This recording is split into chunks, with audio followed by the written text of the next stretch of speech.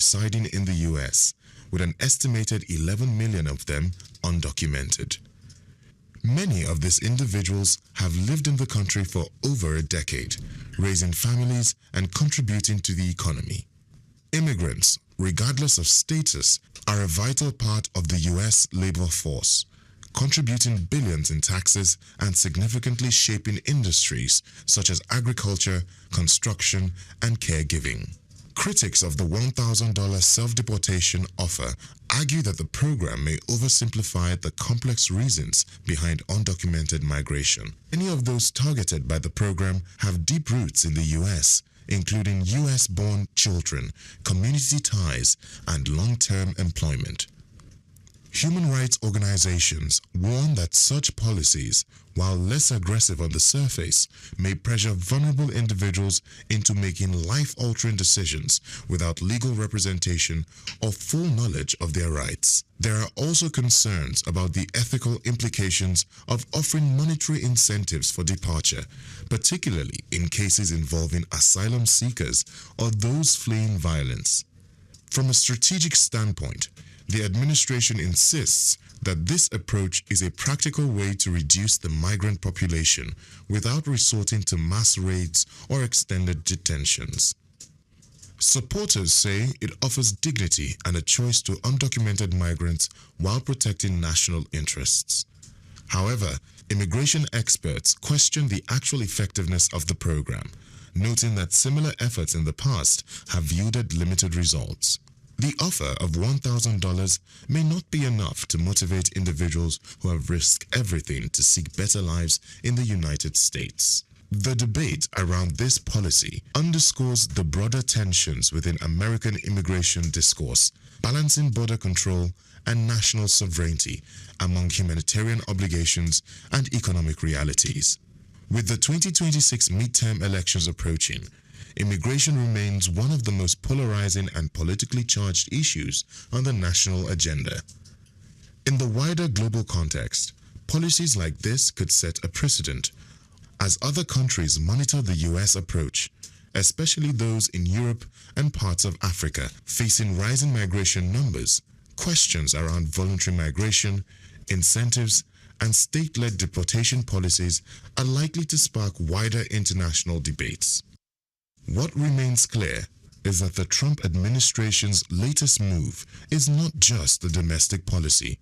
It is a bold, controversial experiment in reshaping the global migration conversation. I am Moyosore Adibi for SOUQ News TV.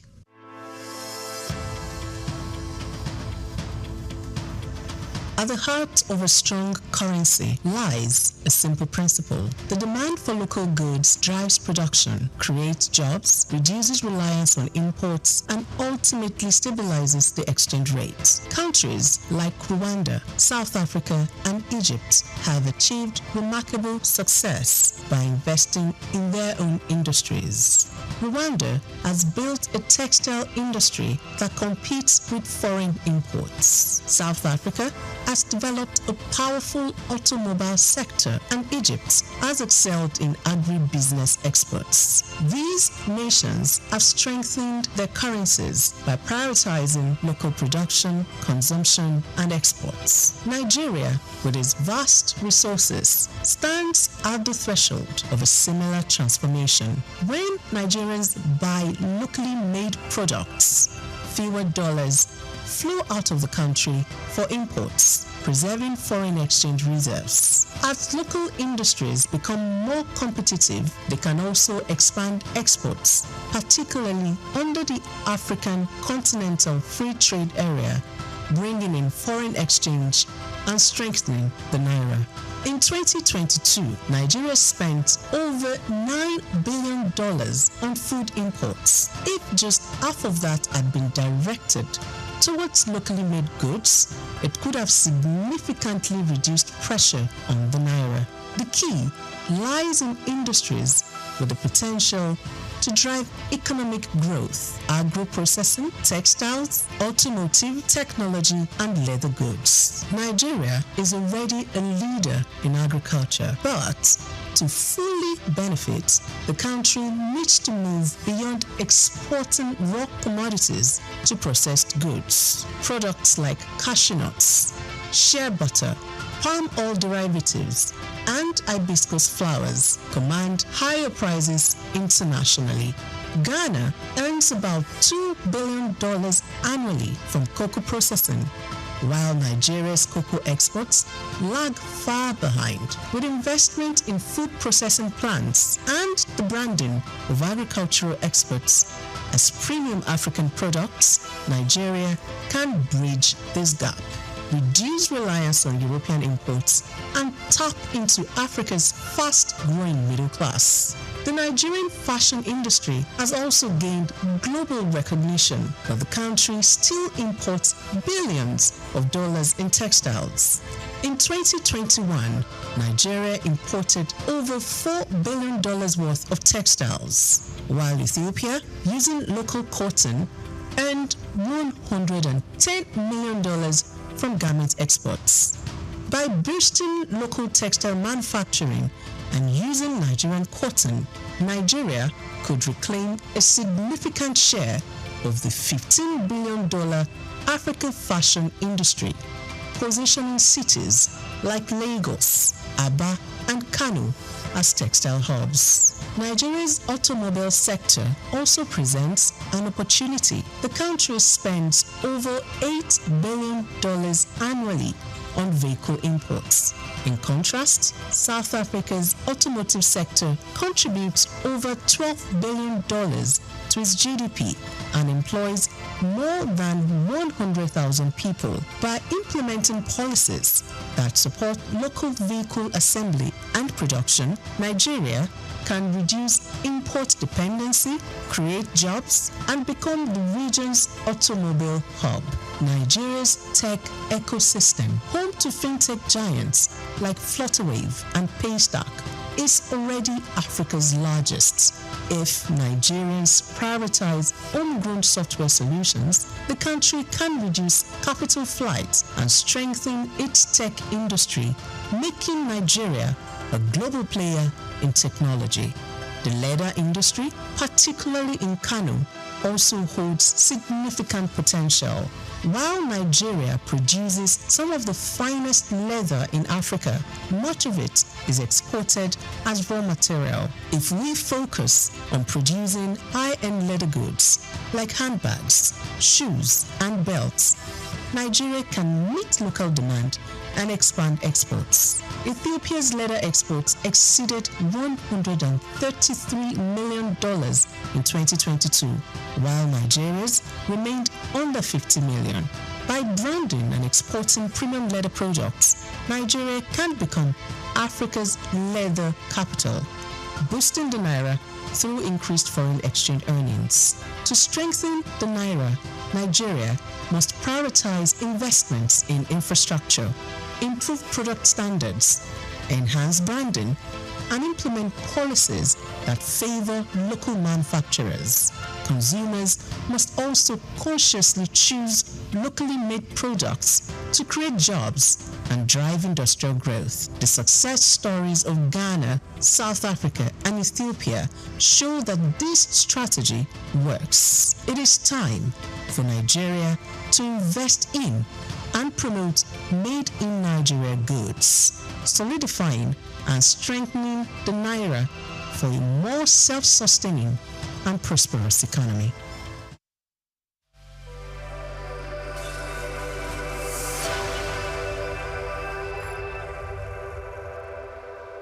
Africa is on the rise, and at the forefront of its growth is a sector as old as civilization itself: agriculture.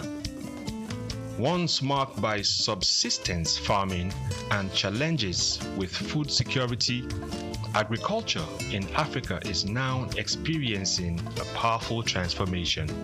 From the fertile lands of Nigeria to the tea fields of Kenya, agriculture is driving economic growth and lifting millions out of poverty. African governments and internal investors are taking notice. pouring in resources to support smallholder farmers and expand sustainable farming practices. Digital innovation is playing a major role in this transformation. Mobile apps provide farmers with crucial information on weather, market prices, and crop management. These digital tools are empowering farmers to make informed decisions, increase their yield, and get fair prices for their produce. Now I know when it rains, I can plan my planting better, and I know where to sell my crops for a good price. It's really changing our lives. We are committed to investing in agriculture as a pillar of our economy. Our goal is to make farming not only viable but a source of wealth and stability for our people. African countries are also scaling up for exports, especially in high-demand crops like coffee, cocoa, and cashew. By focusing on quality, Africa is capturing a larger share of global markets. But the transformation goes beyond exports. Across Africa, new farming techniques and policies are helping to meet domestic demand and reduce reliance on food imports, contributing to food security across the continent. Women are also a key part of Africa's agricultural revolution. They make up a significant portion of the agricultural workforce, and initiatives are empowering women farmers with resources and training to enhance productivity. From subsistence to sustainability, the future of agriculture in Africa is bright.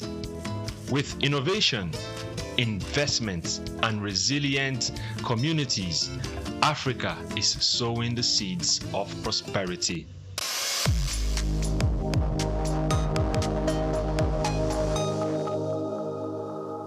For more than a century, Zambia has stood as a prominent figure in the mining sector, particularly renowned for its copper production, which remains a cornerstone of the nation's economy. Accounting for 3/4 of the country's export earnings, mining plays a pivotal role in Zambia's economic landscape.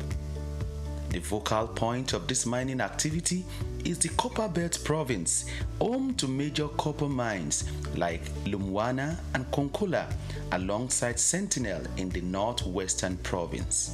These mines, operated by renowned international firms such as Barrick and Vendetta Resources, hold majority foreign ownership, with Zambia Consolidated Copper Mine Investment Holdings retaining minority stakes. Smaller mines in the Copperbelt region, backed by investors from countries like China, Brazil, and South Africa, contribute to Zambia's diversified mining landscape. However, the country's mining sector faces various challenges hindering the potential growth trajectory. Fiscal policies introduced by the government, including royalty increases, the taxation policies, have negatively impacted mining profitability. Also, price volatility in global markets, infrastructural deficiencies like inadequate transportation networks, power shortages, and an uncertain regulatory environment further increases the sector's challenges. Moreover, labor disputes, safety concerns, and geopolitical risks stemming from political instability poses additional hurdles to Zambia's mining sector. To propel the nation towards its 3 million tons copper production goal, strategic measures are crucial, and these include leveraging digital technology through partnerships with AI and machine learning firms to enhance sector's efficiency and investment, stable policy framework in order to attract and retain investment, and provision of a conducive regulatory environment. Infrastructure strengthening supported by donor funding and concessional financing can also alleviate critical constraints such as transportation and power shortages. More so, Environmental conservation is vital for sustainable development. Hence, mining companies must provide government-approved environmental management plans, prioritize durable equipment, and proper waste disposal techniques to minimize environmental degradation. Giving copper's expected dominance in Zambia's exports, maintaining its position as Africa's economic hub demands a concerted effort.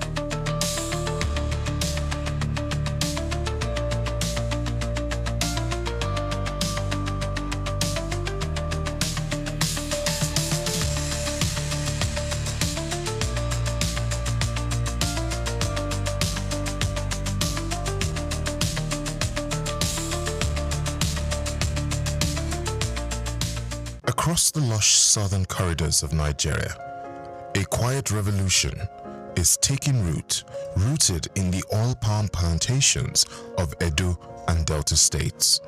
Once the pride of West Africa and a global supplier of palm oil in the pre-independence era, Nigeria is returning to its agricultural strength.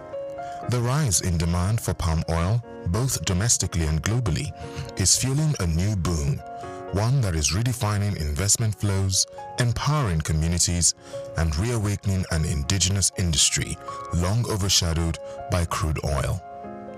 Investors have earmarked over $855 million for oil palm cultivation in Edo State alone. Under the Edo Oil Palm Development Program, 114,000 hectares of land have been allocated, with 65,000 already accessed and 18,000 hectares cultivated. Companies like Okomu Oil and Presco, both listed on the Nigerian Stock Exchange, are not just expanding, they are thriving despite economic headwinds. In Delta State, the story is equally robust. Through the Delcom cooperative model, 130,000 hectares have been released by local communities, engaging 145 companies and over 3,000 smallholder farmers. This homegrown initiative is not just restoring livelihoods, it is building wealth from the roots up. This resurgence reflects the deeper uniqueness of Africa, our ability to blend tradition with innovation, and to transform natural abundance into economic might. As Nigeria reduces palm oil imports, saves foreign exchange, and creates thousands of jobs, the continent watches. The palm oil boom is not just an agricultural story, it is an African story. One of resilience, self-reliance, and a return to prosperity built on the soil of our ancestors. I'm Moyosore Adebi for SOUQ News TV. When conversations around figures, I mean money, flies around, serious-minded and business-conscious people will at every point open their eyes because business ideas and opportunities can come up even at a bar. But for us, we are bringing you business ideas to your doorstep. And today I am saying welcome to Cashcraft, where we share with you tips on making money. We dig into the ordinary things around us, things we pass by daily, never knowing they could be our next income stream. My name is Grace Komolafe, and today we are stepping into the world of charcoal. Not the one you fan under your suya or barbecue, but the one that's quietly building millionaires, fueling export earnings, and heated up markets from Lagos to places like Nairobi. In the smoky corners of rural villages, behind the crackles of burning logs, lies a black treasure, charcoal. It may not glitter, but don't be fooled. Charcoal is hot business, literally and financially. Now, before you turn up your eyes, thinking it's dirty work for tired farmers, I want you to pay a close attention, because this is business, not bush talk. Charcoal is made by carbonizing wood, burning it slowly in a low oxygen environment to remove moisture and volatile compounds, leaving behind a high carbon energy packed fuel. It's used in households, restaurants, bakeries, foundries, and exported in tons out of Africa to Europe, the Middle East, and Asia. Straight to the numbers, according to data from the International Trade Center, Nigeria exports over 400,000 tons of charcoal annually. That's millions of dollars flowing into an industry that, up until now, barely makes the headlines. Charcoal ranks among Nigeria's top 10 non-oil export commodities, and guess what? The market is growing, especially with the rise in demand for natural and organic heating fuel abroad. But how can you, yes you, tap into this business? So here are tips from top to bottom. Step 1, know your entry point. The charcoal business is wild. You can be a producer cutting and burning the wood, a distributor buying from villages and selling to cities, or a transporter, a retailer, or even go big as an exporter. If you want to go into production, you will need access to hardwood species like acacia, mahogany, or share. This burn longer and cleaner. And please, don't just cut trees anyhow. Get your wood legally and where possible. Support replanting. Illegal logging is the fastest way to lose your business before it. All right, let's go to step 2. Carbonize like a pro. Charcoal is made in kilns. While many still use traditional earth kilns, modern alternatives like the Casaman's kilns or Adaman retort kilns produce better yields, reduce smoke, and are friendlier to the environment. A small investment in an improved kilns can double your output and your profit. Now, step 3, bag it right. Local sales, use 25 kg or 50 kg sacks. For export, your charcoal must be dry, dust-free, and neatly packaged. Now, exporters deal in 20-foot or 40-foot containers, each holding up to 25 tons. So let's go to step 4.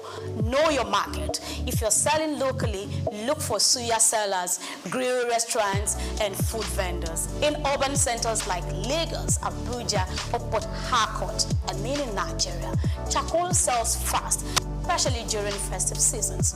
Now, exporters, on the other hand, deal with buyers in Germany, UK, Belgium, Israel, UAE, and more. You will need a registered business and export license from NEPC and reliable logistics partners. That's very important, isn't it? So let's move to 5. Learn network. Grow. You need to network and you need to grow. The charcoal business is not enter and blow. No way. You need to learn the ropes. Join export forums, visit charcoal hubs in places like Oyo, Nasarawa, Kogi, and even Ogun State. Build relationships with local producers and study what foreign buyers want. And yes, think beyond just lump charcoal. There's briquette charcoal, eco-friendly, compressed charcoal, made from agricultural waste, and that's the future. It's cleaner, greener, and already catching fire somewhere far off Africa. If you get small capital and you no load, this business they pay you. You fit load one truck and make better money. But customers and forest wahala, if it spoil your market, oh, so yes, there are risks. The government can clamp down on deforestation. Poor quality charcoal can ruin your reputation, especially with international buyers.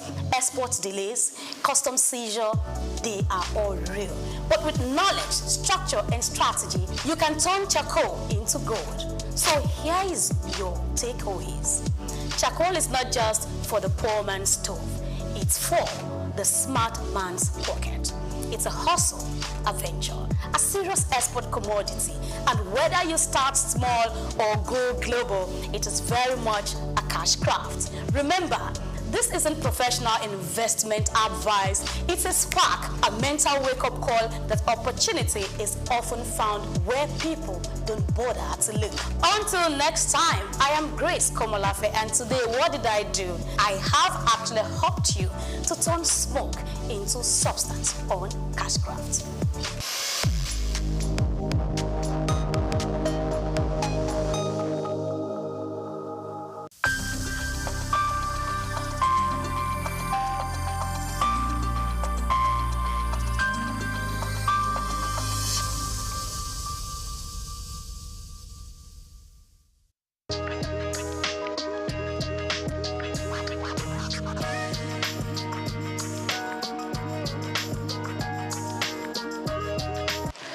My name is Muiba Wonu Folami, an indigenous of Lagos State, Ikorodu, to be specific. I was born in Lagos 86 years ago, and to the glory of God, I'm still alive and well, and trying to be relative in the cause of women.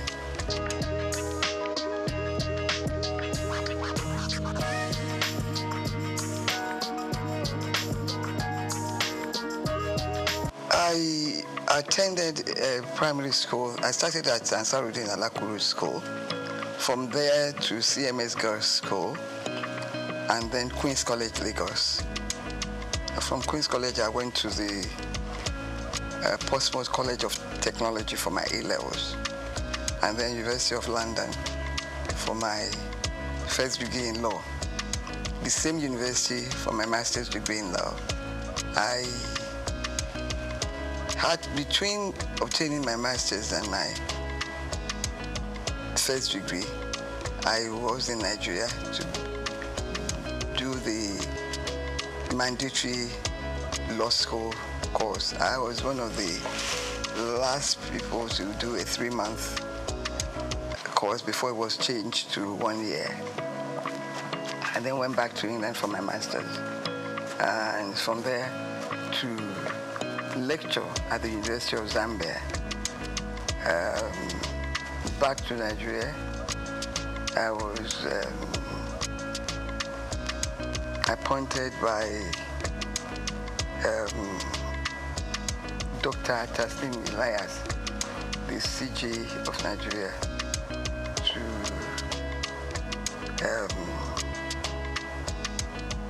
the Commission for Advance Notice to Lawyers of Developments in Law. It was a commission funded by the Ford Foundation to keep lawyers abreast of the developments in law. I was a director there. Then from there, I was admitted to the Federal Ministry of Justice.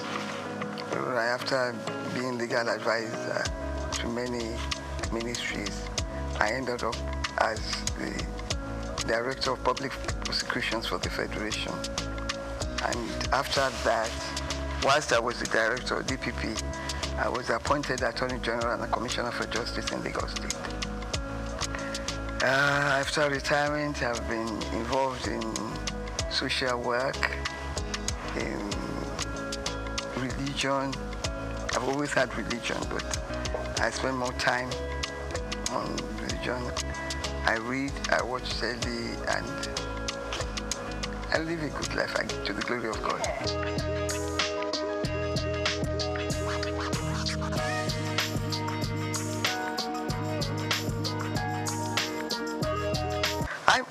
You see, when you begin to think that it was not until 2007 that women started to get equal pay in tennis tournaments. And it was something that was fought for. Little things like that does not add to equality. But when it was done, it may be small, but at work, even at work in employment, women are still discriminated against. And most women do two jobs. They look after the home, and they do the normal work that a man does in an office. Why I fail to understand this inequality in the treatment of women is that the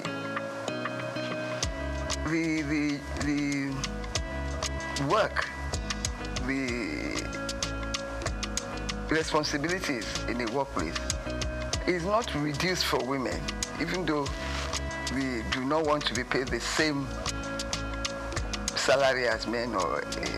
It's a fight that has continued, and in that area, I think we need to do more to push for more recognition. Women have contributed immensely to the society. The men that are now resisting equal pay were brought up by women. Exactly. That's what I do not understand, that they can think like that. We continue to push. But how can we speed this up? By bringing it to the attention of world powers, recognition by every country of equal opportunities, equal pay.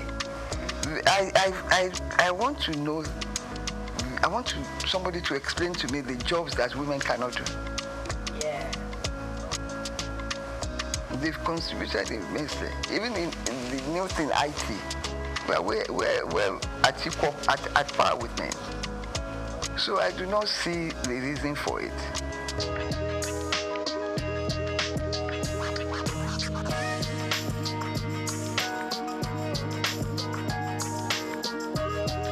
Unfortunately, I did not experience it, because when I left university, I practiced law briefly in my uncle's chambers before I went to University of Zambia as a lecturer. There, my position was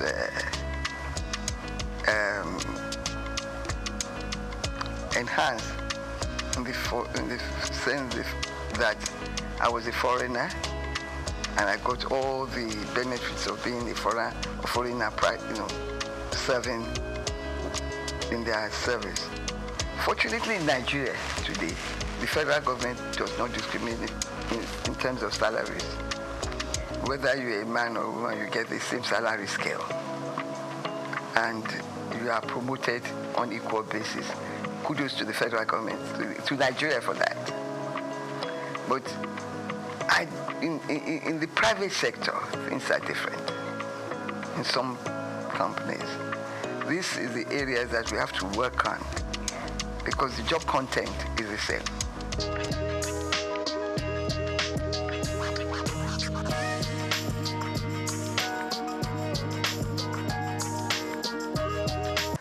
Some of these facilities are available in Nigeria. I learned by being a member of the Society for the Disabled that every government body must admit a certain percentage of women. and of disabled people. So most times this opportunity is not taken. They are bound to employ them. We continue to push for that to be implemented in most ministries.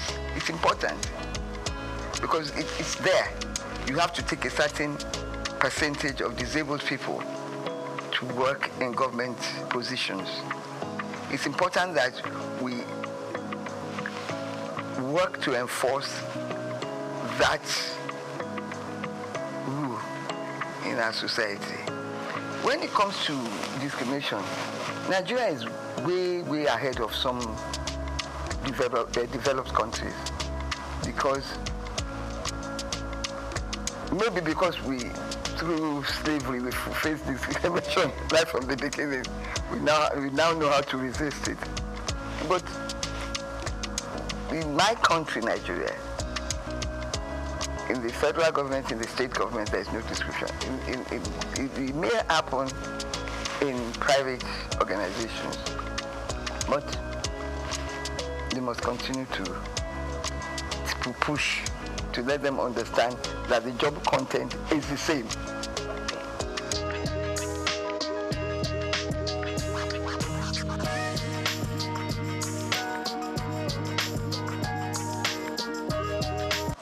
Well, you see, traditionally,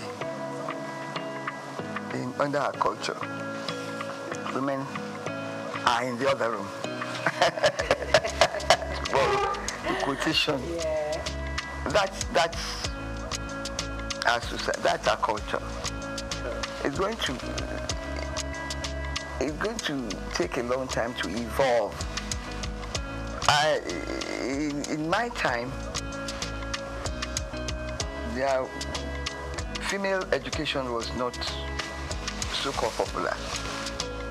It's only the educated few that strove to send their children to school, their girl child to school. They end up trading with their mothers or going to market and getting married off early. But as education began to rise in our community, its value was seen by my parents and others of their contemporaries to educate the girl child. And I believe the society is benefiting from that. So we must continue to push for the education of women, of girls.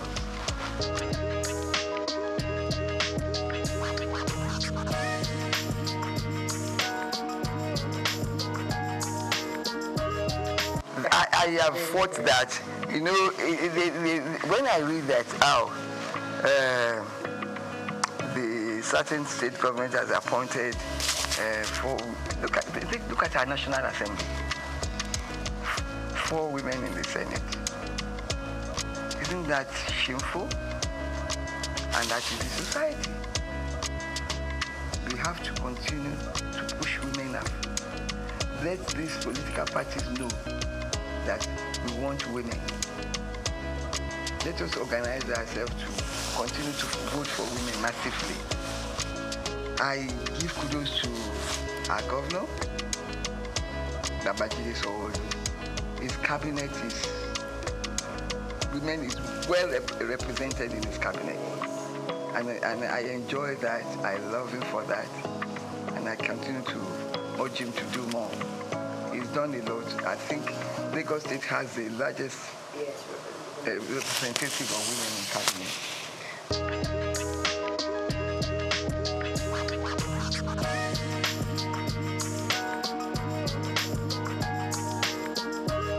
First of all, they have to project themselves in their office space, their workspace. Let everybody know that they are equal to the task. Let us organize. There's a lot of society groups and societies that cater for the interests of women. I believe now violence against women is reducing in the society because there are sanctions for such behavior. I must say that speaking to the organization in charge of violence against women, I was amused to learn that some men come there to complain that they are also being violated and abused.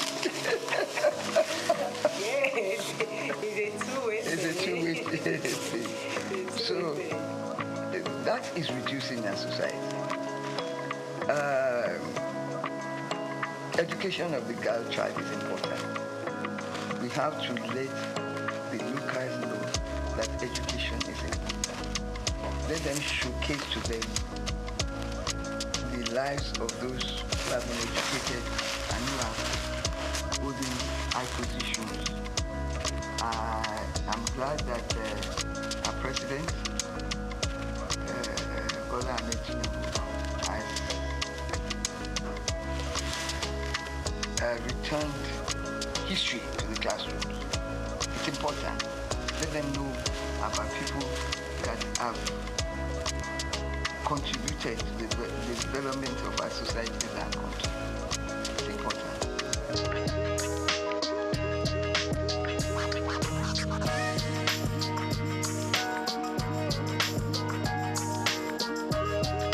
Yes, it's education.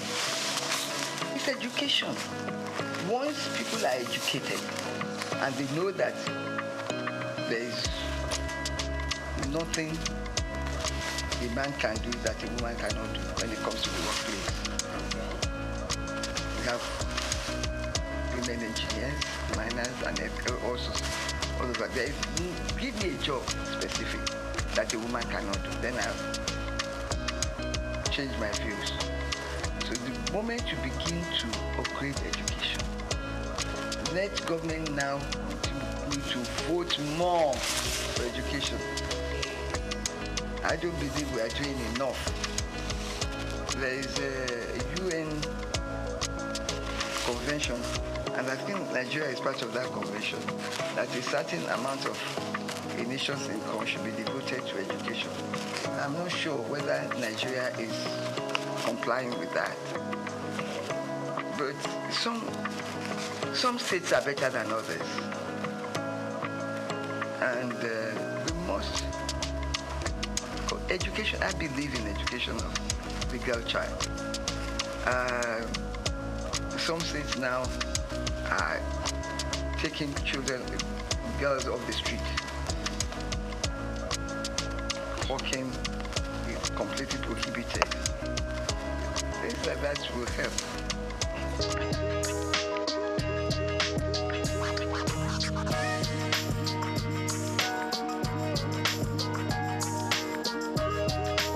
Unfortunately, in Nigeria, we are not advanced enough to use our votes to change things.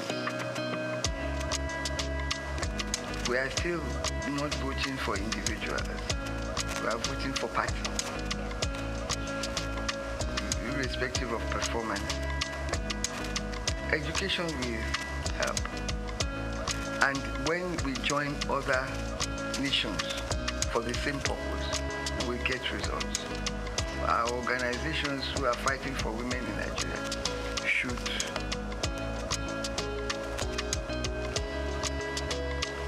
join worldwide organizations to showcase our own situation and learn. I believe that when you talk to others, you come back with ideas on how to improve things. So we must improve things by telling women in positions to continue to prove that they are more than up to the task. It will not come to us on the platter of gold. We must show by our actions and behavior that we are up to the task.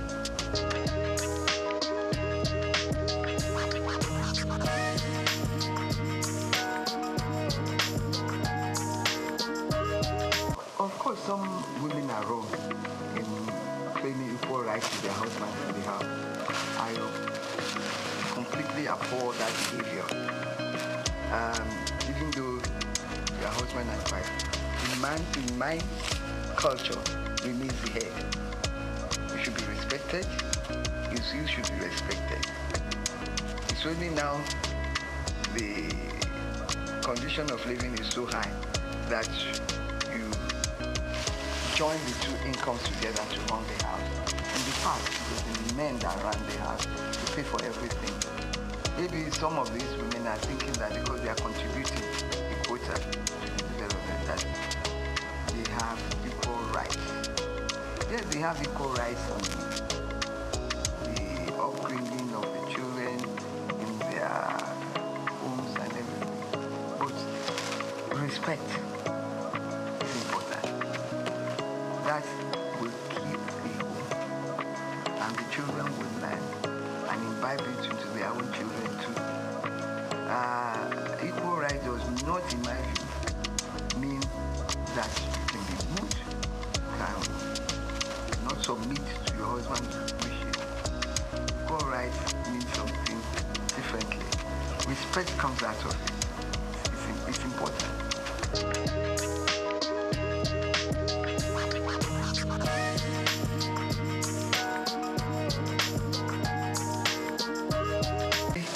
I go out and I'm like appalled at the way women dress.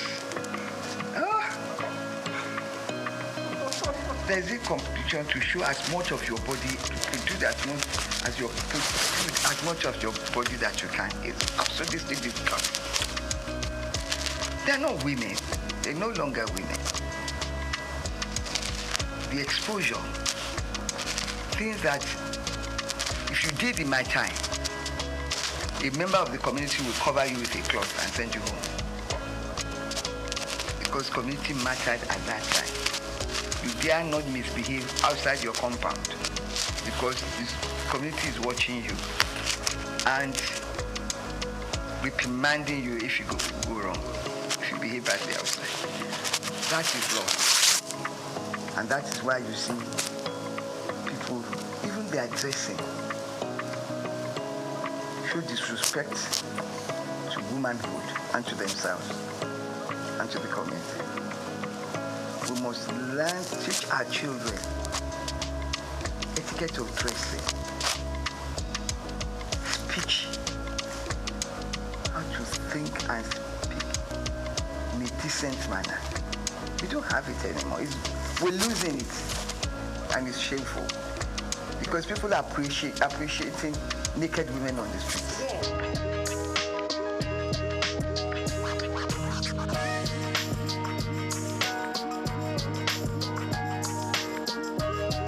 Both sides.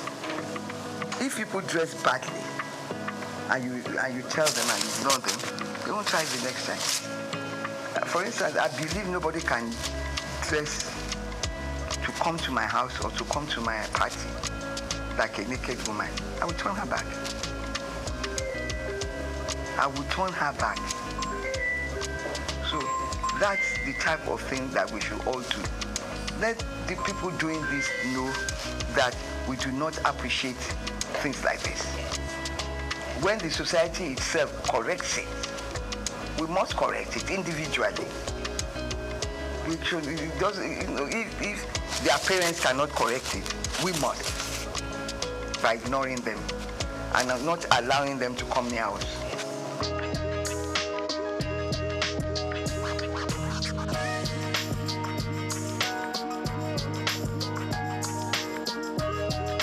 Show our women that have contributed to the society. Yeah. Show them, showcase them, showcase them. Yeah. We have the first woman senior advocate of Nigeria. We have Okonjo. We have, in the UN. We have all sorts. We have what's this pharmaceutical woman?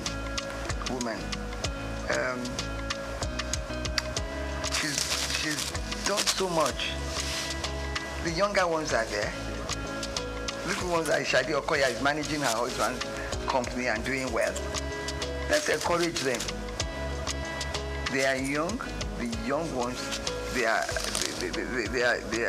working to improve the society. There's so many of them out there. We should showcase them. Let them know that we have women who are of top quality, intelligent, and well-behaved, and they dress well. Dressing well is dressing in a manner that is appealing to the eyes, not nakedness.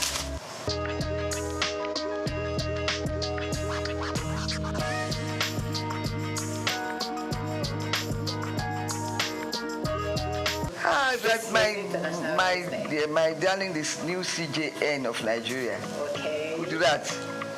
I did talk about Kekere. I mean, we're there.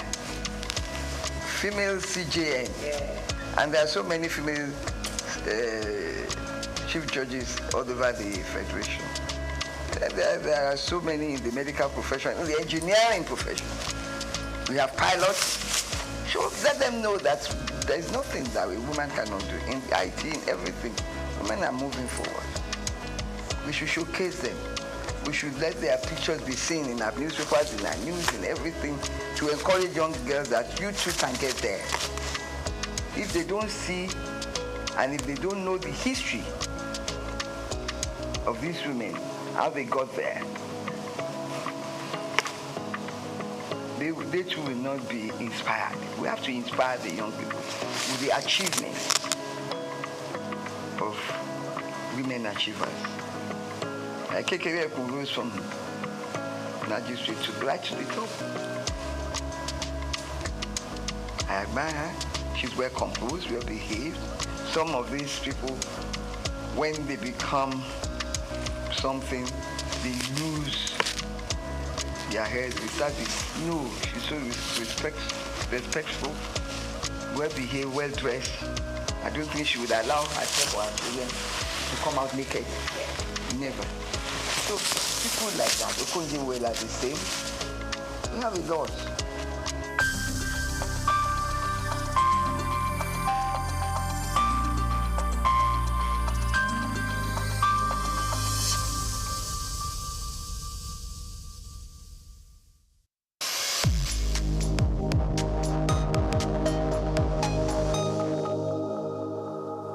Nigeria occupies a 18th position on the World Coconut Production Index and produced about 225,526 metric tons of coconut in 2021, according to data from the Food and Agricultural Organization, FAO. Lagos, which produces half of the output, has doubled production from 70,000 tons to 140,000 tons in 2 to 3 decades to meet the demand. The number of registered coconut processors in Lagos State jumped from 500 to 3,000 in 5 years, 2024, according to the farmers. The chairman and founder of First African Coconut Company Limited, Mr. John Bede Antonio, has said that lifestyle and healthy living are fueling a huge demand for coconut products locally and globally. Antonio noted that the huge demand has spurred investments across the value chain as farmers were growing more coconuts to meet the rising demand. He added that Lagos State was also promoting support in the form of seedlings and training of new entrants of farmers. Coconut farmers were now replacing old trees with hybrid seedlings that brought fruits quicker. Coconut has numerous uses. It serves as a raw material for industries such as pharmaceuticals, cosmetics, food and beverage with limitless domestic and export potential. The most sought after component of the fruit is coconut water, which is very rich in potassium and other electrolytes. It is considered a health drink and recommended for diabetes patients, among others. It is grown in 22 of Nigeria's 36 states, with Lagos having the largest population. The use of coconut oil and other derivatives is growing daily, owing to benefits, according to Mr. Olakunlehin Oladapo, General Manager of Lagos State Coconut Development Authority. According to him, this is driving local production of coconut, with more people coming into the cultivation, processing, and marketing of the cash crop across the major growing states. Oladapo stated that despite the production increase, the state was still unable to meet the demand likely covered by imports from neighboring countries. increasing demand is driving new investments into the production and processing of coconut in the country. So says Idowu Agbelekale, the National Financial Secretary of the National Cocoa Producers, Processors and Marketing Association of Nigeria. She explained that entrepreneurs were already exporting some of the byproducts of the crop on a small scale. Agbelekale called on the government to assist in boosting the production of the crop to enable it to earn foreign exchange for the country, saying that Nigeria was yet to fully harness the economic benefits from growing the crop despite its huge potential.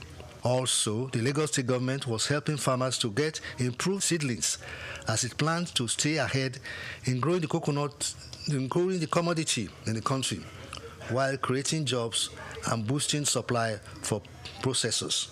Coir, the fiber from coconut husk, is used in making ropes, rugs, mats, brushes, caulking for boats, and stuffing for fiber mattresses. The fronds, the leaves, are used for brooms, cooking squares, woven into mats, or burnt to ash to yield lime.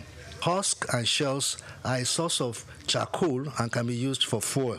Ms. Chune Chukwu, an accountant with a manufacturing firm in Ikeja, told me that she started using coconut oil on her hair in 2022 owing to its health benefits and has not applied any other oil to her hair since then. The increased demand is being felt across industries that use it as raw materials, suggesting that the price will continue to surge according to experts. The prices of coconut has increased by over 100% from an average of 250 naira in January 2024 to an average of 500 naira for a small size currently, according to our survey. There is hope in the coconut. Bayo Olaoye, SOUQ News.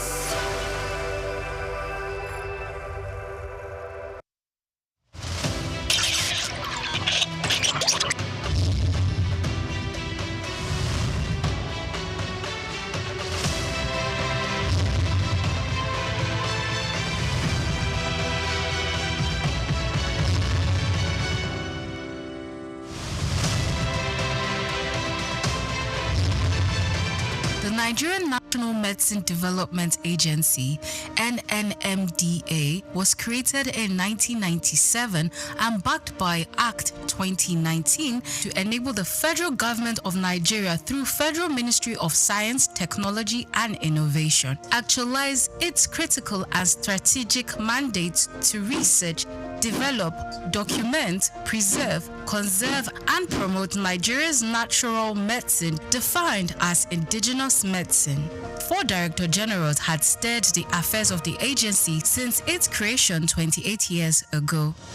A new vista, however, opened in the history of the existence of the agency when Martins Emeje, a distinguished pharmacist and professor of nanotechnology, was appointed as the 5th Director General and Chief Executive Officer in May 2023. Before taking on the mantle of leadership at the NNMDA, Professor Martins Emeje was the Chair R&D at the National Institute for Pharmaceutical Research and Development, with many feats on drug formulation and R&D results to his credit. I deliberately applied for this job. There was advertisement. I applied. I wrote the exam. It was an online exam. Nobody saw anybody. And 1 hour exam online. When you submit your answer sheet, you have a copy of the answer sheet that you have. So I have the copy of the answer that I submitted online that day. And that is my manifesto. So every month, I look at the answers that I submitted, and it guides me in the work that I do. As a researcher and proudly the first and only research fellow in Nigeria who is heading a research institute, I know exactly the problems of R&D in Nigeria, because nobody in Nigeria has or is currently heading a research institute, and he went through the rank and file from being a trainee researcher to an intern researcher, an NYSC researcher, and then a research professor. This is the background that I have. Call him a round peg in a round hole, and you won't be wrong, as he hit the ground running, leaving a lot of innovations on his trail, achieving great strides in the areas of education, agriculture, and health, thereby raising the bar in R&D in natural medicine for the agency. From May 2023, when he was appointed, within just a few months, 4 oral solid dosage formulation products were unveiled.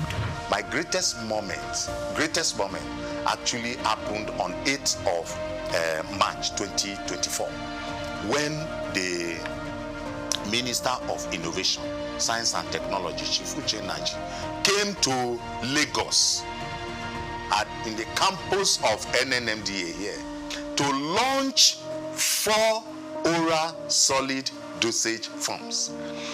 It was not just the first time it was happening in NNMDA, the very first time it was happening in Nigeria. We decided that we will go for education as a major target, as a major KPI. And we went for it aggressively and got accreditation to start a 2-year national diploma in natural medicine. So this agency, for the first time in Nigeria, we now have a school of natural medicine. It's never been heard before. It happened in this administration within these 2 years. Within these 2 years too, because the country saw that we had made explosive advancement in this area, we got upgraded to what we call an awarding body for national skills acquisition in traditional medicine. One of the best medicinal gardens that you can find in Africa right now is in this country, owned by the Nigerian Natural Medicine Development Agency, and we did it these 2 years. In fact, two of our products that is waiting for Mr. President launch was we got our raw materials from our Nasarawa State Farm in Karo. Nigeria is the largest producer of cassava in the world. Cassava. The only country that competes with Nigeria is Brazil. Yet, Nigeria does not have value-added cassava products. Yet, Nigeria imports starch to make pharmaceutical products. We made a presentation to the National Assembly, and the Senate of our National Assembly supported us. So we went into development of pharmaceutical grade starch. Today, we have pharmaceutical grade starch. In health itself, we have developed and submitted to NAFDAC about 23 different products. 23. And they are all at advanced stage of NAFDAC's regulatory assessment at this point. Now, 3 of such products plus 5 of what we did the previous years is available, and people, because we are a research institution not capacitated or competent by reason of mandate and skilling to do marketing, we do proof of concept, and we wait for entrepreneurs of pharmaceutical industries, nutraceutical industries, food industries to come take them to the market, right? But we also owe, because, like I said, the huge component of the Renewed Hope agenda is that people should be attended to, so that they know that they cannot lose their hope completely in their country. So in this environment, anybody who wants drug for hypertension, for malaria, for erectile dysfunction, for arthritis, for diabetes, for hepatitis, for about at least 8 different disease areas, they come to our pharmacy here to get the drugs. The past 2 years, under the leadership of Professor Martins Emeje, has seen human capacity development like never before. a development that propelled the agency's researchers into breaking new ground. This agency had never, in its almost 30 years of existence, had never participated in any local conference where researchers went with work they did in their own laboratory to go make competitive presentation. In our maiden outing in these 2 years, we won 2 awards. We went out for the first time and we got 2 awards. We took first position and we took third position. That is gold and bronze. When I came, I met researchers that have been here working for 15 years but with 1 degree. And I told them, you can't be a researcher with 1 degree. So I embarked on rigorous and aggressive drive to partner and collaborate with universities. So we went into that. Today, as I'm talking to you, we have at least 13 researchers and of the agency that are doing different postgraduate studies in different universities in Nigeria. I have a staff that was in Zimbabwe for 6 months. Now he has a master's in intellectual property. At least 7 of my staff have gone to India. Quality assurance has been one of the top priorities of the NNMDA Director General, and the accreditation of the agency's laboratory and product development unit for pharmacy internship program by the Pharmacy Council of Nigeria a year ago. Under the watch of Professor Martins Emeje, the agency recently graduated its pioneer pharmacy interns. I went into nanotechnology or nanosciences after PhD, and I had to go out of the country to train in this area for more than 4 years. So it's an area that I'm keen about. I'm one of the first people, if not the first, in Nigeria to have put in practice nanotechnology.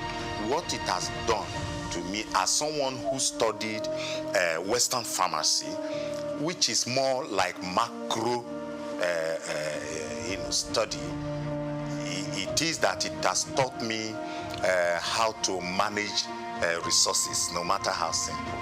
The last 2 years has seen NNMDA signing important memoranda of understanding with reputable academic institutions and other critical stakeholders in the areas of training and laboratory services to Nigerian universities.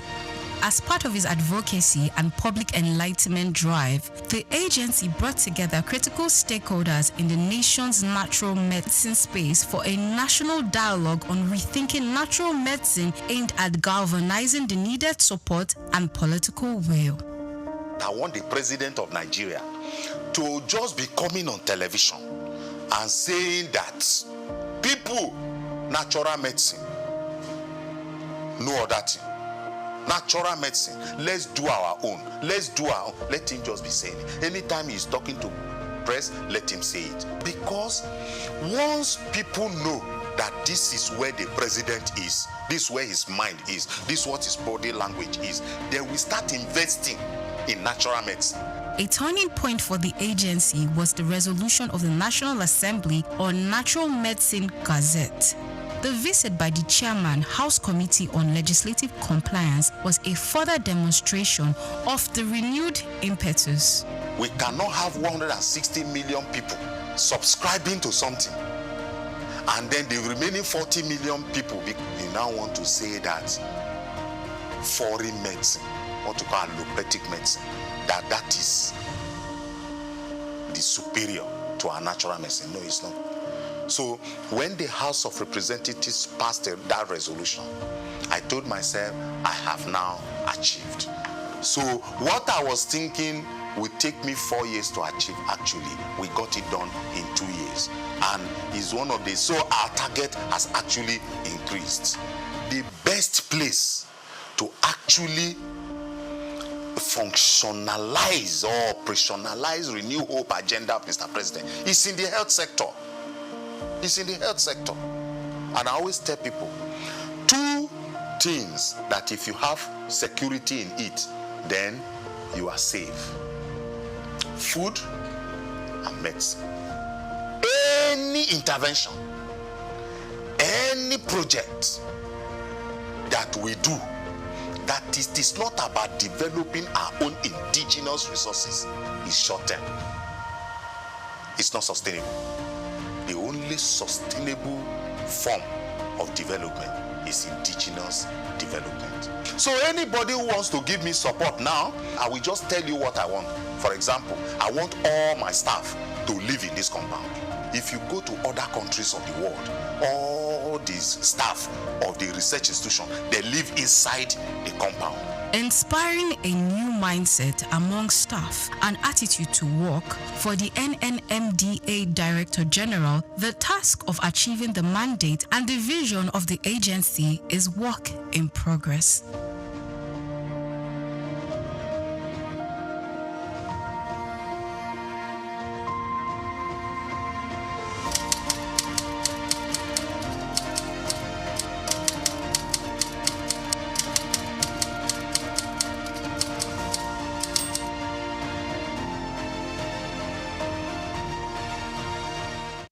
The much anticipated Super Leader Conference kicked off with energy and enthusiasm in Lagos as the host, Apostle Success Haruna, delivered a transformative opening presentation. The conference, themed Leader Shift, brought together renowned speakers to redefine leadership and influence. The first speaker set the tone, emphasizing the essence of a super leader, one who communicates effectively, provides resources, recognizes both the strengths and weaknesses of others, and supports them rather than feeling insecure. He also highlighted team building as a critical component of leadership. I said one of the factors is because our marriage is a beautiful marriage for 17 years. So we have been able to model what a good marriage is to the people. Speaking, I have up to 16 people, 14 to 16 people living in my house. It has been so from the day one of our marriage. They've never heard our voice. 17 years together as husband and wife. They've never seen us scream at each other. They've never seen us fight. They've never seen us argue, and they're hearing our voices outside. In 17 years of marriage, with the number, we have never had less than 10 people live with us from the day one of our marriage until this present moment. So what you model as a leader is easily communicated to your subject. That's where the second speaker, Emeka Anslim, stressed that leadership is not about appointment or selection, but about direction. He illustrated this with an analogy. You've created freedom to learn other things. See, like it's going to learn again while others teach. When you come back on top again. Right? Transfer yourself in people so they can take up tasks for you. When you raise leaders, you gain far more people than you can ever imagine in this world. Raise leaders, transfer your values, your nature, your culture into people. This is so important. This is so important. One of the ways by which we become an effective leader. Productive.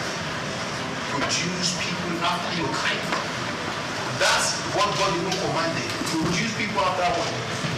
Produce after what? Your kind. According to him, effective leadership attracts followership by sustaining the interest of those who believe in and depend on a leader's vision.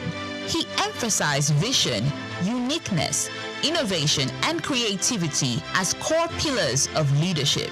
Adding a touch of humor and engagement, the third speaker, Ambassador Victor Walsh Oluwafemi, led participants in a brief exercise before moving into his presentation. He focused on leadership as influence, referencing key individuals who have impacted lives in diverse ways. He reminded participants that learning and education comes at a cost, making the convener's fee gesture invaluable. And I grabbed that message that leadership is influence. Yeah. You can influence people either positively or negatively. And the question I ask people that what has been your influence? What have you been able to do in people's life? Are you able to influence them positively or negatively? And many of us do this a lot. The role of social media. That people as a leader, you need to be cautious of how you portray yourself on social media, right? That's why I went with that handsome man, uncomfortable. Again, you know, social media has revolutionized leadership influence. However, it must be managed wisely. So we see some crazy set of very young boys, sorry for my language, and some of just come and say I'm the coach. Of influence. He also advised leaders to be strategic, particularly in the use of social media, emphasizing the importance of knowing when to. The conference was amazing. Leadership was the real deal. You know, it was content rich. All the speakers were very impactful. The points were, you know, very, very valid and practicable. So it was a very big one for me. I'm so grateful I'm here today. You know, this is the best use of my time today.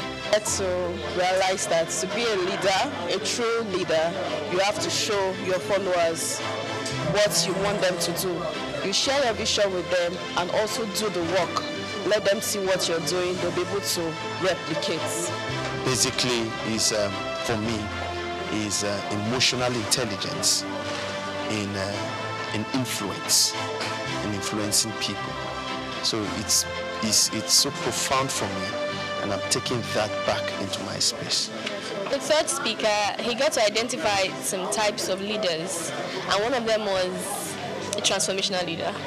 That was really awesome. Like, I'd like to be a transformational leader, one that leads and then leave a mark when I'm gone. Yes. And reassess. The conference wrapped up.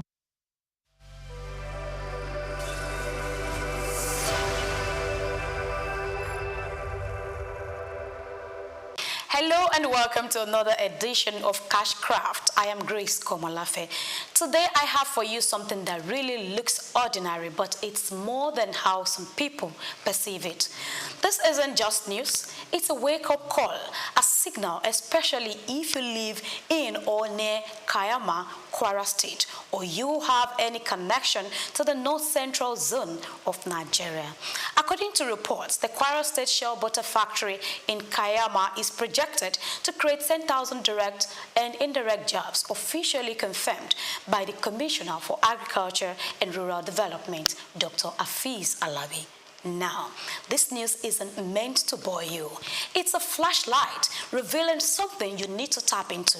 Don't sleep on Shell butter, and you ask me why. That's because this is not just a skincare ingredient.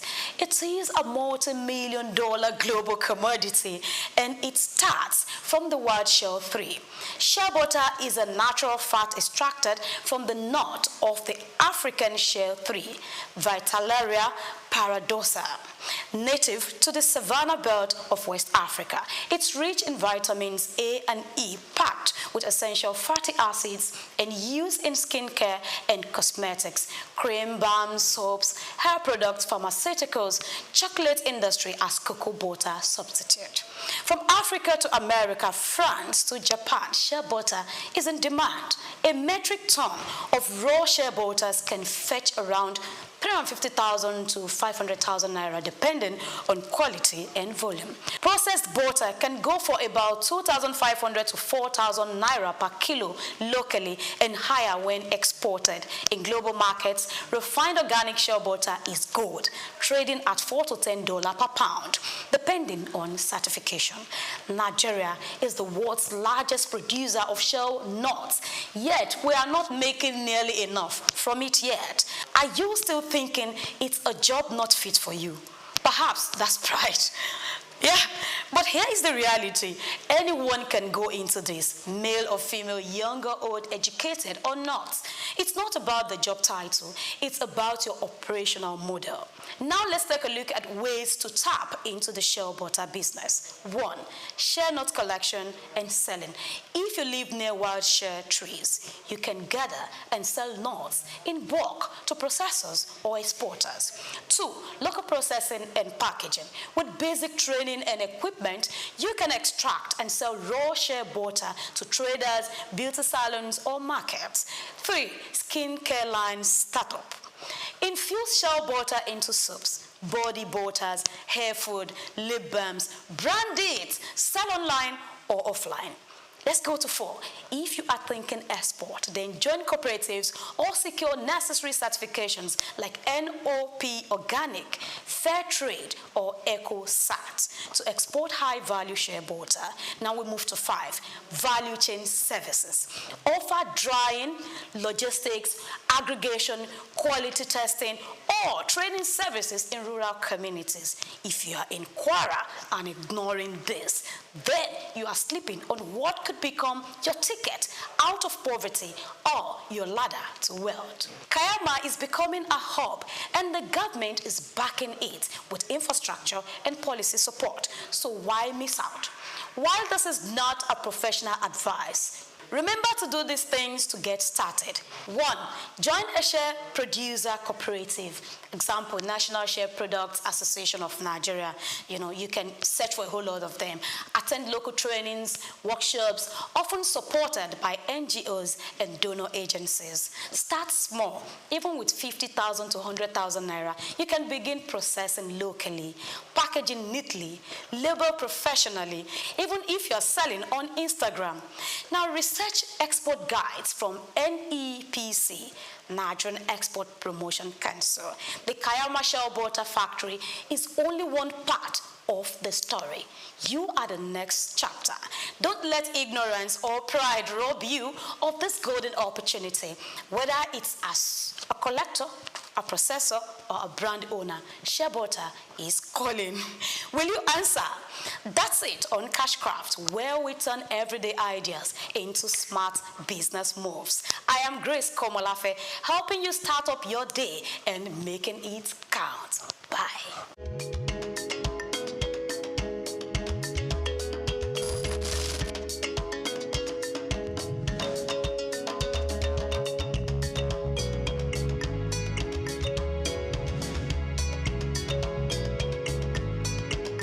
From the early days of humanity, when people roamed the earth unclothed, to the Stone Age when leaves and natural materials were used for modesty, clothing has undergone a remarkable transformation.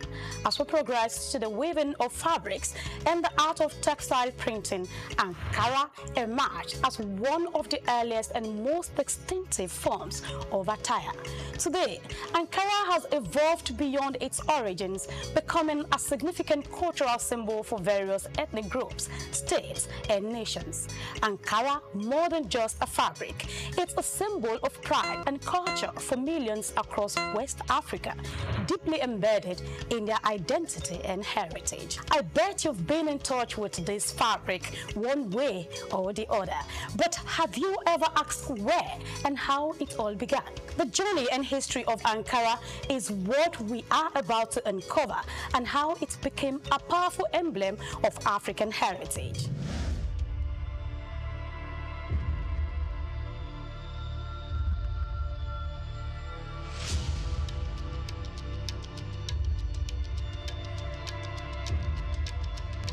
The story of Ankara begins not in Africa, but thousands of miles away in Indonesia, using the batik techniques. Batik is an ancient Indonesian art from where wax is used to create different patterns on fabric. The process involves applying wax to certain areas of the fabric to resist dye, creating elaborate designs. In the 19th century, Dutch colonizers who controlled Indonesia recognized the appeal of batik and then sought to replicate it. They adapted the technique using industrial methods such as roller printing to produce the fabric more efficiently and in larger quantities. Talking about its transition to West Africa, Dutch manufacturers initially aimed to sell the printed batik fabric in Indonesia and Europe. However, fabric found a more enthusiastic market in West Africa, where it was embraced for its vibrant colors and patterns. The Dutch prints, while not initially popular in Europe, became highly prized in West African countries, evolving into what is now known as Ankara. How about its cultural integration?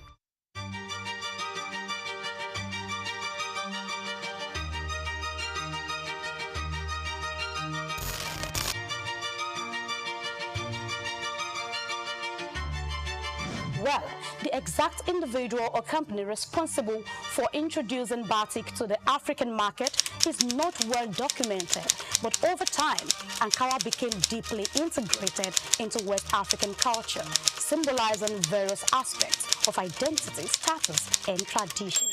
Despite its Indonesian origins, it is now predominantly recognized as a quintessential element of African fashion. It is clear that the adaptation and adoption of batik by Dutch traders played a crucial role in the fabric's journey to West Africa.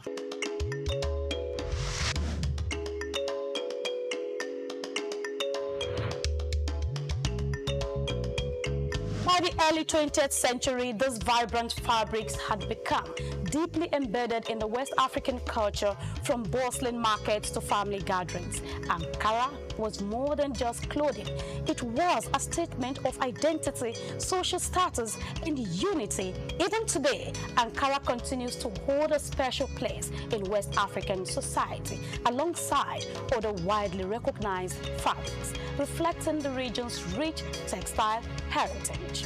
Talking about human civilization and the remarkable transformation of covering our body, Ankara fabric stands out with a deep historical roots.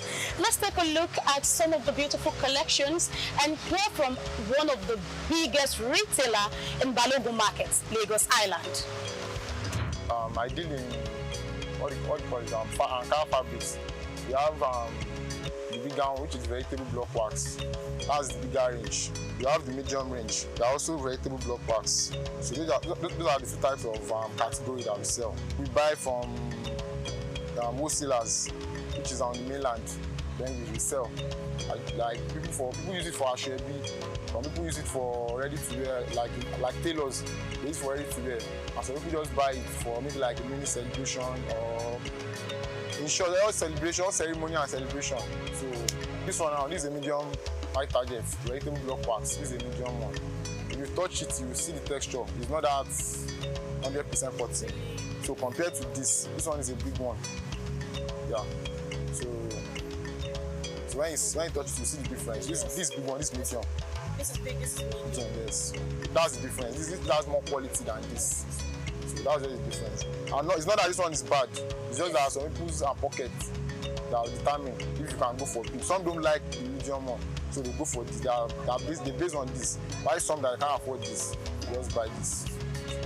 So the rest is just about design. Yes. The two types that you have in there. Yes. The rest is just about design, different designs. It's not.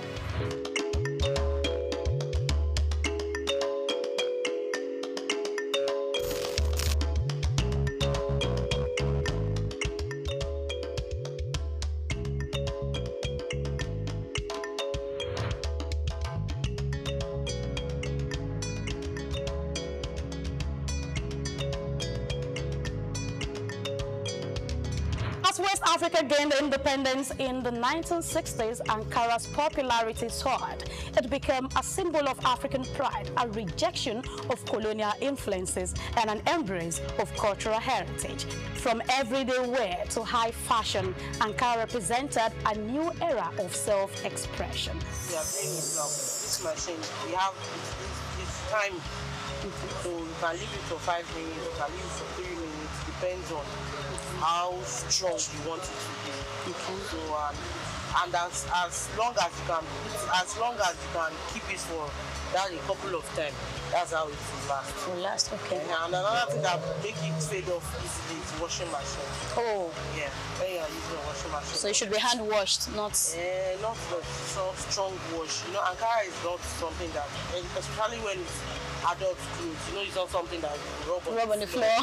It's also some particular places to wash. Ankara is for both sex, male and female. And we have adopted it as an African one. Even some of our brothers abroad is taking it outside to show us an African way. A lot of people see it as the easiest fabric that you can take and make anything that you want out of it. That's why no matter how big the market is, there are influx of hands going out. And you know it's not only in Lagos, when you bring it out, other people will say,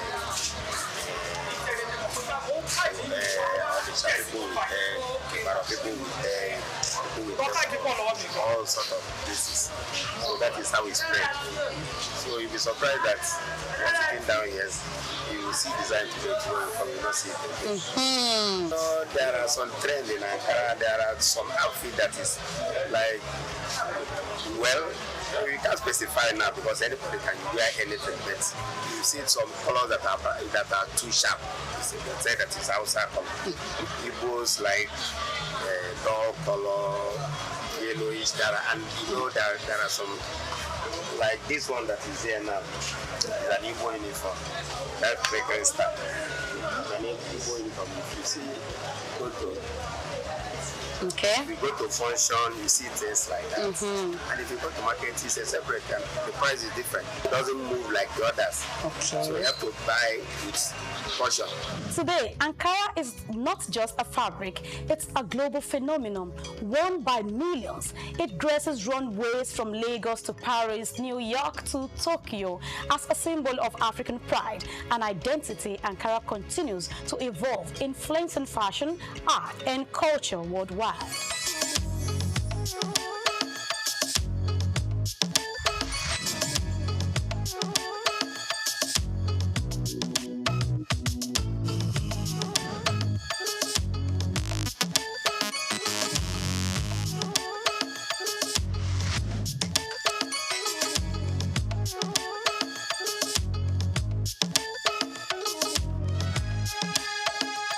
From its unexpected beginnings in Indonesia to becoming a powerful symbol of African identity, Ankara's journey is a proof to the resilience and creativity of West Africa. However, as we move forward, what challenges and opportunities lie ahead for this iconic fabric?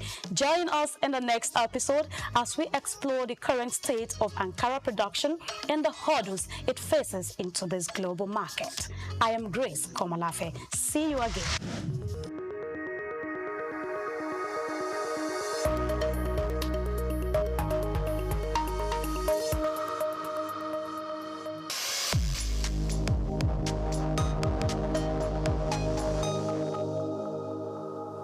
Africa is a continent of different individuals, tribes, languages, and even destinies.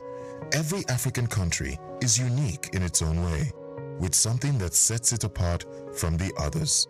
Today, on the uniqueness of Africa, we take a look at Chad.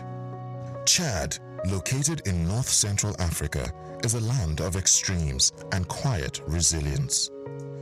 What makes Chad truly unique is its extraordinary geographical and ecological contrast. Stretching from the harsh Sahara Desert in the north to fertile savannas and wetlands in the south. One of its most remarkable features is Lake Chad, once one of Africa's largest freshwater lakes. Though it has shrunk dramatically over the decades due to climate change and overuse, it remains a vital lifeline for over 30 million people across Chad, Nigeria, Niger, and Cameroon. But Chad's uniqueness goes even deeper. It is one of the most linguistically diverse countries in Africa, with over 120 local languages spoken, despite a relatively small population. French and Arabic are the official languages, but the diversity reflects its deep ethnic and cultural complexity.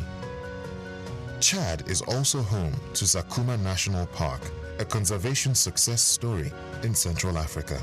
Once plagued by poaching, the park has rebounded and is now a sanctuary for elephants, lions, giraffes, and rare birds, showcasing the country's ecological richness. In the Enedi Plateau in northeastern Chad lies another treasure, a UNESCO World Heritage Site filled with ancient rock formations and prehistoric cave art. some dating back 7,000 years. These natural cathedrals in the desert tell stories of early human life long before modern civilization reached the region. In terms of identity, Chad is where Arab and Black African cultures blend, creating a unique socio-cultural fusion seen in its clothing, cuisine, languages, and traditions. Despite economic challenges and regional instability, Chad remains a country of untapped beauty, resilience, and cultural depth. It is a land where survival meets strength and where the desert holds not just sand, but stories. This is the uniqueness of Africa, and today we spotlight Chad, the bridge between the desert and diversity. I am Moyosore Adebi for SOUQ News TV. Egypt is a living museum where the past and present come together in a remarkable dance, and it is more than simply a nation. Egypt, which is well known around the world for its pyramids, pharaohs, and the magnificent Nile, is still transforming its rich historical legacy into a vital source of economic expansion and pride in the country. Egypt is a vibrant African country that is leveraging its historical heritage, tourism, the Suez Canal, agriculture, and a growing digital economy to drive its future. Let's start with tourism, which continues to be Egypt's most valuable economic driver. Egypt is home to more than 1/3 of the world's antiquities, and Cairo, Luxor, Aswan, and Alexandria welcome millions of visitors each year. Beyond its aesthetic value, the Great Pyramids of Giza, the Valley of Kings, and the soon-to-open Grand Egyptian Museum serve as economic hubs that support employment, foreign exchange, and Egypt's place on the world cultural map. Egypt has recovered quickly despite international disturbances like the COVID-19 epidemic, with current tourism receipts surpassing $13 billion. However, as visitors all at history, international trade passes via Egypt's Suez Canal, one of the most important sea lanes in the world. The canal is a vital bypass for international commerce, connecting the Mediterranean Sea to the Red Sea across a distance of 193 kilometers. Suez Canal tolls brings in billions of dollars for Egypt each year, more than $9 billion in 2023 alone, making the canal more than simply a historical site. It is a vital component of international trade. The Suez Canal Economic Zone, a center for commerce, logistics, and industry, was likewise fueled by the canal. Agriculture comes next, especially near the Nile.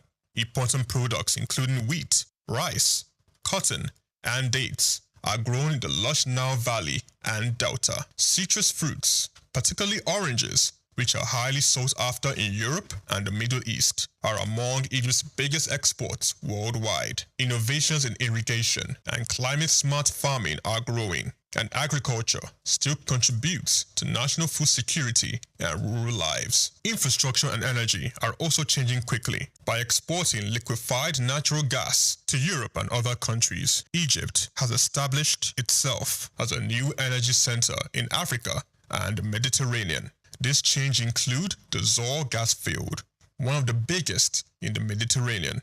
In addition, Egypt is developing smart cities, high-speed rail, and new administrative capitals, while investing in solar energy through initiatives like the Benden Solar Park, Africa's largest.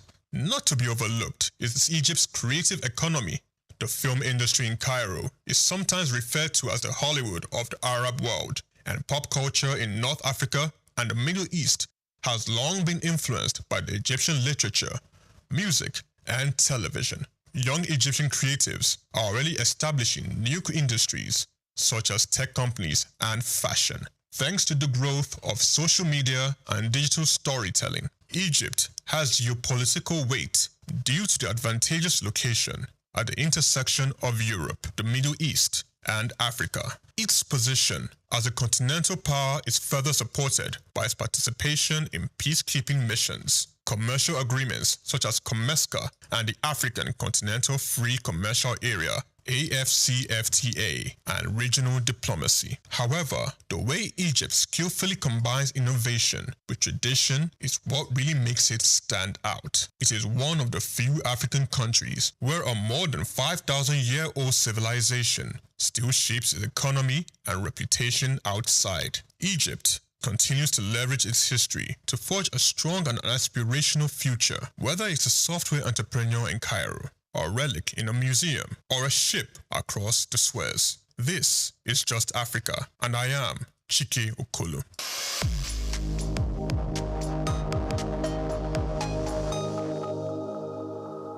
Senegal stands tall as one of West Africa's most stable and forward-looking nations, a country where tradition and modernity blend with remarkable harmony.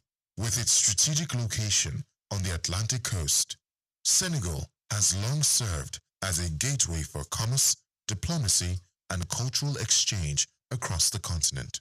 From the historic island of Gorée, an enduring symbol of the transatlantic slave trade, to the vibrant streets of Dakar, pulsing with art, music, and entrepreneurship, Senegal's story is one of resilience, evolution, and pride. At the heart of Senegal's progress lies its democratic maturity.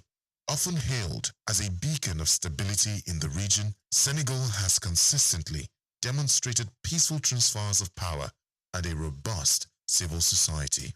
This political foundation has allowed the country to focus on critical areas of development, including education, health, infrastructure, and innovation. The government's plan, Senegal Emergent PSE, launched in 2014, outlines an ambitious path towards sustainable economic growth, infrastructural development, and social advancement, positioning the nation as a rising force in West Africa. Senegal's economic landscape is diverse and expanding, from agriculture and fishing to digital services and energy. The country continues to attract foreign investment and regional partnerships. The new city of Diamaniado, a flagship project under the PSC, is transforming into a hub for technology, education, and governance, reducing the strain on Dakar and symbolizing a vision of decentralized, inclusive development. Culturally, Senegal is a powerhouse.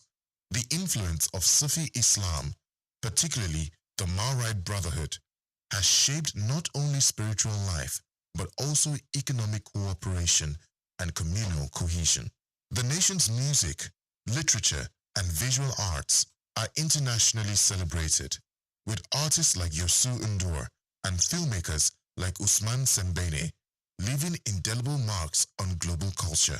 This rich cultural identity reinforces a sense of unity and purpose, even amidst economic or political challenges. Socially, Senegal continues to prioritize youth empowerment and gender inclusion, with over 60% of the population under the age of 25. Investments in education, vocational training, and entrepreneurship are vital. Women's roles in politics, business, and civil society are increasingly visible and impactful, further strengthening national development. Senegal also leads in diplomacy and regional integration. It is a founding member of ECOWAS and plays an active role in African Union affairs and peacekeeping missions. This outward-looking approach reinforces Senegal's role as a stabilizing force and a champion of Pan-African ideals. With its deep historical roots, visionary leadership, and unwavering commitment to progress, Senegal continues to inspire a model of African development, grounded in cultural pride, democratic values, and inclusive growth. I am Moyosore Adibi for SOUQ News TV.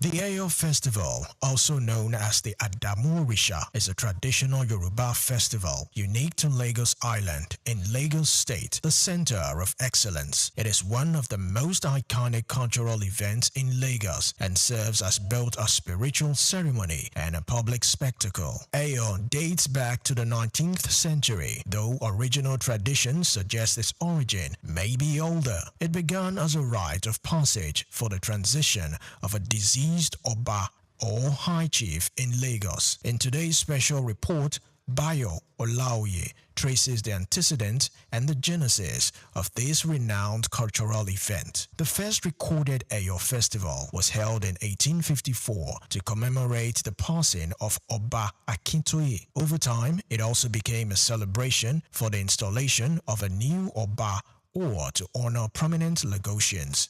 The Eyo festival is rooted in Yoruba religion and spiritual practices, specifically those of the Orisha cult. It is particularly associated with the Adamu Orisha, a deity representing ancestors and spiritual guardians. The Eyo festival is essentially a masquerade festival. The masqueraders are called Eyo, and each represents a spirit of the ancestors. These Eyo figures are customized in flowing white robes with large hats and face coverings. They carry okpas, known as batons or staff, used to generally discipline those who break festival rules. The Eyo festival can also be described as a spiritual cleansing of the land and people and used to escort the soul of a deceased noble into the afterlife. It invokes blessings and peace for the community, purges the city of evil spirit and misfortunes. The festival is organized by 5 major Eyo groups or Igas, also known as palaces, each with its own color and significance. Eyo Adimu, black, is housed in Iga Adimu. Eyo Laba, which is recognized by its red color, has Iga Idungoron as its palace, while Eyo Uniku, renowned for its yellow color, stays at Iga Uniku. Iga Ologede, with its green color, will reside at Iga Ologede, and Eyo Agere, with its purple color, stays at Iga Agere. The main day of the festival is called Oye Day, which falls on Saturday. Prior to this, there are several rituals leading to the Akoko Day, where announcements are made and various traditional rites are performed. What are the rules, regulations, and etiquettes? During the festival, what are the do's and don'ts? During the festival, certain items and behaviors are prohibited, such as wearing of sandals and shoes, since everyone goes barefoot during this period. Also prohibited is the use of motorcycles and bicycles, while public smoking is not allowed, as well as the wearing of hats and caps. Violators are often corrected gently with the okpa by the Eyo. What about the modern evolution of Eyo Festival as a potential for tourism development? While originally a sacred rite, the Eyo Festival has become a major cultural attraction, prominently showcased during Nigeria's independence celebration in 1960, and in subsequent years, it has been used to honor dignitaries and promote the heritage of Lagos. It does not occur annually, but rather on special occasions, often at the discretion of the Lagos monarch or Oba of Lagos as the custodian of the tradition. The festival combines ritual, theater, music, and community spectacle, and it is often considered a precursor to the modern Nigerian carnival. The Eyo Festival has inspired modern performances and literature in Nigeria and reflects the depth of Yoruba spirituality, the importance of ancestors, and the interplay between tradition and modernity. Olumide Shokoya reporting for SOUQ News TV.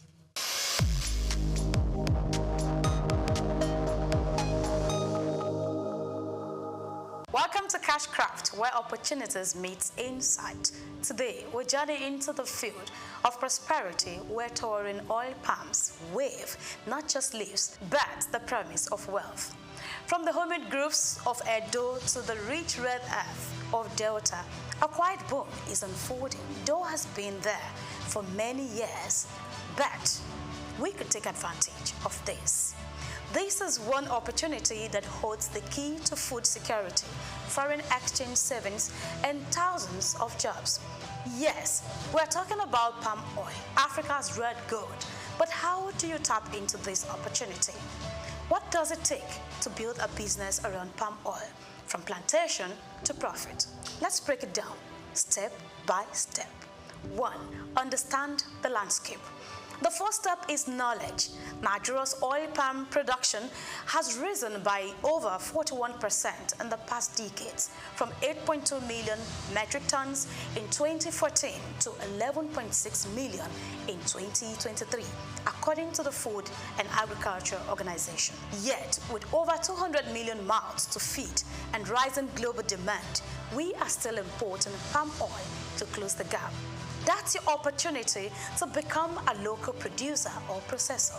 Step 2, choose your entry point. There are 3 main ways to enter into the palm oil value chain. Palm plantation farming. Cultivating your own palm trees is long-term but rewarding. Now you can look at processing. Buying palm fruits, popularly known as banga, I'm sure you know that, and converting it into oil with machines. That's another one. And trading. You can buy and sell finished oil in local or export markets. Each has different startup costs and time frames, so you must match your capital, patience, and passion. Before I go further, remember that this is not a professional guide, rather a wake-up call that there are opportunities everywhere. Now let's go to step 3. Get land or source supply. According to research, some initiatives like the Edo Oil Palm Development Program, EOPDP, and Delta State Delcom scheme are making access to land to become easier. Findings shows that in Edo State, over 114,000 hectares have been allocated to both big and small investors, and over 65,000 hectares have already been accessed. In Delta, 130,000 hectares have been provided by communities under a cooperative model, with over 3,000 smallholders farmers already on board. Even if you can't own land, you can start small by sourcing fruit from cooperatives or leasing a small processing space. Of course you can. Now let's move to 4. Know the cost and time frame.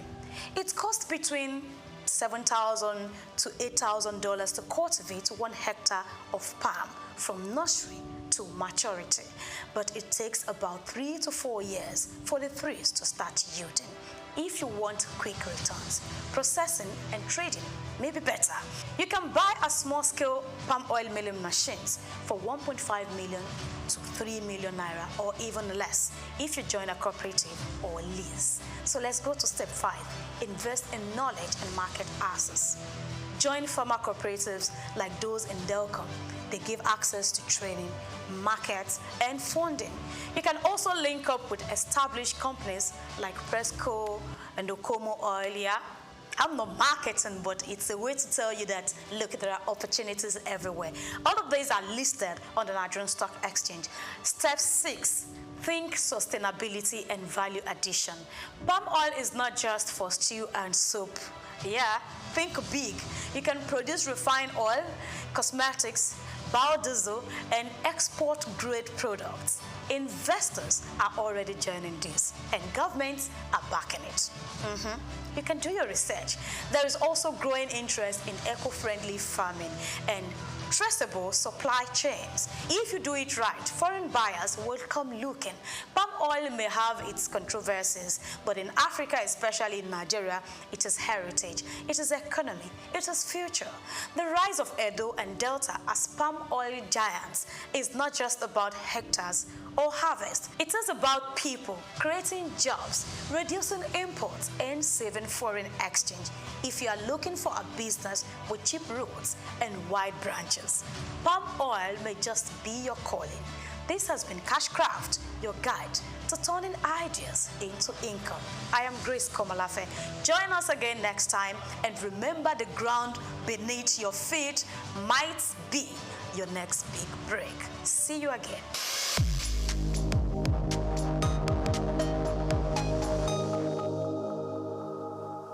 Augmented reality, AR, is a technology that merges computer-generated images with the user's real-world view, creating a composite experience. This interactive experience integrates various sensory modalities, such as things you can see, hear, and even feel, making the experience interactive and immersive.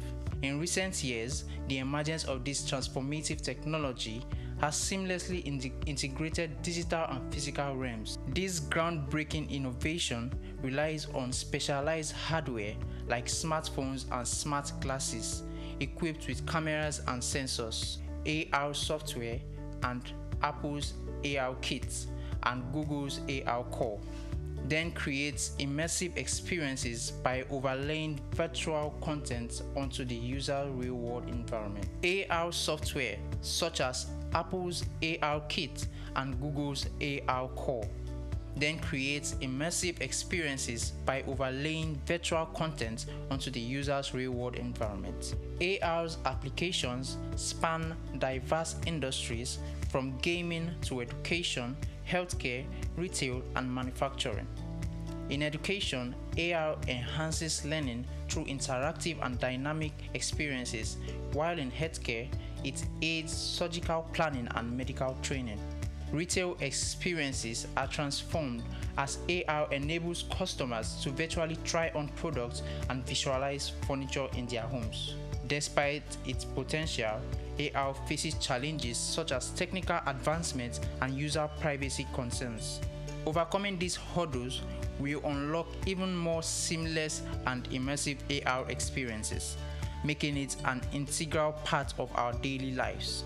As technology progresses, the horizon for AR broadens, promising a future where our interactions with the world are richer and more interconnected. Augmented reality is not just a trend, it's a revolution shaping the way we live, learn, and work.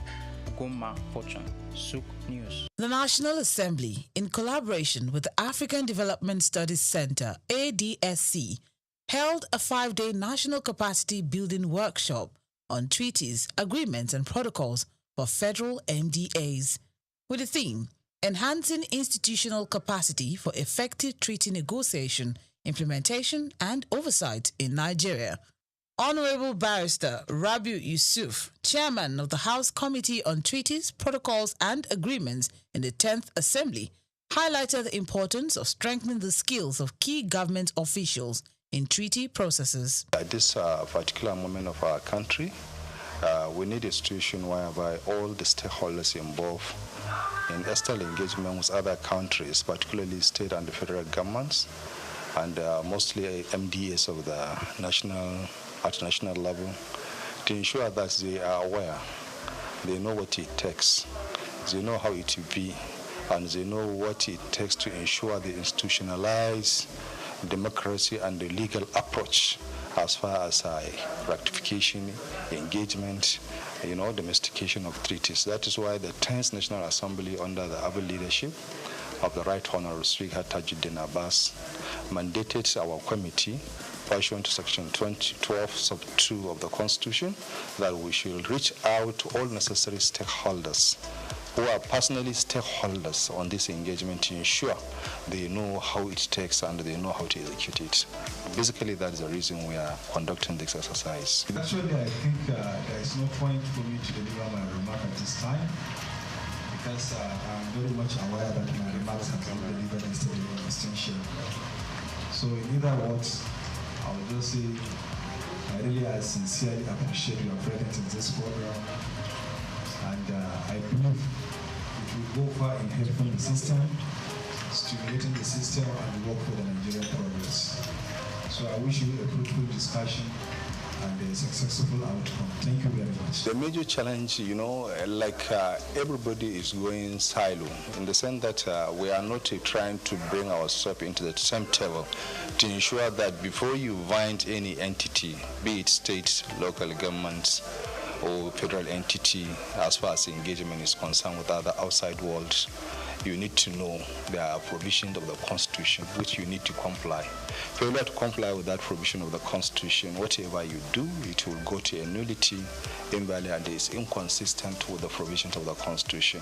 And to the extent of that inconsistency, it is null and void, and of no effect whatsoever. So we're trying to avoid this scenario whereby at national level or at international fora, Nigeria will be embarrassed because the stakeholders, the principal actors, they didn't even know what they are doing. So that is why we decided at this particular moment it is ripe and necessary to ensure that we engage with unnecessary stakeholders. That is the basic reasons for engaging these activities. Actually, I recommend their effort to any other entity because if you can see, most of them, they are legal luminaries. They know their audience, they know what they are doing. So I really appreciate they did a very wonderful job. And I sincerely appreciate. That's the main reason that I say I need to be here in Lagos, at least to supervise the happening in Lagos, and I'm impressed. Engagement with outside world it is two ways. It is going to be either bilateral or multilateral. So with this kind of workshop or with this kind of discourse, we believe the principal actors will now know what it takes to enter a treaty. And if they comply with what they are taught in this session, if they advise their principal when they go back to their respective MDA on the right way to go, I believe most of the treaties will be legally binding in Nigeria, provided they follow the procedure laid down by the Constitution. The future is bright.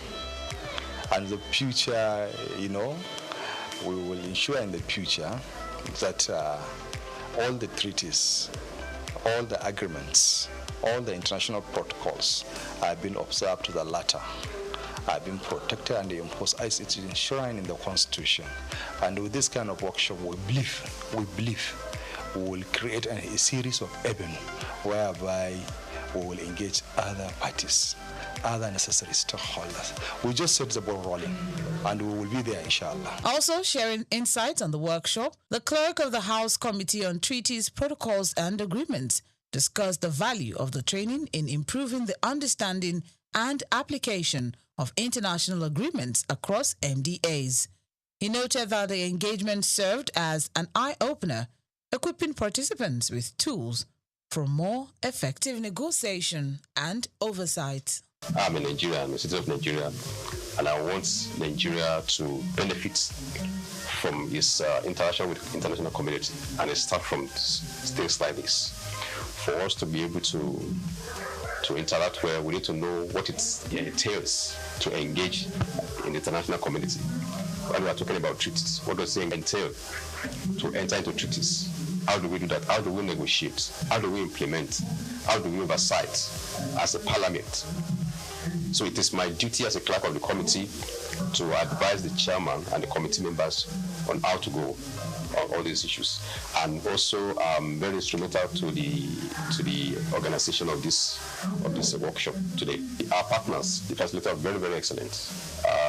We appreciate them, and it's also a collaborative effort between us and them. And so far, so good. What we have achieved so far has been fantastic. The participants are very, very impressed. I myself am impressed. And I also there are some things I'm taking home. For instance, now, Nigerians used to think before that our negotiators who negotiate treaties will just go abroad, go tea party, shopping, but it's not the case. By what I'm seeing here now, I can see experts, technocrats who know their honors, who take the bull by the horn and do what's supposed to do. That one has been established. Even our facilitators can attest to that as well. Another thing is that the quality of ideas being shown and being given us here is very, very apt to our situation presently, so that we can apply in our situation in Nigeria.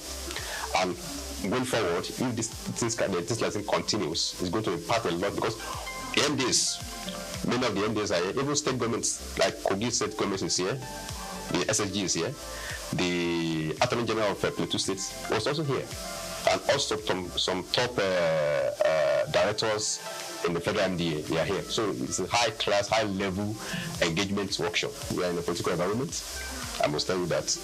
But we technocrats are supposed to be the advisors and movers of policies.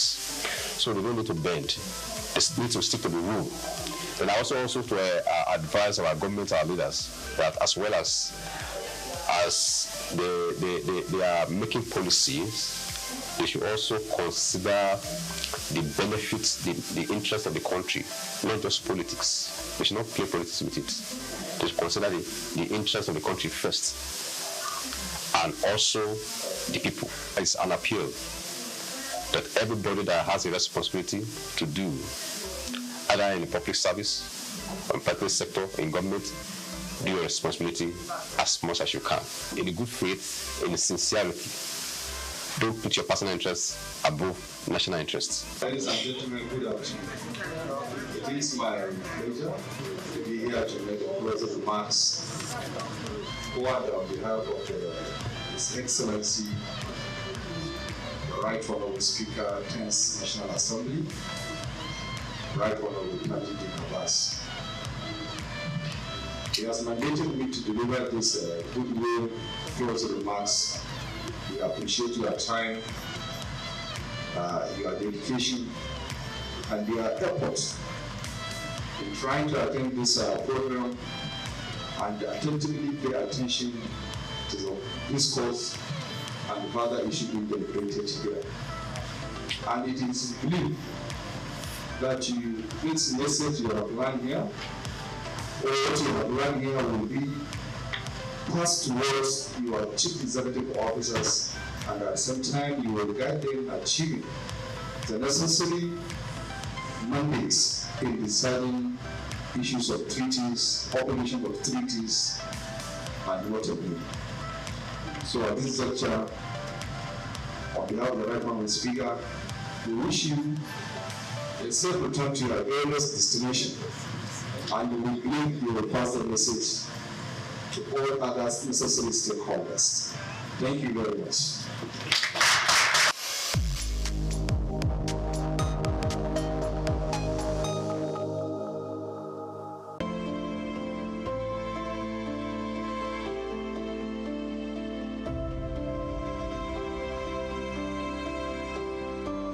When most Nigerians hear about anti-graft agencies, fear is the first response, anxiety over investigations, raids, or sanctions. But the Independent Corrupt Practices and Other Related Offences Commission, ICPC, is showing a more collaborative face, one that seeks engagement and partnership to foster integrity across public institutions. The message came to the fore during a courtesy visit to the National Orthopedic Hospital, Igbobi, Lagos, where the ICPC Resident Anti-Corruption Commissioner for Lagos State, Alexander Chukura, led a strategic conversation on collaboration, ethics, transparency, and institutional accountability, received by the hospital's acting medical director, Dr. Wakil Lawal. The visit focused on sensitizing management and staff on the importance of ethical conduct and risks of practices that might attract the Commission's attention. ICPC is the police of public agencies.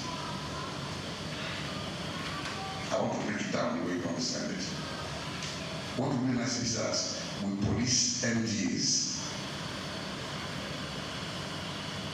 to make them adopt global best practices. However, it is a known fact that one person cannot stand at attention and stand well. For crime or for corruption to be consummated by the public officer, most of the time you find people from the outside, they contact us. They are not public officers, they are not you. I'm aware on the same page. So essentially, the ICPC is the police of public agencies. What is really corruption? Can someone attempt? Or the writers go ahead.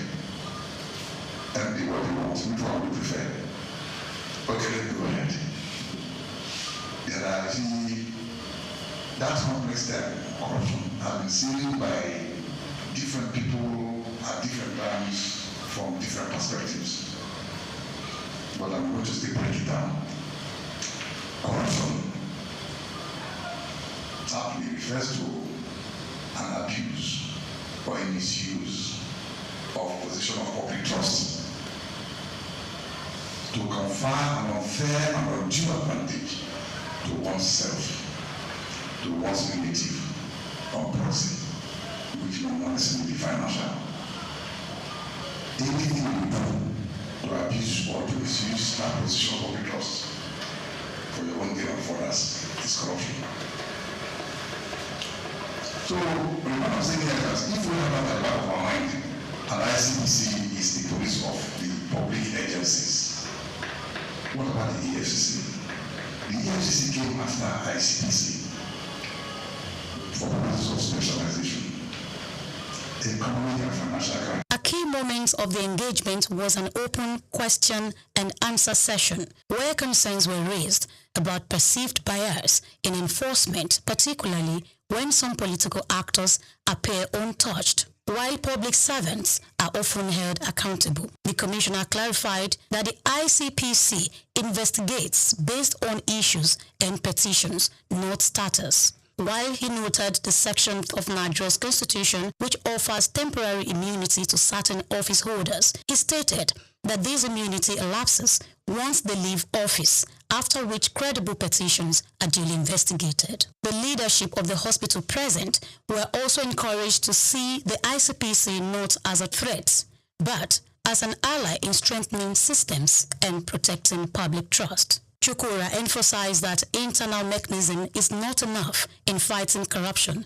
Rather, it requires alignment with global best practices. He urged public institutions to adopt transparent documentation and compliance protocols, stating that the absence of proper records can be just as detrimental as misappropriation of funds. As able to address some areas of concerns and also improve our knowledge on things that we actually don't take cognizance of.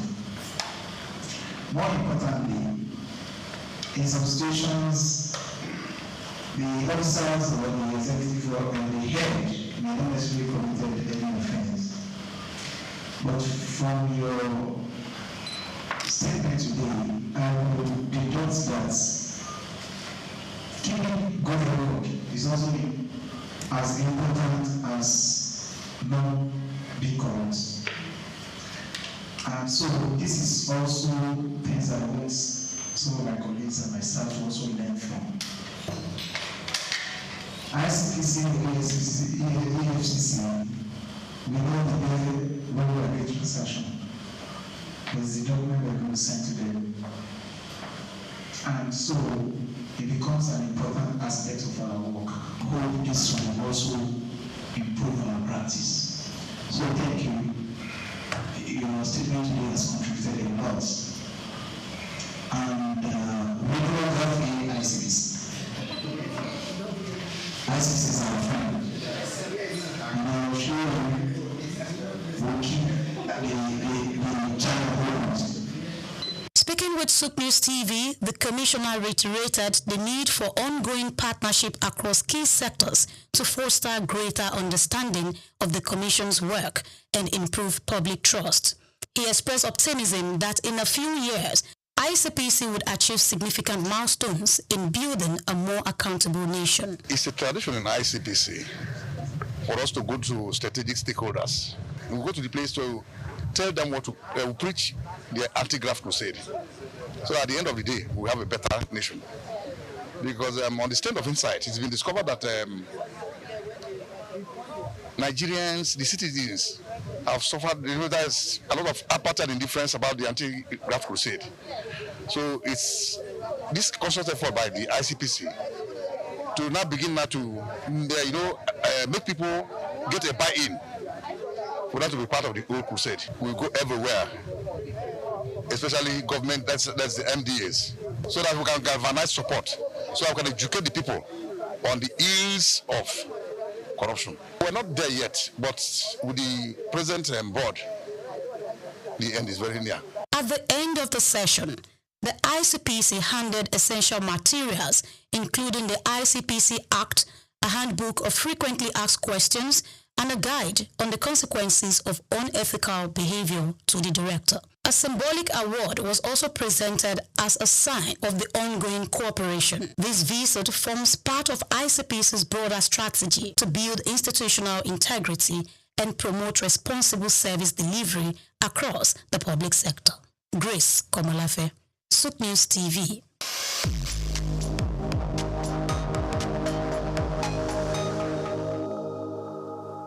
Africa, a continent with 54 unique countries, countless tribes and tongues. We see a country in this continent, despite not being the richest or biggest, it is rich in things that last a lifetime. Malawi treasures such as its natural beauty, cultural resilience, and Lake Malawi are some of the continent's most underappreciated economic lifelines. Malawi is referred to be the warm heart of Africa because of the friendliness of its people and its tranquil surroundings. However, Lake Malawi, Africa's third largest lake and a UNESCO World Heritage Site, is the economic hub of this landlocked nation. This glittering body of water, which covers an area of over 29,600 square kilometers, is not only a wonder of geography, but also a vital economic hub. For millions of Malawians, fishing is their main source of income. More than 700 different species of cichlid fish, many of which are indigenous, may be found in Lake Malawi. In addition to supplying communities with food and boosting local markets, this biodiversity links Malawi to worldwide aquariums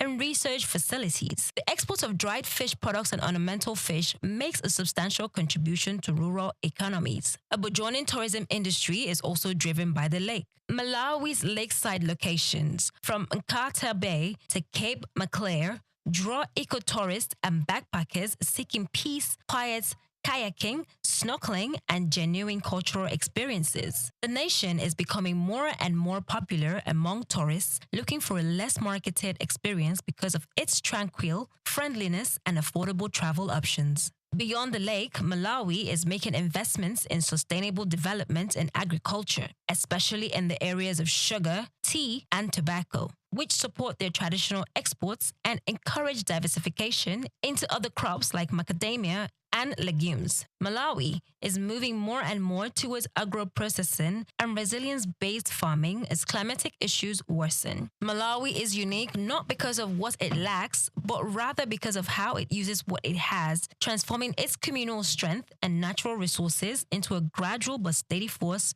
for growth. I am Laura, and this is Just Africa.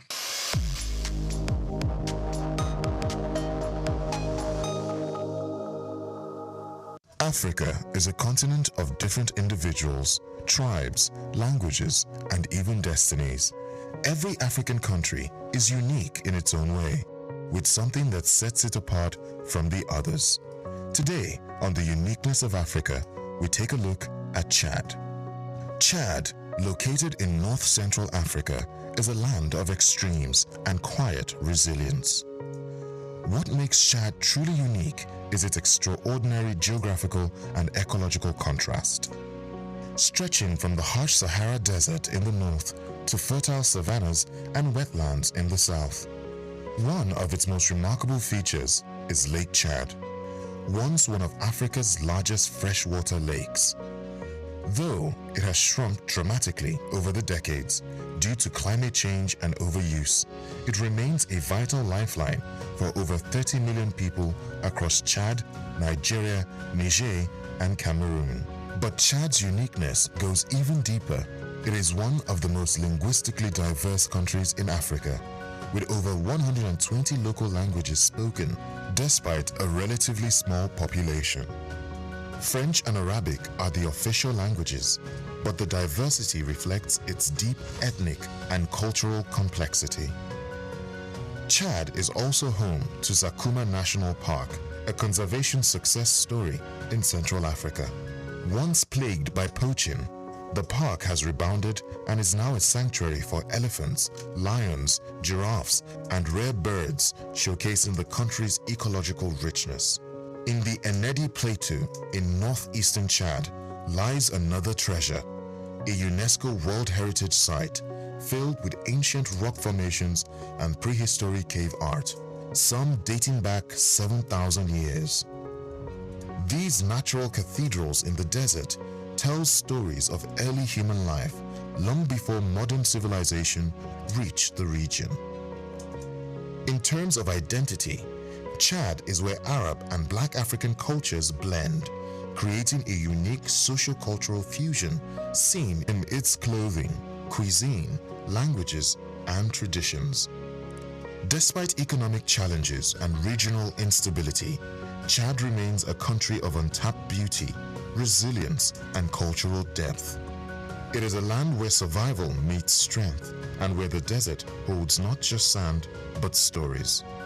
This is the uniqueness of Africa, and today we spotlight Chad, the bridge between the desert and diversity. I am Moyosore Adebi for SOUQ News TV. Nigeria, rich in traditional and cultural heritage, is intentional about promoting history and retaining cultural values. The country has succeeded in preserving its identities and that of the forefathers for ages through folklores, folk tales, traditional ceremonies, community-based initiatives, cuisine, and most notably, museums and cultural centers. These institutions serve as invaluable repositories of history, ensuring that future generations remain connected to their roots and appreciate the diverse cultural tapestry of the nation. In Nigeria, there are over 38 museums comprising national, state, and privately owned institutions scattered across the country. Each of these museums plays a crucial role in safeguarding Nigeria's vast historical wealth, with collections that reflect the uniqueness of different ethnic groups, traditional practices, and historical transitions over time. In Lagos, the National Museum, located at the center of the city in Onikon, claims a notable collection of Nigerian art, including pieces of statuary, carvings, archaeological and ethnographical exhibits, among others. Of particular significance is the terracotta human head, known as Jema head, dated between 900 and 200 BC, which is part of the renowned Nok culture. The piece is named after Jema, the village where it was discovered. The museum is administered by the National Commission for Museums and Monuments and remain a key educational and historical attractions for visitors. Another prominent artifact housed within the museum is the famous Benin bronze head, an evidence to the artistic excellence of the Benin Kingdom. The museum has a lot of functions, some of which are to educate, to entertain, research, interpretation, conservation and preservation of our cultural heritage. And then the museum was established, Lagos Museum particularly, was established in 1957. It was formerly referred to as Department of Antiquities. So, well, the journey so far has been interesting because, we are here, to showcase our cultural heritage, not just to the country, but to the world. And we've had, we have series of, events that we do, that involve the community. And because of that, we create that awareness that this is where you can come and, see and feel your cultural heritage, your traditions, your history. Because it is said that a people without a history is a people without identity. So the museum portrays this to the people. And over the years, that is what we've been doing. Through education, community participation, we have galleries, that we display some of our objects, our antiquities, that showcase our patrimony and all there is to know about our cultural inheritance. And so the museum, has been doing that over the years, and, we still keep doing more. The Lagos National Museum was founded in July 1957 by English archaeologist Kenneth Murray. following the submission of textural sketch in 1948 at a conference on museum policy in Nigeria. Kenneth More collected several traditional masks from Cross River State to display in the museum's early years, according to historical records. The primary purpose of structuring the museum was to preserve Nigeria's historical artifacts and cultural heritage. Fortunately, that vision has remained alive to this day. The museum serves as a significant tourist attraction for Lagos residents and international visitors alike, offering an immersive glimpse into the nation's past. Some of the remarkable artifacts currently on display at the museum include the bullet-ridden car in which former Nigerian head of state, General Murtala Muhammad, was assassinated, pictures of previous rulers and presidents of Nigeria from different eras, a diverse collection of cultural drums, tools, and ceremonial staffs from various ethnic groups, historical crowns and caps of revered traditional rulers symbolizing their power and authority, photographs of Queen Elizabeth II and her entourage during her visit to Nigeria, reflecting moments of colonial history. It's so immense. Museum is a reminder of what the society is all about, because a number of us are missing the link. We don't even know the role, the significance of the society we find ourselves because of foreign influence. But when you come to museum, it will bring your mind back to the original habitat, the way of life of people, how things should be seen in the society, and how we should react to phenomenal changes in our environment. Basically, we'll be doing this work of educating the general public, not only Nigerians, over 20-something years here, and the impact has been so tremendous. To the point that what we do at the museum is in consonance with the curriculum of our institutions, from primary, nursery, primary, secondary, even tertiary, even people in their corporate organization. They deem me free to come to National Museum anytime they feel like we are missing the link, we have missed a lot of things concerning the way of life of our forefathers. You know, even here, apart from that, we do have what is called seminar. We organize seminar for expatriates, for individuals. They come around on Wednesdays to come and listen and learn on cultural-based subjects. I think it's great. I mean, I particularly like the circle of life that is presented in here, right? From birth to reincarnation to external influences. I think it gave a good history of Nigeria. I learned a lot about that. There seems to be some real big connection between Nigeria and Benin in terms of the history that I wasn't totally aware of. I was able to see the different artifacts and stuff that were presented. So it was quite interesting. They did, I think, a pretty good job doing a comprehensive tour or comprehensive history of Nigeria and its culture and its surrounding areas. A visit to the Lagos National Museum offers an enriching experience, transporting visitors back in time and allowing them to connect with Nigeria's rich and diverse history. The museum provides an opportunity to explore stories of resilience, artistry, and governance that have shaped the nation. Whether you are a history enthusiast, a student, or simply a curious traveler, stepping into this museum promises a nostalgic journey through Nigeria's past, fostering a deeper appreciation for its cultural legacy.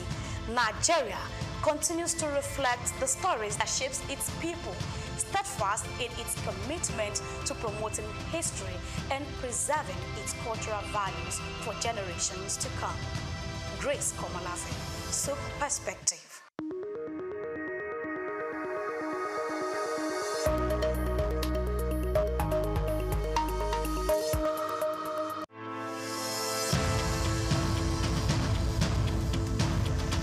Nigerian leather industry has a storied history, particularly in the northern parts of the country, where the art of leather farming and crafting has been perfected over centuries. Traditionally, leather was used primarily for functional items like sandals, bags, and saddles, with little emphasis on fashion.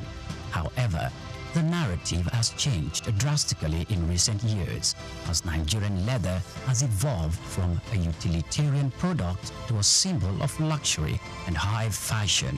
Here is a special report by Bayo Olaoye. The turning point for Nigerian leather came as local designers began to recognize its potential beyond traditional uses.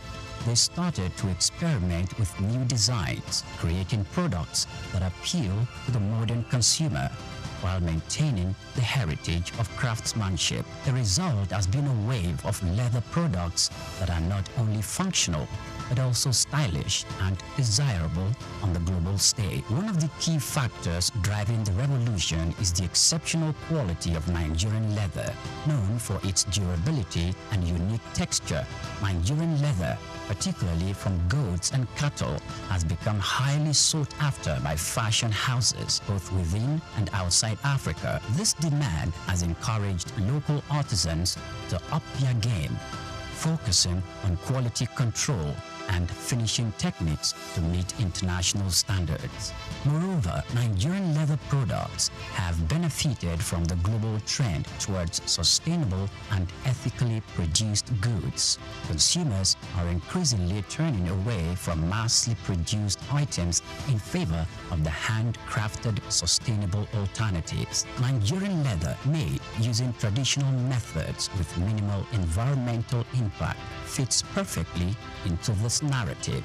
This has opened up markets for Nigerian leather goods, particularly in Europe and North America, where there is a growing appreciation for products with a story and a conscience. The rise of Nigerian leather on the fashion scene is also closely tied to the country's booming creative industry.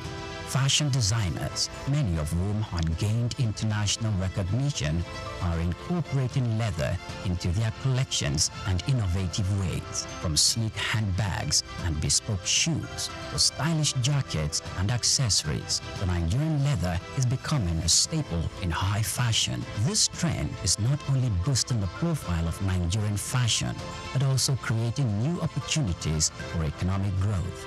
The leather industry, once dominated by small-scale craftsmen, is now attracting significant investment. Entrepreneurs are setting up modern tannery and workshops, creating jobs and fostering skills development in the process. This industrialization of leather products is helping to formalize what was once an informal sector, leading to better working conditions and high incomes for artisans. However, the success of Nigerian leather market did not emerge without challenges. The industry still faces issues related to infrastructure, access to finance, and competition from imported goods. Additionally, there is the need for more investment in technology and innovation to further enhance the quality of leather products and make them more competitive in the global market. Despite these challenges, the future of Nigerian leather products looks bright. There is a growing recognition of the value of locally produced leather goods, both within Nigeria and globally. This is evident in the increasing number of fashion shows and trade fairs dedicated to promoting Nigerian leather products, as well as the rising demand from international buyers. The evolution of Nigerian leather from a utilitarian material to a symbol of high fashion is a testament to the creativity and resilience of the Nigerian artisans.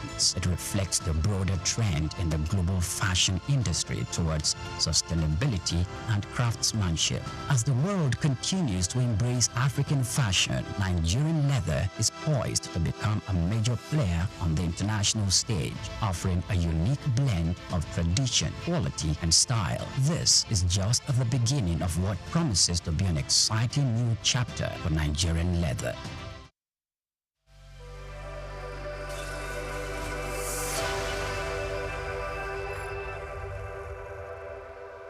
Majek Fashek's 1991 album, Spirit of Love was a groundbreaking success in Nigeria.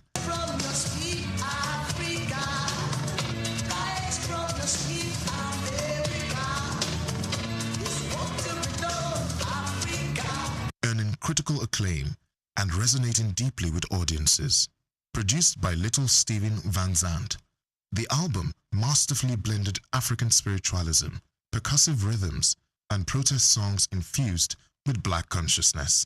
Feshek's distinctive sound, marked by rhythmic pauses, assertive choruses, and the inclusion of talking drums, added to the album's energetic and impactful delivery.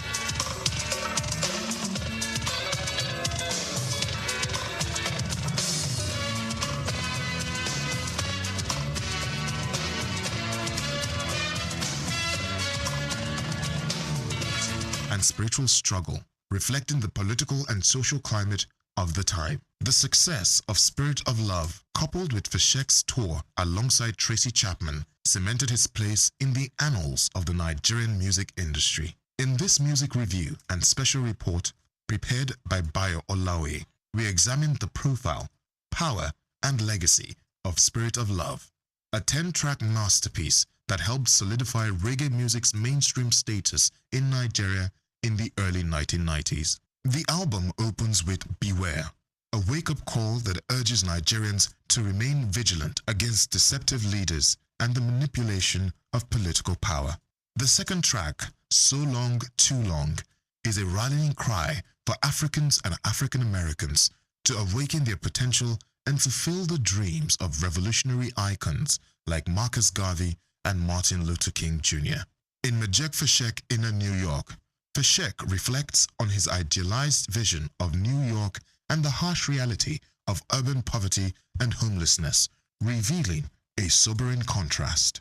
The title track, Spirit of Love, conveys a powerful message about the endurance of love over material wealth and worldly desires. On Ja People, the fifth track, Feshek criticizes oppressive political systems, likening those in power to Babylon people who exploit and subjugate the masses. He calls for resistance, lamenting humanity's obsession with control. In Religion is Politics, Feshek delivers a bold message about the misuse of religion to spread hate and fuel conflict. He urges people of different faiths to see beyond dogma and work together to build a better world. Holy Spirit presents a prophetic vision where 7 angels are sent to destroy the earth due to human transgressions. Yet, Feshek envisions a new heaven and earth, one filled with love, unity, and divine justice. I can see brothers and sisters, we're sharing love together now.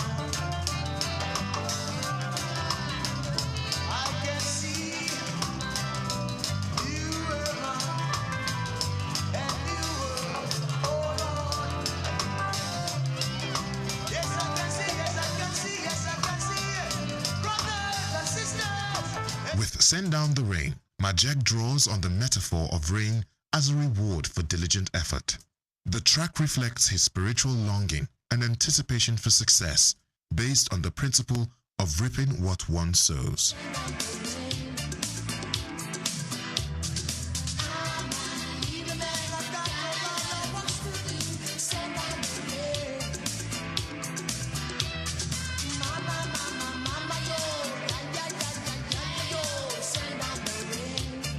I'm Not Tired reaffirms his unwavering commitment to spreading God's message.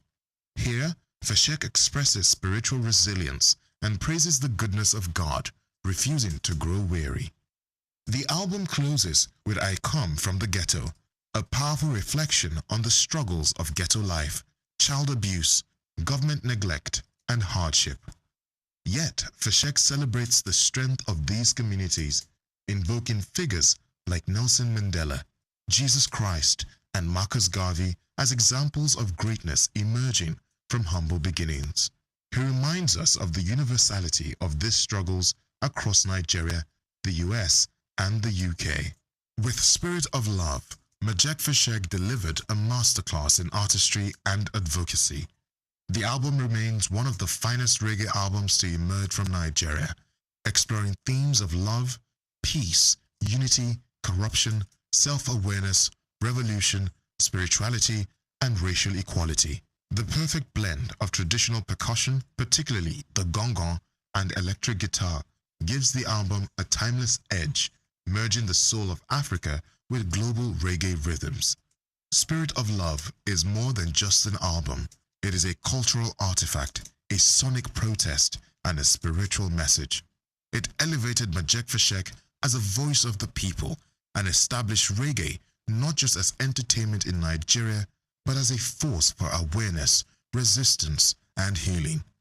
Its enduring legacy is a reminder that music, like literature, can move a nation, challenge its leaders, and inspire its people.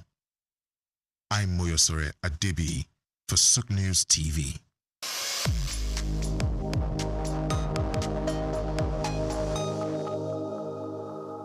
At the African Development Studies Center, ADSC, we are committed to driving sustainable growth and development across Africa through innovative training and research. Our mission, empowering leaders, policymakers, and professionals with the tools they need to create lasting change. With customized training, dynamic research programs, and study exchanges on leadership, management, and other critical development topics, ADSC offers a platform for exchanging cutting-edge ideas and global best practices. We provide comprehensive services in research and consultancy, capacity building and training, education programs, publishing and knowledge sharing. Our esteemed faculty, composed of seasoned experts and researchers, ensures a learning experience that is insightful and practical. We specialize in policy development, implementation strategies, and monitoring and evaluation. At ADSC, learning is engaging and enjoyable. Our unique methodology includes talks, interactive exercises, games, video screenings, and lively seminar discussions, all in a comfortable and friendly environment. For more information, email us at info@adstudiescenter.com or call +234 912 039 2362. Visit our website www.adstudiescenter.com to explore our programs and upcoming events. African Development Studies Center, rethinking development for Africa. When Emeka talks about black gold, he isn't referring to oil. He buys it in sacks, not barrels. He sells it from a metal shack to customers in Lagos, Nigeria's commercial capital. Charcoal is big business in Africa. He says there's enough money in the charcoal trade to make the wealthy envious in several African countries. Charcoal has fueled Africa's urbanization. It is energy dense and difficult to regulate, much like the cities it powers. Despite concerns about pollution, deforestation, and illicit money flows, charcoal remains indispensable. In this special report, written by Bayo Olaoye, he explored the value of Africa's charcoal economy, estimated to be worth billions of dollars, and assesses its viability. Nearly 200 million Africans cook primarily with charcoal, including 27% of urban dwellers. That share has grown since 1960, replacing much of its previous reliance on firewood. If there's been an African energy transition, it has been from one type of wood fuel to another. Charcoal's appeal lies in its convenience. By weight, it contains nearly twice as much energy as the wood it's derived from, making it easier to transport and ideal for megacities with fragile infrastructure.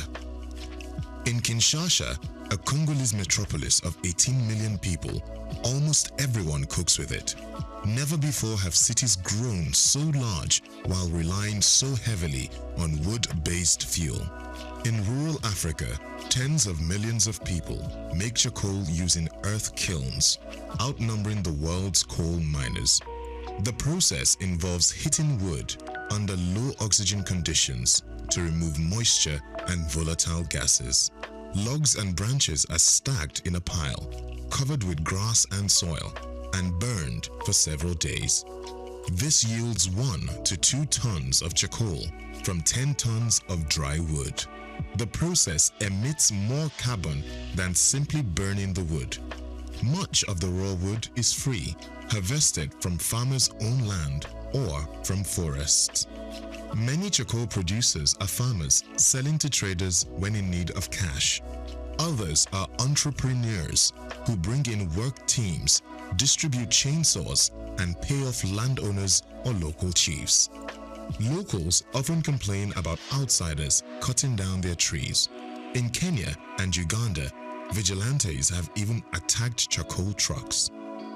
Africa's charcoal trade is estimated to be worth tens of billions of dollars, possibly more than the continent earns from cocoa or coffee. The money trail often leads to soldiers or government officials. The United Nations Security Council banned charcoal exports from Somalia because jihadists were earning millions by exporting it to the Gulf, where shisha smokers prize the aroma of acacia wood. Charcoal production leaves destruction in its wake. In Mozambique's Mabalane district, 2/3 of the woodland was affected by charcoal harvesting in the decade leading to 2018, according to one study. To mitigate the damage, governments oscillate between legalizing the trade through licensing and forest management and banning it outright. Sudden bans, however, often fuel a black market. Enforcement becomes a chaotic negotiation involving traders, officials, police, soldiers, and local communities. Lorry drivers move at night and pay bribes to checkpoints. In Uganda, where charcoal production is banned, it's smuggled across the border and transported under official seals from South Sudan. Other policies promote clean cooking. Liquid petroleum gas, LPG, which burns cleaner than charcoal, is exempted from VAT in Kenya. Some companies have introduced metered gas canisters so consumers can pay as they go, easing upfront costs. Today, more than half of urban Kenyans use LPG as their main cooking fuel. Bond Manufacturing, a company known for efficient stoves, has stopped selling its charcoal models and now promotes electric stoves subsidized by carbon credits. Experts say charcoal is on the decline in Kenya, though it remains prevalent in countries like Madagascar and Zambia, where alternatives are limited. Phasing out charcoal will have economic consequences. The trade is informal and decentralized, while gas is distributed through large firms and creates fewer jobs. Charcoal provides roughly 275 workdays per terajoule consumed, compared with 95 for electricity and 15 for LPG. Gas imports also strained foreign currency reserves. For now, most consumers juggle multiple energy sources. Charcoal production in Africa is still growing at about 2% annually. But one thing is clear: as long as there is the ghetto, there will always be charcoal. I'm Moyosore Adebi for SOUQ News TV. Muhammad Yunus was born on the 28th of June 1940 in the village of Batwa, Chittagong, a British Indian colony which is currently known as Bangladesh. He attended Lama Bazar Primary and Secondary School in his village and passed the matriculation examination into Chittagong Collegiate School, where he ranked 16th out of 39,000 students. After his graduation in 1961, Yunus joined the Bureau of Economics as a research assistant and was later appointed lecturer of economics at the Chittagong College. During that time, he also set up a profitable packaging factory on the side. In 1965, he received a Fulbright scholarship to study in the United States, where he obtained his PhD in economics from the Vanderbilt University Graduate Program in Economic Development. Between 1969 and 1972, after his keen education excellence of apex heights and proportions in the United States, he returned home and was appointed professor of economics at the University of Chittagong. He was eventually appointed onto the board of directors to the United Nations Foundation, where he served for 33 years. When Bangladesh suffered a famine in 1974, Yunus felt he had to do something for the very poor. In his country, he founded the Grameen Bank. His motivation was to create economic and social development for the very poor, giving long-term loans to those who wanted to start small enterprises to pay back when they can. The aim to help was to get many of them out of poverty. For this, he was awarded the Nobel Peace Prize in 2006. Muhammad Yunus is a recipient of numerous international awards for his ideas and endeavors, including the Humanitarian Award in 1993, World Food Prize in 1994, Independence Day Award in 1987, Bangladesh's highest award, the King Hussein Humanitarian Leadership Award in 2000.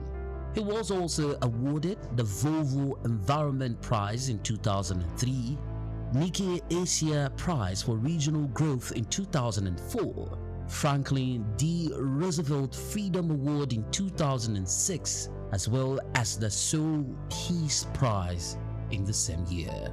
All humans are born entrepreneurs, he would always fondly say. His heart showed through his everyday life.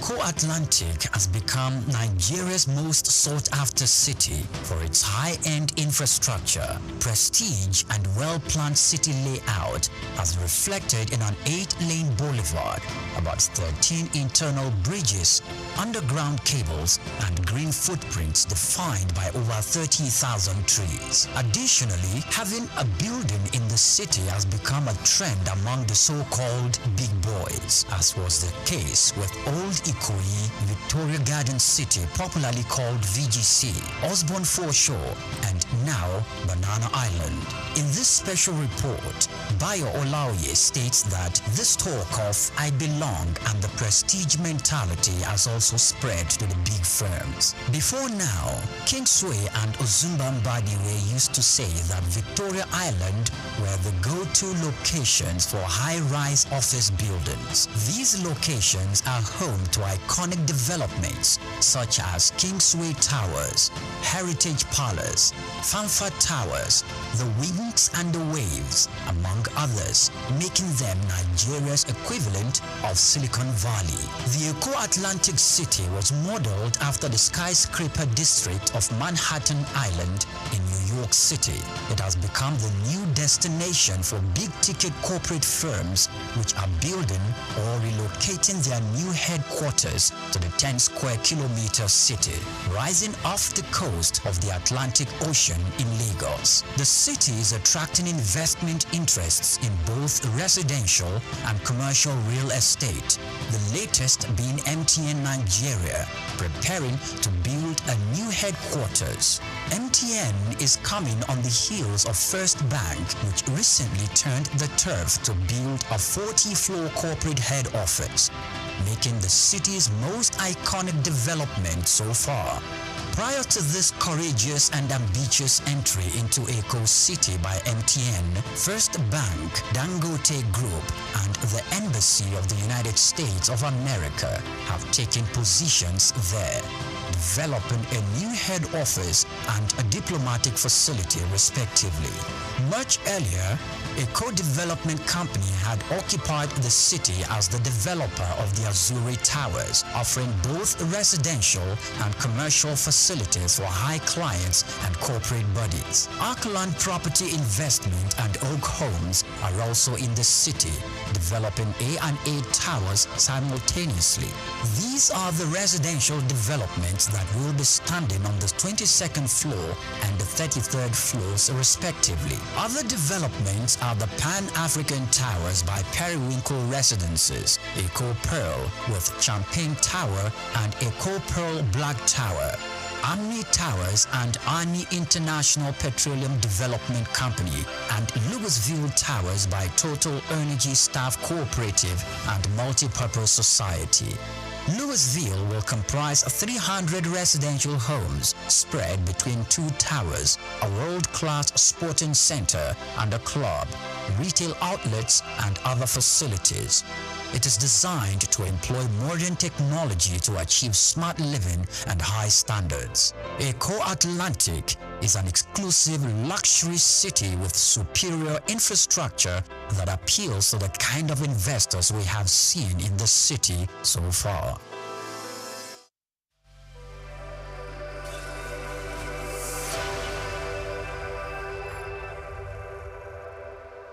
For years, uncomplimentary features including obsolete books, lack of power supply, leaking roofs, and sparse library infrastructure have become an integral feature of public libraries. Visits to some of these facilities, particularly in Lagos and Ibadan, indicate a litany of pathetic public libraries. Attempts by governments to turn things around have been weak and sometimes non-existent. Expectedly, the impact of this on learning is telling. This is the basis of today's news talk, which focuses on public libraries. An American writer, Sidney Sheldon, once said that libraries store the energy that funds imagination. He added that libraries open up windows to the world and inspire us to explore and achieve and contribute to improving our quality of life. For many years, many young Nigerians have failed to improve the quality of their lives by expanding their knowledge or nurturing their latent reading skills, hence leave most parts of their lives in doubt, contrary to the advice by British novelist and screenwriter J.K. Rowling, who said, "When in doubt, go to the library." Public libraries play a crucial role in a country's educational system by providing free access to a wealth of information and resources through offering a diverse range of books, journals, and digital resources that are essential for learning and research. They serve as a repository of knowledge accessible to everyone, regardless of socio-economic status, in addition to supporting lifelong learning by providing resources for all age groups. Their role in promoting literacy by offering reading programs, story hours, and access to books for young readers is very crucial for early childhood education and developing a reading culture. It is in light of this that the declining state of public libraries and poor management of the existing one, particularly in Lagos and Ibadan, are posing concern to critical shareholders. These concerns are there because of the overreaching effect on the standard of education in the two states, Oyo and Lagos. Most libraries in Lagos and Ibadan share similar attributes. They range from old buildings with leaking roofs, obsolete books, empty shelves, disused tables and chairs, uncomfortable ambience, and overgrown shrubs. Also, while the world is migrating electrically and libraries digitalized to bring them up to speed and make them fit for purpose in contemporary times, most libraries in Lagos and Ibadan are without electricity and manually driven. With fond memories of borrowing books to read in Lagos and returning them to the library in the full care of the other students after digesting their contents, Mrs. Felicia Adeniyi is pained that many years after, school children are longer enjoying such opportunities because of what public libraries have become. For starters, most of the libraries in Lagos State belonging to the state government are in a ruinous state. In its wisdom, the Lagos State government some years ago has turned the age-long library on Broad Street into a drug laboratory or whatever. This reporter used to use the library in the 60s, 70s, and 80s before the politicians decided to change their minds. In Oyo State, the surrounding of the Oyo State Library Board at Dugbe in Ibadan betrays what a reading environment should look like. Inside the facility is equally disheartening. Additionally, makeshift shanties cluster the precincts of the library, making it difficult for visitors to recognize its presence. random samplings carried out among students revealed a worrying situation. While many of them hardly know where the public libraries are located, some don't even know that public libraries exist. This perhaps explains why the standard of education in the state is on the decline. The reference section, located on the first floor, is lightly deserted, with only one patron present apart from the staff. The shelves are filled with old dusty books, revealing lack of maintenance and updates. Public libraries in Ogun State are also a worrisome sight. Users no longer patronize the state library. One of the major factors causing this is because the libraries are not digitalized and facilities are in a poor state. When the director of the Lagos State Library Service, Oyadipe Ashimiyu Amao, asserted that the state libraries had been standardized and are offering quality services, one can't help but wonder the cause of the growing apathy among residents so far as the use of public libraries is concerned. But the answer is not far-fetched, as some of the existing 13 libraries that exist in Lagos State have not been developed to the expected standard. Amao had recently, at a function organized by the State Library Service held for secondary students, claimed that the state libraries offered a conducive environment for libraries. But when SOUQ News visited the Ikeja's Secretariat Library, the National Libraries on Abamakoli Way, Butemeta, the conditions of these libraries were against the assertions made by Amao. It is completely against what the gentleman had told the public. While the National Library opens at 8:30 a.m., library users they insist that the discomfort they experience there is a discouraging factor which they have continued to bear because of the little or no choice that they have. One of the library users said that they often come to the library with their hand fans due to the lack of electricity, and when there is power supply, the air conditioners and fans may not be working. Is this what we need in the center of excellence? Let us in Lagos declare a state of emergency on public libraries because the reading culture is gradually vanishing right under our nose. My name is Bayo Olauye.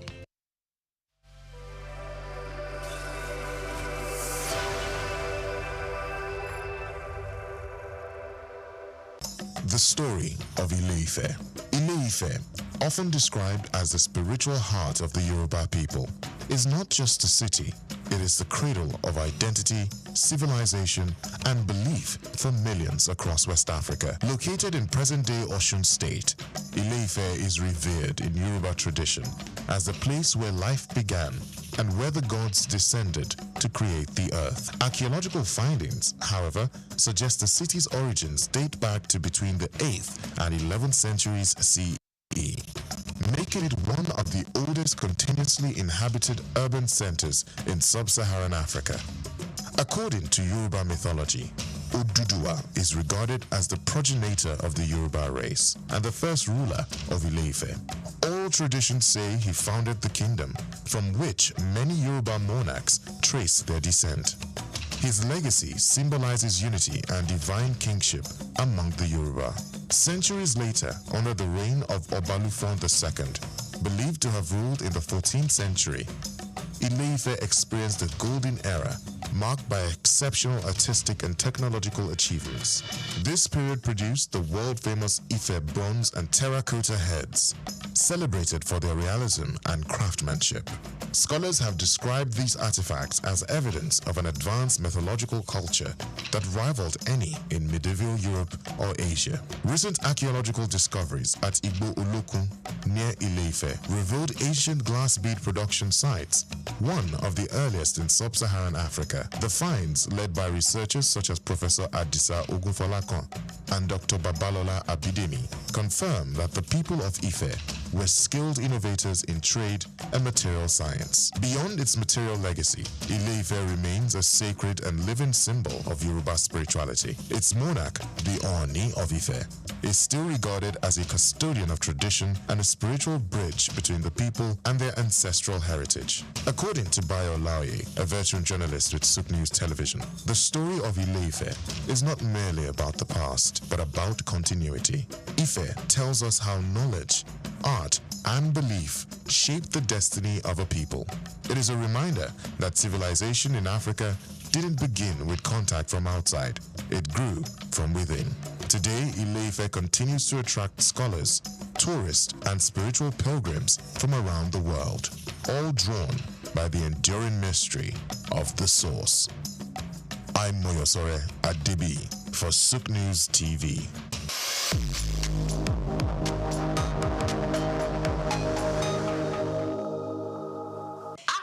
future will not be shaped by resources alone. It will be shaped by decisions. Every choice to save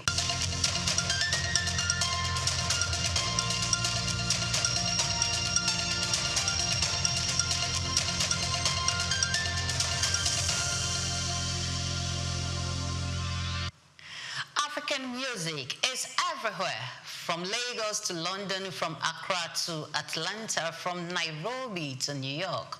Our sound fills stadiums, dominates charts, and shapes global culture. But behind the applause, there is a hard question we must ask. Who really owns African creativity? Yes, for too long, our music has traveled the world, while the value stayed behind. The songs became global hits, but the creators stayed local and often broke. This is not just about music. It is about ownership. It is about power. It is about intellectual property. Because when you don't own your work, you don't control your future. My name is Omevi Idolor, and this is Just Africa on SOUQ News Television. And I'm not doing this alone. I have my favorite person with me in the studio, Imade Amulo. Welcome to the show. You had to do it right this time around. Yeah. Thank you so much, baby. Hello, Lagos. Hello, Nigeria. Hello, Africa. Yes, we are on the midweek edition of Just Africa. Of course, like she rightly said, we should not be taking our intellectual property for granted. Because look, there's so much money to be made in it, even if there's nothing at all that you won't take out of it, that is your creative brain power or brain child. You have to make money out of it. Yes. Essential. So you have to pay attention to the conversation for today, because our very delectable guests will need us to help us break down some of these things. And quite rightly, me too, I want to learn, because I don't even know that what I'm doing now is a a few days ago, there was a trend on social media about a particular name, Rattel. Yes, between that man and what's his name again? Yes, so, the story was everywhere that VDM has been using the name Rattel, yes, for a period of time now. Yes. But the name was not branded. Was not trademarked. It was trademarked, yes. And I have heard the CEO of Femi Wash Limited, he always talk about something, trademark your name. Trademark your name, trademark it. So when this topic came up, the Rattel drama just came to my head, and I said, yes, everyone knew that you were using the name, yes, you were doing, but you never trademarked it. Now you see what we're saying. So intellectual properties, trademarking them, it's very, very, very important. So for the fact that you are singing a particular song or calling someone a particular name does not mean you own it. You own it, yeah. Even what's this? Is it Donahue? There's an American actor. He had to go trademark a statement that he often used. He used it in a movie, right? But he had realized that a lot of people tend to ascribe that sentence or that phrase to him. And he doesn't want them to now use it as a bad thing, so you now have to go and trademark it. Everybody, you don't have the right to use it unless you consult him first. You get it. And these are people that are smarter. They are knowing that, look, at the end of the day, apart from the fact that there's money to be made, you have to also protect your birth, your creative products that you bring out. So at the end of the day, look, you don't want them to malign your person, or somebody to use it for a bad thing. So I mean, there are so many ways to look around these ideas that you have. Trademarking is just one of it. Copyright, don't play with your copyright. No, but I think we here in Africa, we need to learn more. Yes. We need to learn more. You have to take ownership of what you have. So today we examine the business behind the beats, the contracts behind the chart toppers, and the rights that decide who gets paid and who gets left out. We explore how music rights work, why African creatives are losing billions, and what must change if the next generation is to build wealth, not just fame. So the global future of African creatives will not be decided by talent alone. It will be decided by knowledge, protection, and ownership, because creativity without rights is exposure, but creativity with ownership his legacy. We'll go on this quick break, and when we return, like Omolo rightly said, we have an amazing guest who will be talking to us on this conversation. Stay with us, we'll be right back.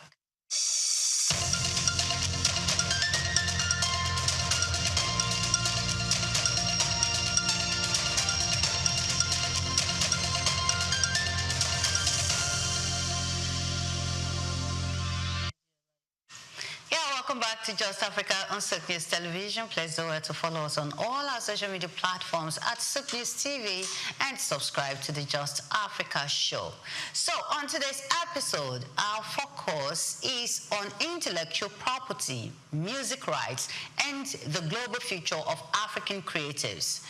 Our guest, Rosemary Ofoegbu, is an entertainment and intellectual property lawyer and a global music business consultant. Rosemary is uniquely positioned to lead this conversation. Why? As an entertainment and IP lawyer with global experience advising artists, labels, and creative businesses across African and international markets, she bridges legal practice, music business strategy, and rights management. Her work focuses on empowering creatives to negotiate fair deals, retain ownership, and build sustainable careers in globalized industry. Hello, Rosemary.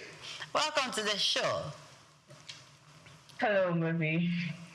Thank you for having me here. Yes, you are very, very much welcome.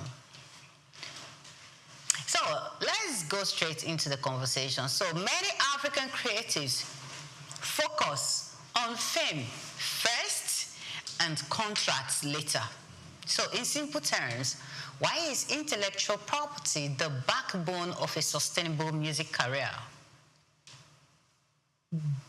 Thank you very much for that question, Omevi. You see, intellectual property is the backbone and indeed the entire framework of what we do in the music industry and in the creative industry generally.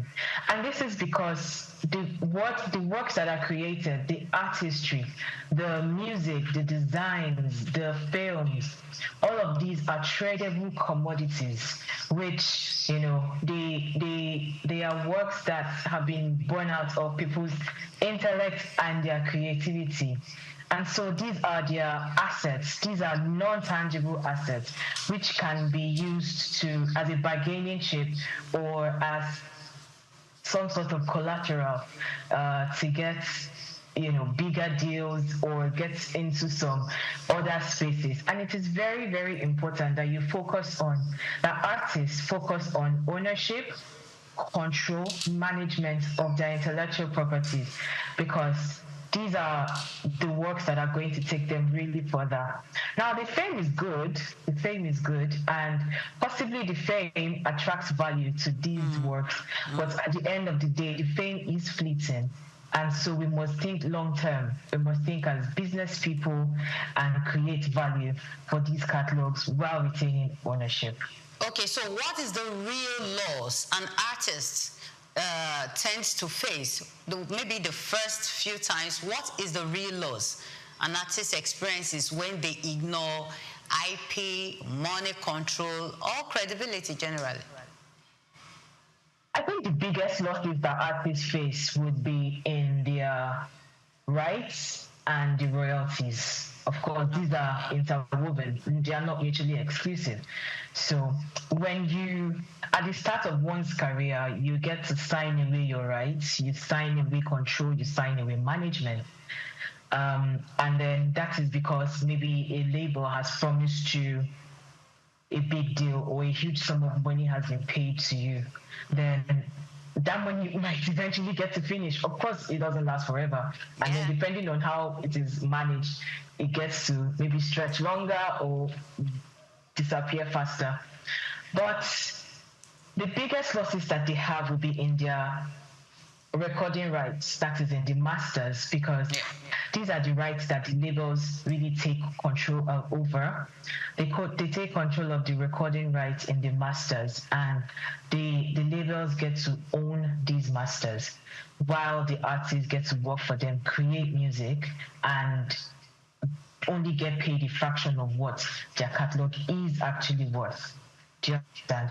And then these losses are critical because some of them are very permanent. I mean, we've had instances of artists, I don't want to mention names, who have come out in the public to decry the deals that they had at the start of their careers and how they have negatively affected them, in that some people have even lost the use of their brand names. They can't use those names anymore because they are now properties of these labels. And this is because there was no proper consultation of a proper entertainment lawyer or someone with legal expertise in the industry. And so, or they were probably just carried away with the glamour and the promises that were made to them. So these are some of the disadvantages of going with the flow and not consulting lawyers at the start of the career. So you're a lawyer, yeah? And a fine one at that. Don't worry, I'm only just trying to tease you there. But quite often, which of these clauses do you think artists, especially African ones, tend to overlook and then they don't sign off on? That you've noticed over the years that you've been doing this? They probably just see it and they don't sign off on it. They don't even know the implication. Yeah, that's a very interesting question, Emmanuel. First of all, the term assignments. Now, people don't pay attention. No, that is not what it means. Yeah, you said assignment. That's what we do. Yes, exactly. So assignments could be homework if we were in secondary school. Yeah. But that's not what it means in a contract. It actually means selling off your rights. So when you are assigning your rights, you're selling it off permanently. And it is very tricky in that you may not, of course, not a lot of people do have that knowledge as creatives, which is why there's the need for proper entertainment lawyers. So you could inadvertently sell off your rights because you did not understand the wordings that were used in the contract, right? So wherever the word assignments of rights is used, I would be very careful in knowing what I'm assigning, because that could lead to a permanent sell-off of such catalogs. Another clause that I would, off the top of my head, advise creatives to be wary of is perpetuity. You see that word in perpetuity? It is quite dangerous because that means that you are signing off your rights or your copyright for the entire term of copyright. And even afterwards, yes. And even beyond that. So you have sold it off or you have signed it off in a spur of the moment agreement without even understanding what you are giving away. Another clause to be really careful about will be recoupment. Now, this one is interesting because some people hear the term recoupment or recouping and they'll be like, okay, yes, of course, I'm going to earn some money from my catalog or from my music. But they don't pay attention to how many percent gets recouped by the labels and how many percent is coming to them. And then how many percent of what? Because some of these rates or ratios are really very tricky. So you may think that you're getting 50% of, someone may say, 50% royalties. And then the question that you need to ask is, okay, 50% of what? Because when you hear terms like 50% of the net artist royalties, that might just be 50% of someone else's royalties. And that person's royalties might be, 2% of the entire pie. So when you look at it, you're getting only 1% of the entire pie, while in your mind, you've thought that you're earning 50% of something. Yes.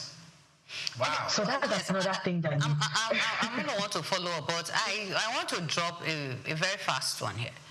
What do artists ever bother about these clauses when they come to you, or they just feel, I just needed the lawyer? Sometimes they do. I've come across some really enthusiastic creatives, because I don't want to just call them artists. That would be boxing them. Okay. I've come across some really enthusiastic. They are interested in knowing how the business works, behind the glam, behind the music, behind the creativity. They want to know how the business works.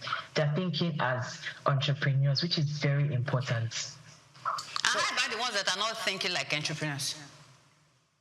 Well, that's where we come in. We get to point them in the right direction. We get to highlight some of these things and make them understand, which breaks my heart when I hear people sign deals without proper consultation. Because even if you were to, it does cost money. But would you rather spend money at the start and then know that you're going into something that you fully understand, or spend millions trying to get out of it much later?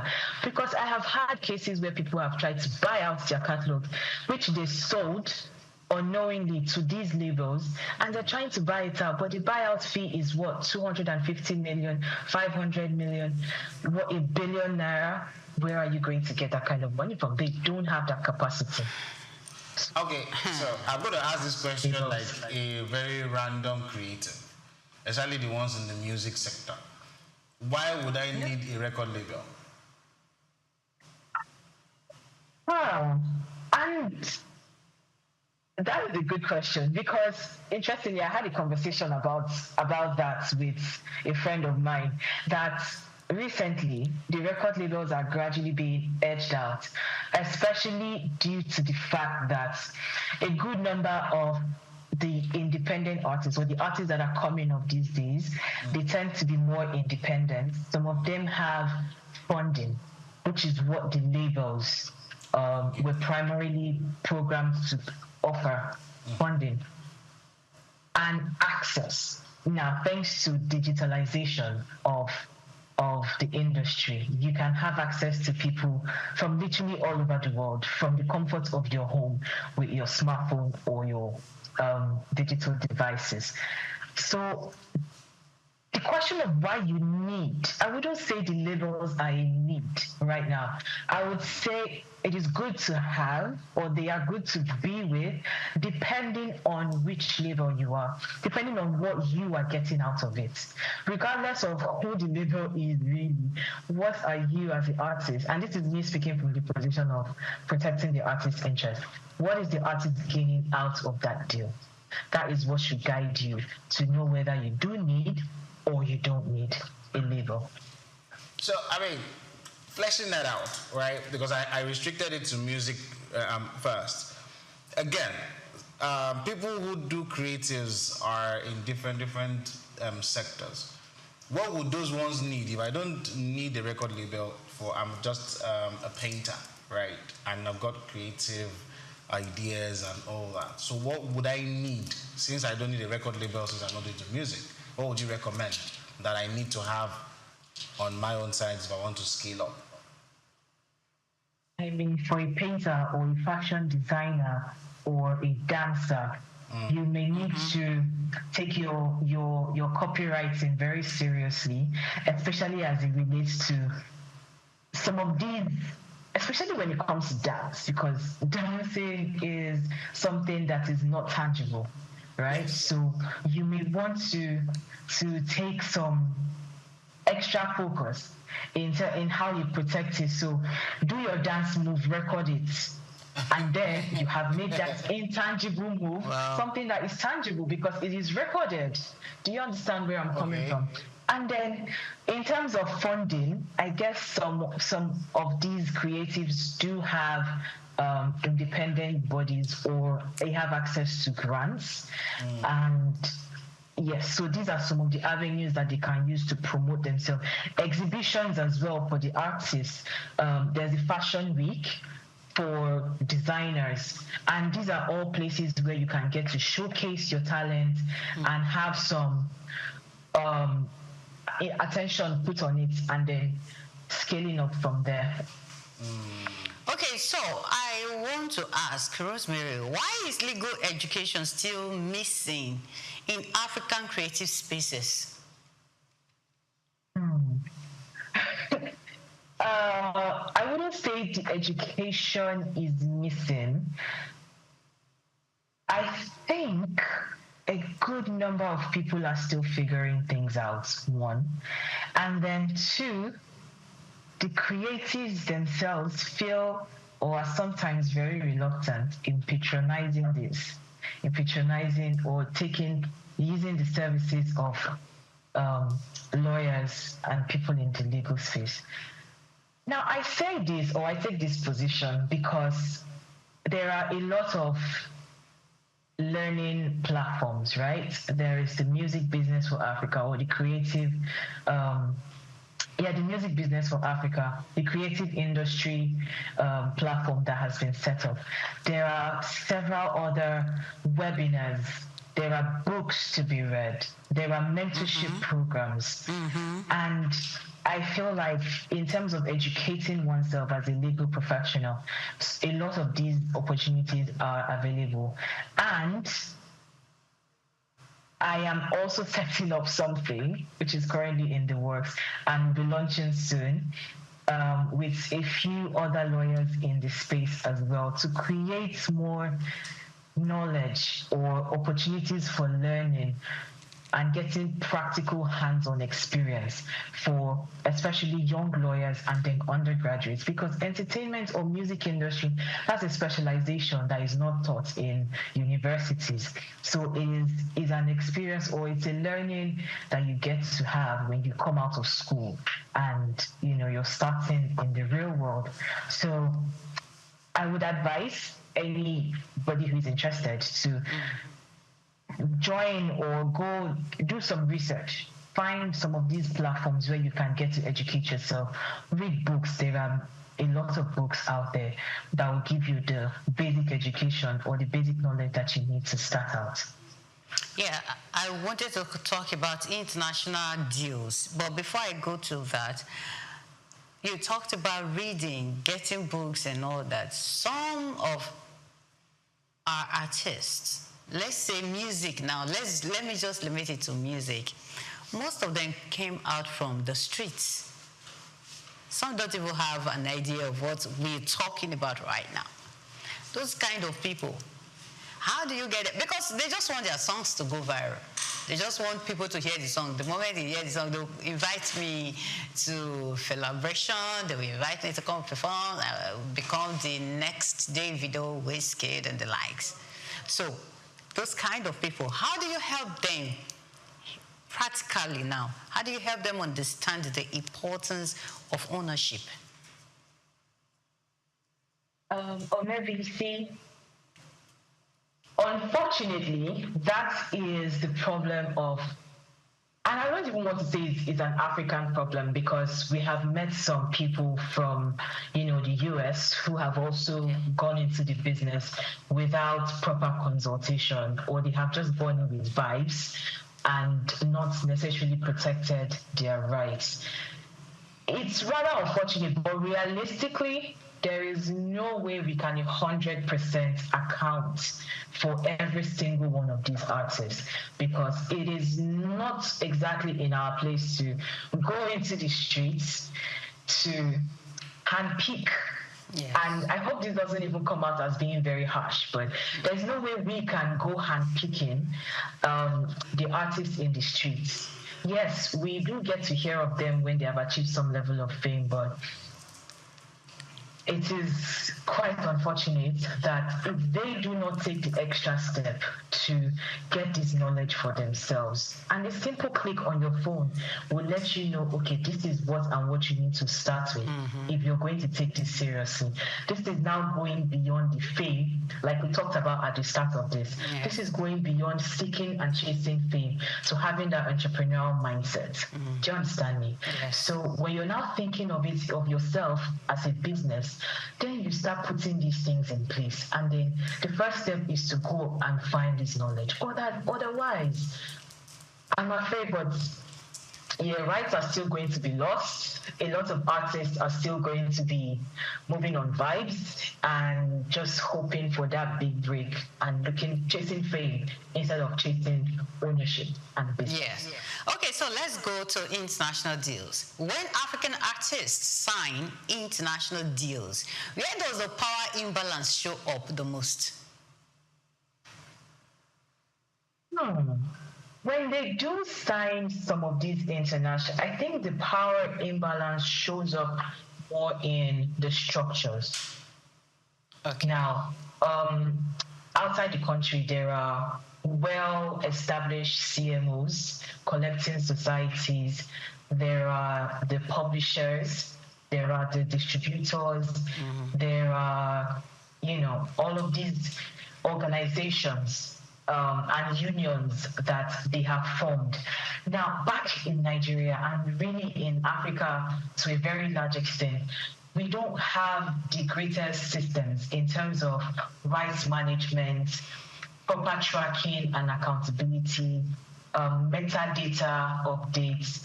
We don't really have that. So when you go into some of these deals with international organizations, the power imbalance usually shows up in one, the limits to the knowledge that is owned, especially when the artist is brokering this deal by himself or by themselves. It shows up in the limit to the knowledge that they have.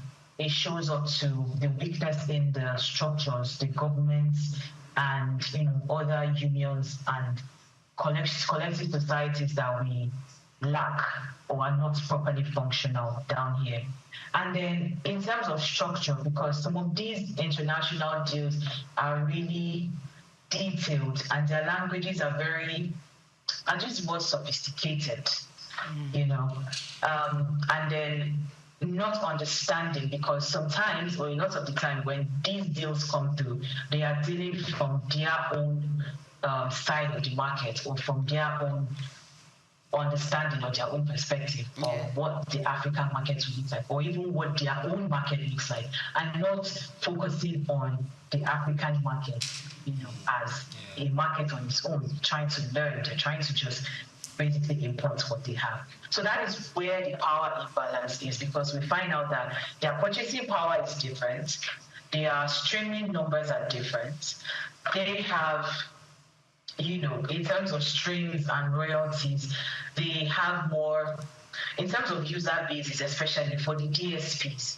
they have more people who are premium subscribers, as opposed to back in Africa or in Nigeria, where a lot of people still use some services for free and only a fraction gets to pay. So that power, or that power inequality, it just shows up in some of those little details. Okay.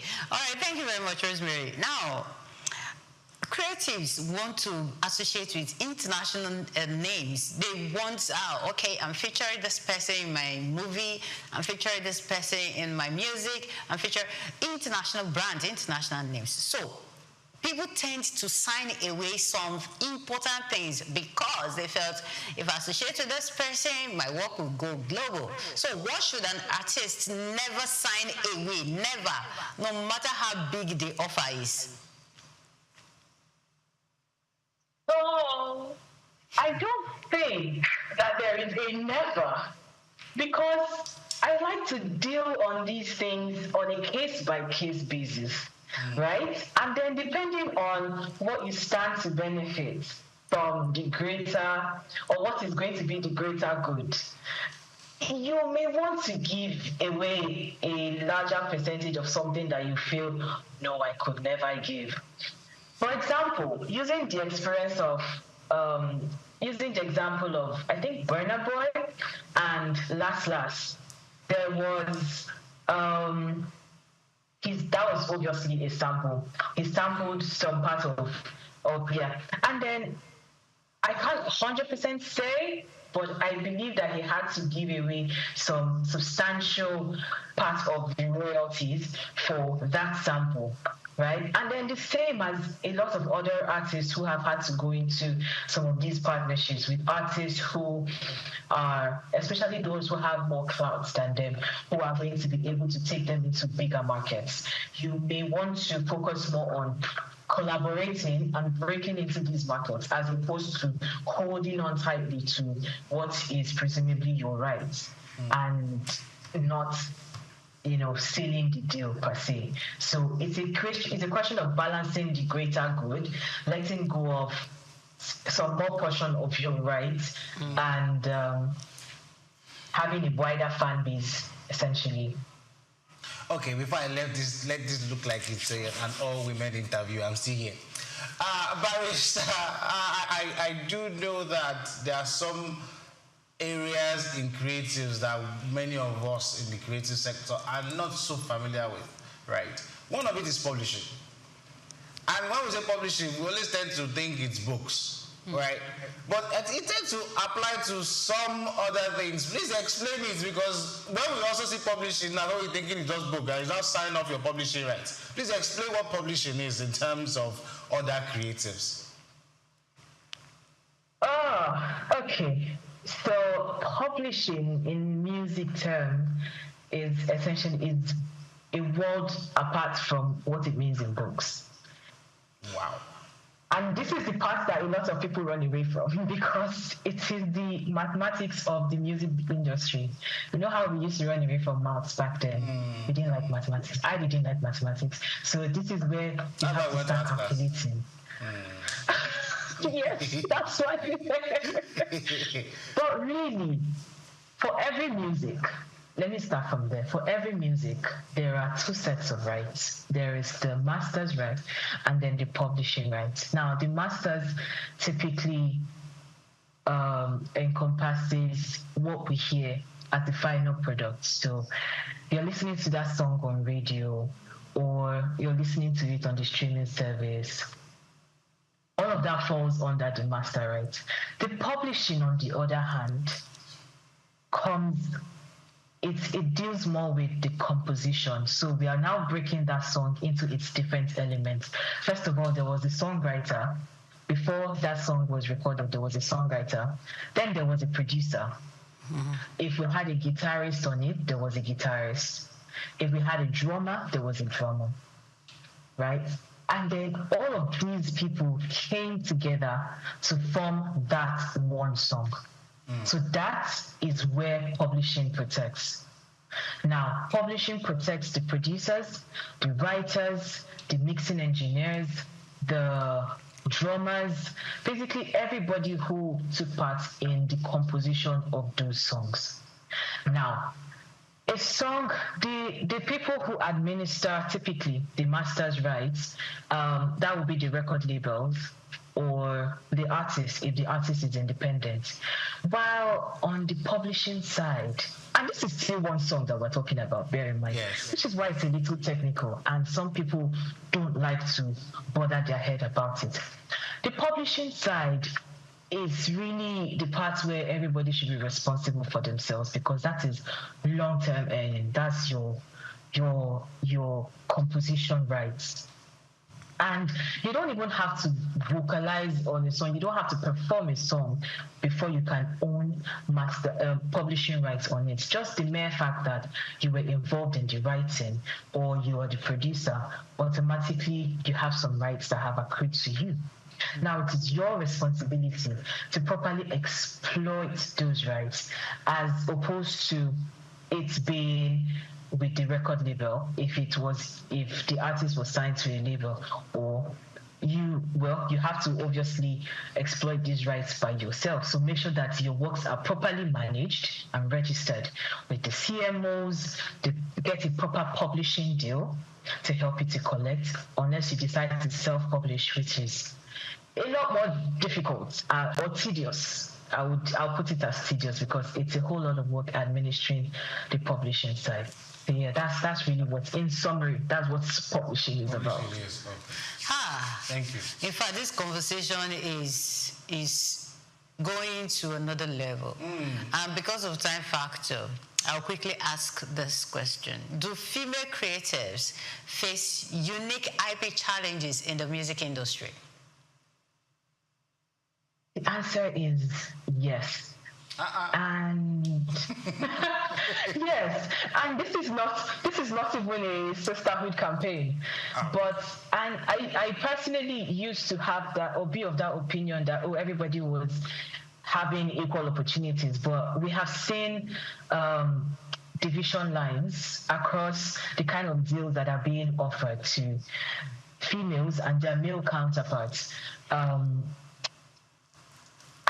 I can't quite say what exactly is causing that disparity. Probably because of the females like getting married, childcare, childbirth, and then just general development. But we have still seen, despite all of that, we've seen females who have been able to trump all of these and emerge victoriously. I mean, look at Arista, look at Tiwa Savage. These are people who have been able to set the pace and run with it. And then more than the mainstream, a lot of female artists also have niche listeners. I will take the example of Yemi Alade, for example. Yemi Alade is a very powerful voice, and she may not be as mainstream as some people, but she is she has her own fan base, she has her own listenership. And some other artists who we may know or may not even know about, who are making good money off their music, who are getting paid, just doing what they love on their own terms. So it's not necessarily about being on the headlines or being mainstream before you can earn money or before you can be relevant. As long as you have your own community, you have your own niche, and you're able to stand there and rule, yes, definitely, women are doing really powerful things in the industry. Okay, so still on this lady stuff, is the issue protection or being taken seriously at negotiation tables? I would say it's a bit of both. And it's not just about not being taken seriously. Sometimes they are not taken seriously. Sometimes the deals that are being offered are just, what's the word? There's a word I'm looking for. The deals that are being offered they're just radically different from what are offered to the male counterparts in terms of funding, in terms of marketing and push, in terms of benefits and, stuff like that. So I wouldn't say it is. I think with a good or a strong negotiator, a good lawyer, a good manager, these deals can be turned around. No matter how bad it is on presentation, it can. And I would always advise, if you are not satisfied, don't even be afraid. Don't be shy to walk away, because there will always be other deals that will come up. Okay, so if you were to give an advice to people like me, I'm saying people like me because they're all creatives, right? I leave contracts away. What would you advise us? Especially, look, many of the generations that are coming after the Gen Zs, those ones don't have time for too many classroom talks. They want actions. They don't have time to, I don't think they don't read books, but they don't have time to many technology conversations, or technical conversations rather. They want results. What advice would you give those kind of people? Because they don't have that much patience like our generation do. The advice that I would give them is build a strong team. You see, building a strong team, people tend to underrate the effect of a solid team. You can have a team that is working for you and go to sleep, or go sleep, hide yourself in your studio making music. They get to do the footwork. They get to put your music in different places. Your team is not your friends in the neighborhood, though. So we are clear. No, your team is not your friends in the neighborhood. Well, not necessarily, because everybody started from somewhere. Yes. So you need to have a solid team who is able and hungry to put your music out there. First of all, they have to believe in you, and then they want to do the work to put you out there. We say let us all leave the trenches together. So we want to all leave the trenches. Yeah. Now, you should have very important or key people to have on your team. Will be your lawyer. You need to have a lawyer to review, to negotiate, to ensure that you're not going into something that is going to hurt you later in the future.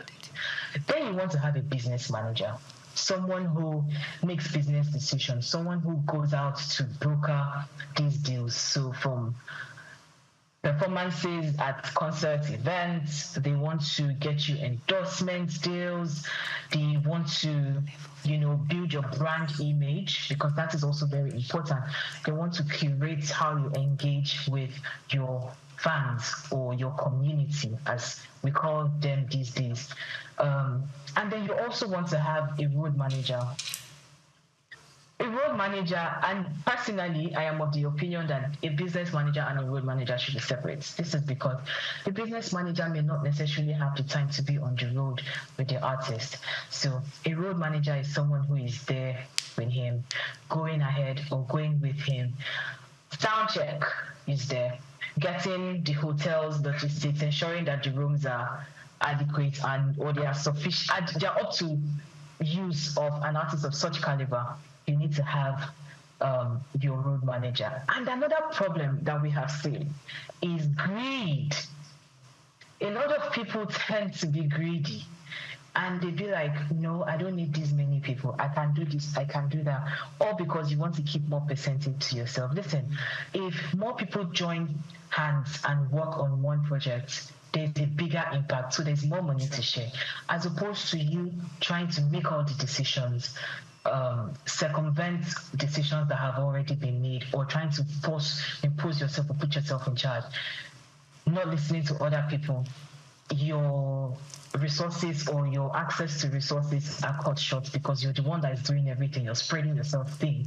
You're making less money, and that's just bad for everybody. So a lot of artists need to be able to say, okay, you know what, let us collaborate, let us work together so that we can eat together, and then it's just going to be better for a lot more people. Okay, thank you very much, Rosemary. So how well are African governments protecting creative intellectual property today? Any policy you know about? Well, there was the 2022, the new Copyright Act that repealed the old one. And then there have been the creative industry grants that is currently up and running for artists or for creatives in the space the government has provided some money for us to, or for creatives to be able to get some funding per se. And then other than this, there are other corporate bodies who also have provisions for funding, access to marketing opportunities. And these have all been put in place because now with the new Copyright Act, for example, there's more protection for your copyrights. There's more avenues for you to challenge an infringement. And then there's more awareness, basically, for how the rights work. Even though we are still on the learning curve, but there's now more awareness and more can still be done, really. So it's a work in progress. That's what I'll say from the government. It's better than where we're coming from, say, 6-7 years ago. But we still have a long way to go in terms of, funding festivals or creating of festivals, having university tours or sponsoring some tours, creating more venues for some of these performances, or stadia rather, for performance, and the likes of things like that. Okay. All right, thank you very much, Rosemary.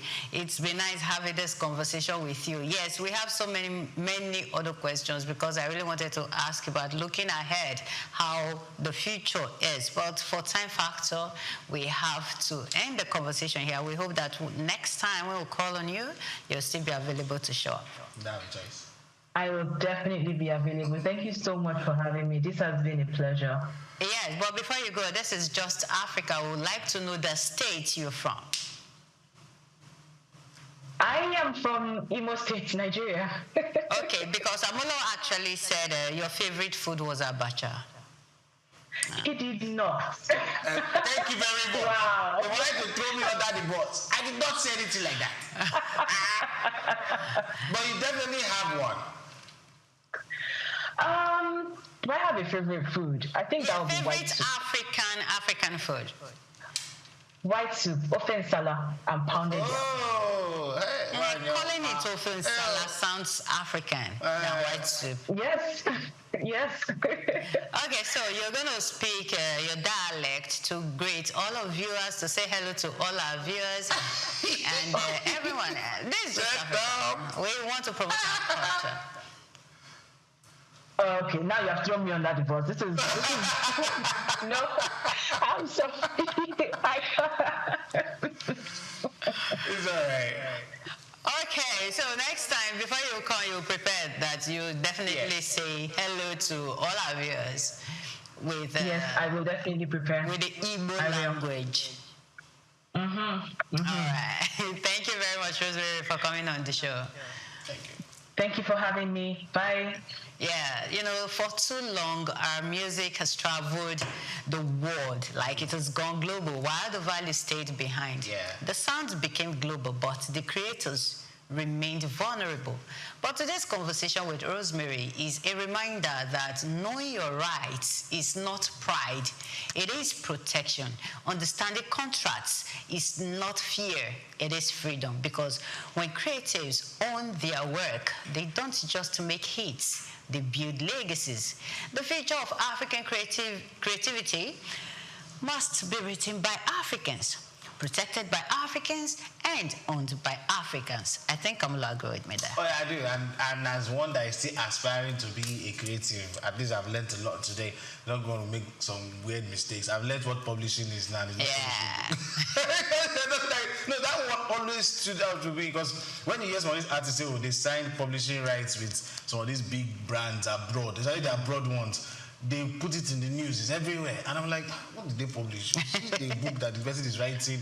But at least she has explained it now, and I think this is a very, very important, at least for nothing, note that particular one. And then another take out for me is having that strong team.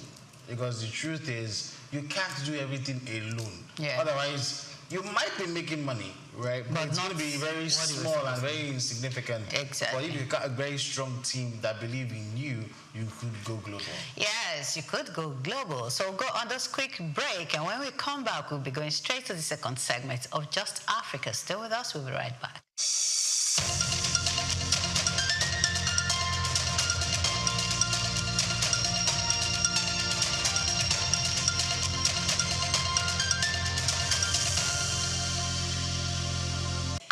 Future will not be shaped by resources alone. It will be shaped by decisions.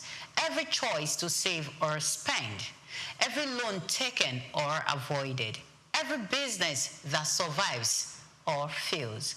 Financial skills are no longer a luxury. According to David, they are a lifeline in an economy that is moving fast and leaving no one behind. When people understand money, they gain confidence. When businesses manage finances well, they grow. Yeah. And when communities are financially empowered, nations become stronger. Bridging Africa's financial skills gap is not just about numbers. It is about dignity. It is about opportunity. It is about giving people the tools to build secure futures for themselves and for generations to come. Africa is evolving. Our financial knowledge must also evolve with it. Yeah. A very big thank you to you, audio viewers, for coming on the show, and a very big thank you to our guests who came up with their wealth of knowledge. We'll come your way tomorrow, but make sure you follow us on all our social media platforms at SOUQ News TV and subscribe to the Just Africa show on all our YouTube channels. Once again, thank you for watching. I am Umevi Idolor.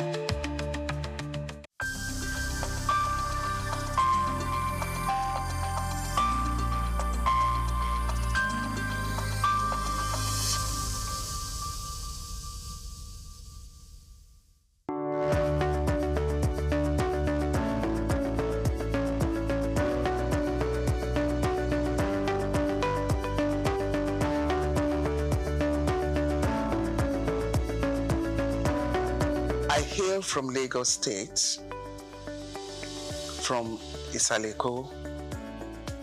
My father hailed from the Olumegbo family.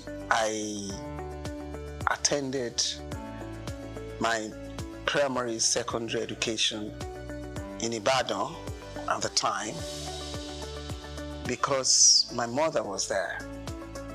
But my religious practicing was always done during the holidays at Holy Cross Cathedral. I was working in the sacristy. We used to prepare for the Mass on Saturdays, and we sell the news magazine on Sundays in front of the church. And I remembered fondly that we used to tease a man called Sunday Boku Boku at that time, and he used to run to chase us and throw stones at, how dare you call me Sunday Boku Boku.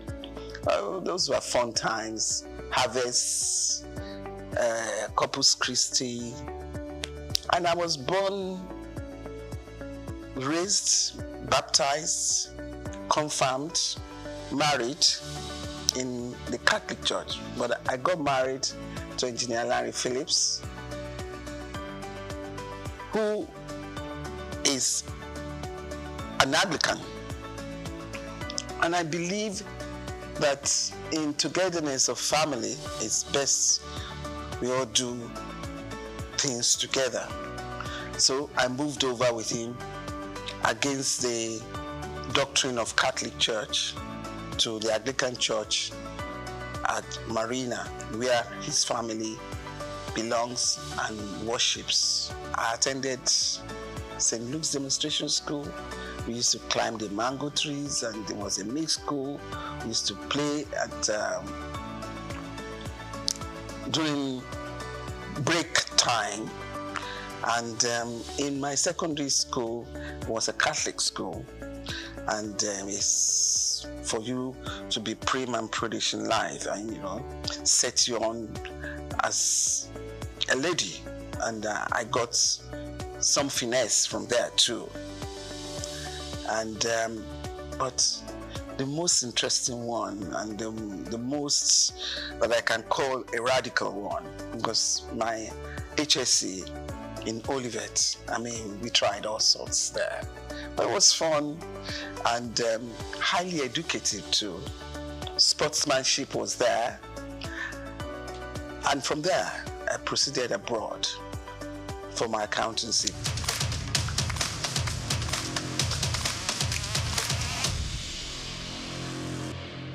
And I was lucky to finish in a record time, and I came back. Did my articleship, but married in between. I met my husband abroad, and we came back home, got married in Nigeria. I worked as an accountant with USC, very proud of the drill professionally that I got from USC. It had set me on a discipline for working, and I thank God that I had that opportunity, which still helps me today. Apart from the fact that my educational background sets me to be a diversified person in so many professions. And as an accountant, accountancy is the best of all, is the creme de la creme, and I've been able to fulfill my professional exposure in every species of responsibilities that I had opportunity to take upon me. And from USC, I proceeded to work for the bank. I went to politics. I became a commissioner in Lagos State, served with the present president of Nigeria. And you know how Lagos is. Lagos is like a country to other states. We went through governance. My team, as you can see, I have some of my colleagues in Abuja now. I have Honorable Minister Wali Edun. I have Honorable Minister Dele Alake. I have Honorable Minister Yemi Cardozo, and so forth. And I served in the bank as a director in Keystone. I've been a chairman of so many committees, you can say that again, in different aspects of life, professional, political, social, and currently I'm now the chairman of SOUQ Insurance PLC.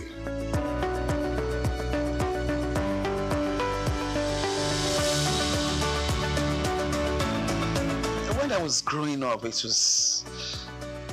was so free and enjoyable.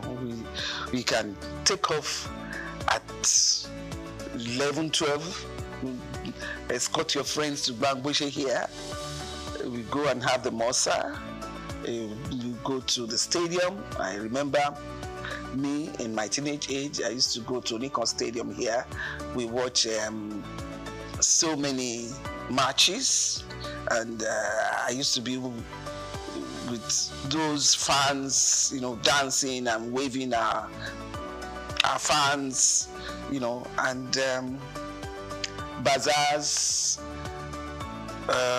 Easter Mondays, Fela Sports, I mean, you name it. It was fun. But Lagos was good for all of us. It was cleaner. It was amazing. Security isn't much to fear, you know. You can just live the way you want. And money and values of life are completely different to what they are today. I was with my grandparents, and we had so many tenants, and we didn't realize they were tenants. We were all playing together, eating together, and we are still like one family today. But the story is not the same again. I wish one can turn around and change it, but we have all given our kids sheltered life for the fear of unknown. And I think the disadvantage is very grievous.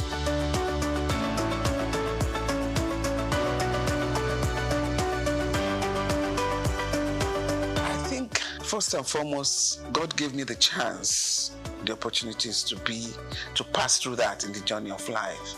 It's not only money that can make you successful in life. I want you to get that. It's an added support for you if in life you have the opportunities of parents who can financially support you. But at the same time, there are kids who didn't have any financial support and have been successful. So to me, success is about self-determination. I grew up around uncles and aunties who are thoroughly educated, and I've always had it behind my ambition that I must be in that cadre. And thank God the opportunity was there for me, and I seized it. And I remember myself telling my kids, when I was abroad, I never lived like my father was a rich man. No. I was behind the desk reading and reading till I got successful. And I passed in record time.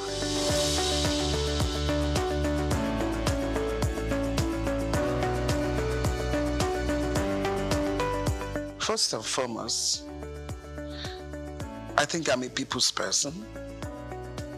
Secondly, my educational background.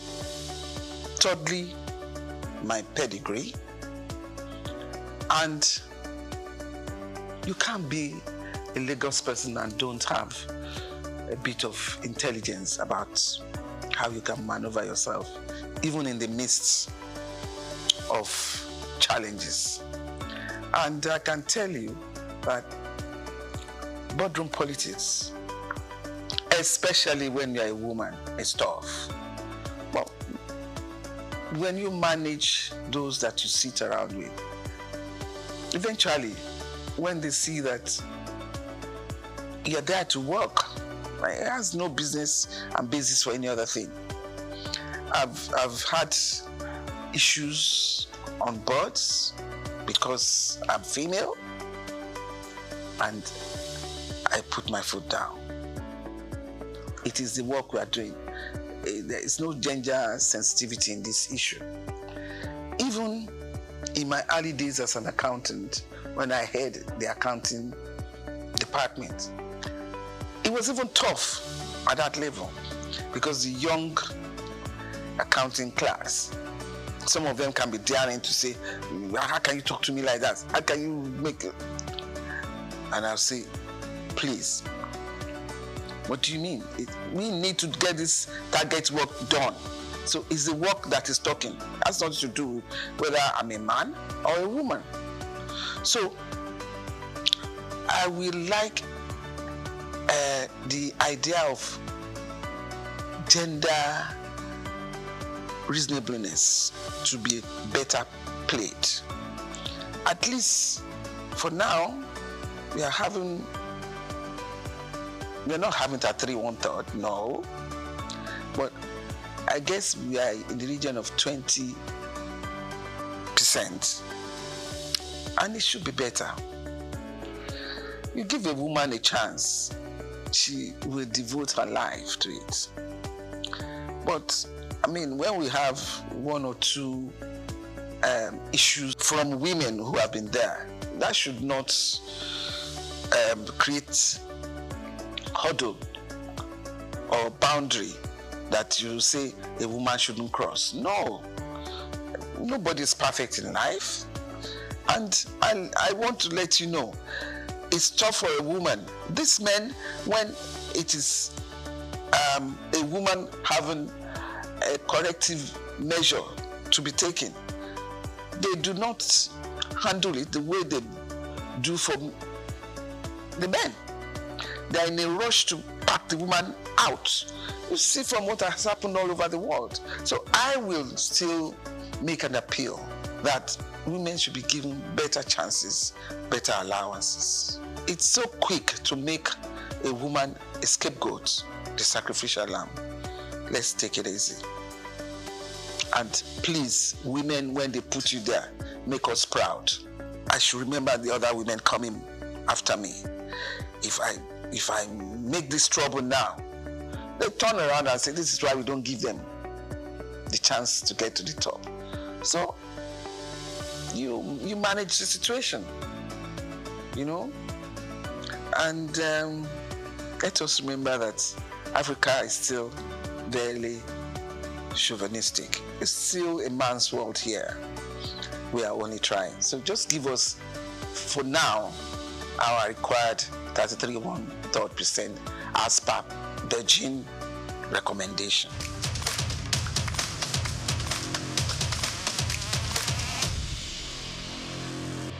Having been in politics, there are so many factors that bring you up there.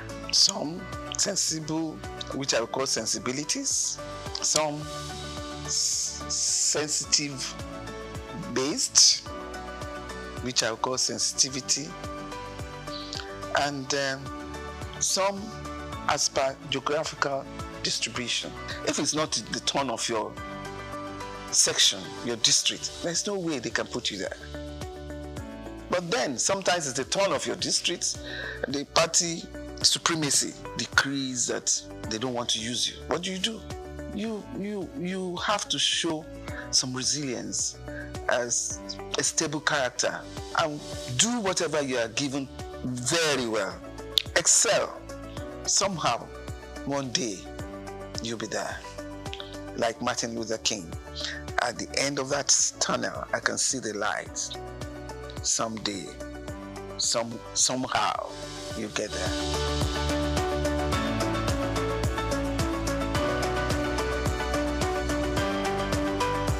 I was in tourism shortly, and it's not enough time to propagate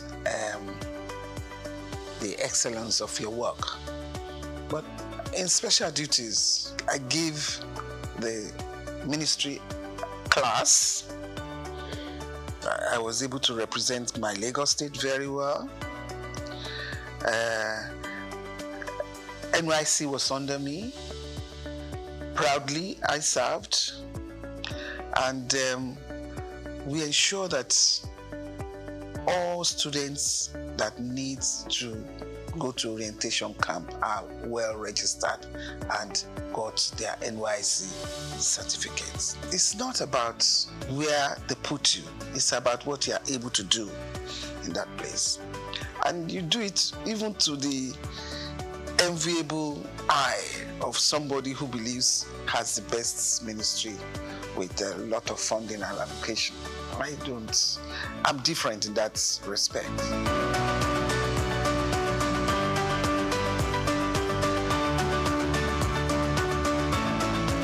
A hard-working man, a man with a lot of sagacity, a man that is very kind, he has human kindness in his heart, a man that is highly focused.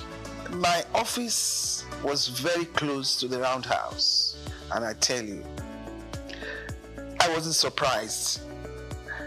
And I kept telling everybody, I wasn't surprised he got a clinch that position, because I knew that even when in 99, from the day we stepped in, he's been working towards his election in 2003. So a man like that who is focused, his business is the end of the tunnel. All the distractions you are given, it's not, he doesn't consider it. So don't waste your emotions.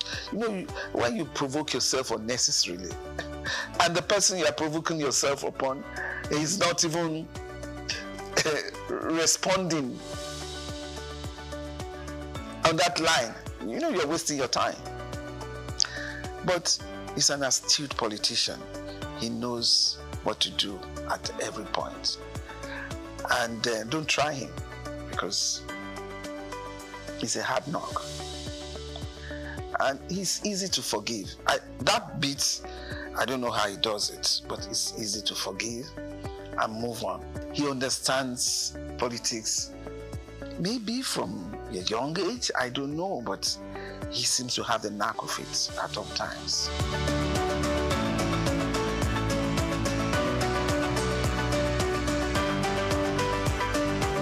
I think that's in the pipeline. I don't have to come here to say that. And even in the insurance company industry that I am now, I'm propagating that, look, you need to take it easy. Is it at these hard times you want to recapitalize the industry and make life harder? Yes, recapitalize, but not with large gap.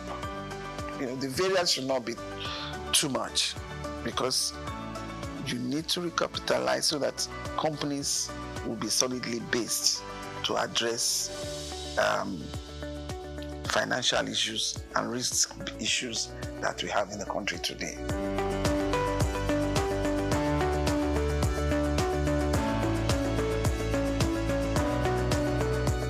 I studied religion for my A-levels in school. I did divinity. It's not just reading Bible. The interpretation, the history, the analogy, all of that I did. And it has helped to shape me for life. It has molded my conscience to a large extent. What I see in religion today, if I go back to the way I have studied religion, I will say I'm worried. The way we have churches established in this country now. I'm talking of my experience in Lagos State. On the street, you can find 6-8 churches, but there is no school. Education is key. Religion molds the character, the moral values about life. I'm not saying they are all totally condemned, but I think there should be more conferences and seminars to appeal to their conscience. It's one God. And in Lagos, the families, both Christian and Muslims, and the third religion, which is the native religion, we all interact and live together. And usually you find out that all of them talking about this God. I am a Christian. I talk about my God. And I don't denounce anyone in any other religion that faithfully talk about their God. And I don't allow that to affect a lot of decisions that I have to make, and didn't affect a lot of decisions that I had made.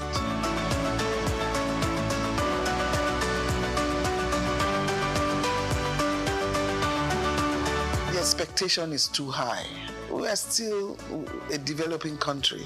The awareness of covering up your risk is not too much there. In terms of life insurance, in terms of property, people are not still there.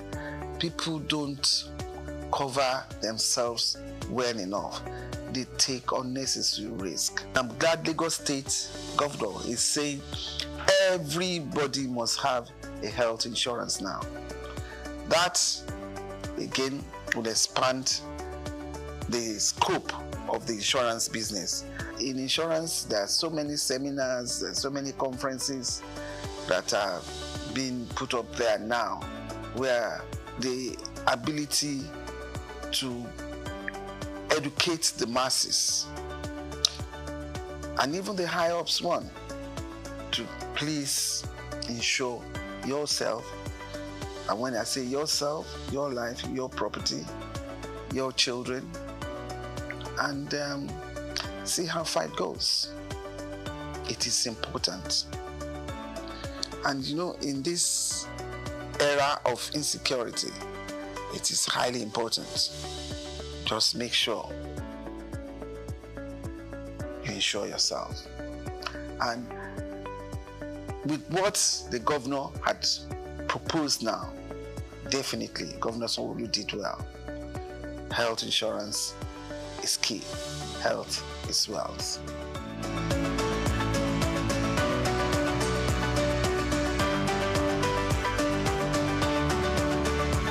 First and foremost, inflation all over the world has gone haywire. So it's not peculiar to Nigeria alone. Those who live in the Western world, they're crying hula baloo about the price of petrol, the price of even eggs. So it's not just Nigeria. Let us wake up and see that we're in a global world and everything is intertwined. The issue of the central bank now trying to manage inflation, these are not easy times all over the world. They're not easy times.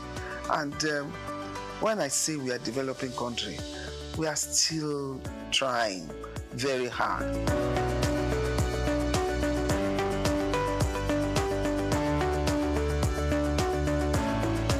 I don't want to say it's sad. It depends on the environment. You know, you can't just bring UAE here into Nigeria. The environment here from inception has not delved too much on tourism. The tourism is just go on holiday and go back. The beaches are there.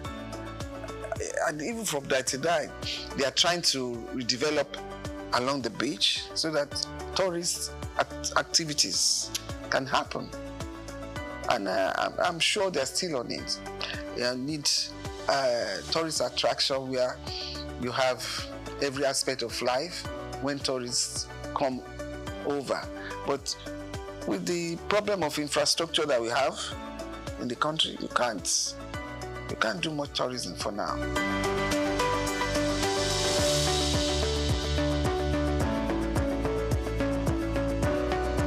It wasn't easy, but as I said, once you try to be a bit methodological about it, then you get by. Because from the days I came back from England, starting a family, working in large corporations, they just ensure that the home front solidly settled. And it wasn't that easy, because you know that I'm talking of almost 40 years back. To be able to excel amidst men, you probably have to do 2 times, 3 times more than them. I'm lucky I have a husband who accepts me being what I am. Because if you have a partner that does not appreciate your ambition and your dream, he will not support you. But I have the support of my husband, and we are able to keep the home together. Make sure that his food is given. Make sure the kids are well looked after. And make sure the husband is well looked after at all times. And don't grudge.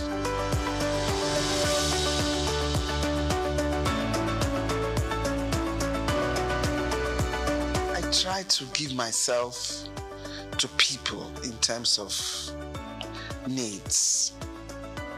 I try to recognize people's needs, and at the moment of that need, I try to help. And it's a legacy I try to sound to my kids at all times. Recognize needs at that point and do it. Because at the point that you recognize it, if you don't offer the assistance, it may not be meaningful again. But if at the time that a need arises and you can do it, promptly do it. And I cannot manage people who are not sincere. I cannot. And that is the only thing that bothers me about life. And once I find out that they are not one way, I make my U-turn and I don't go back again.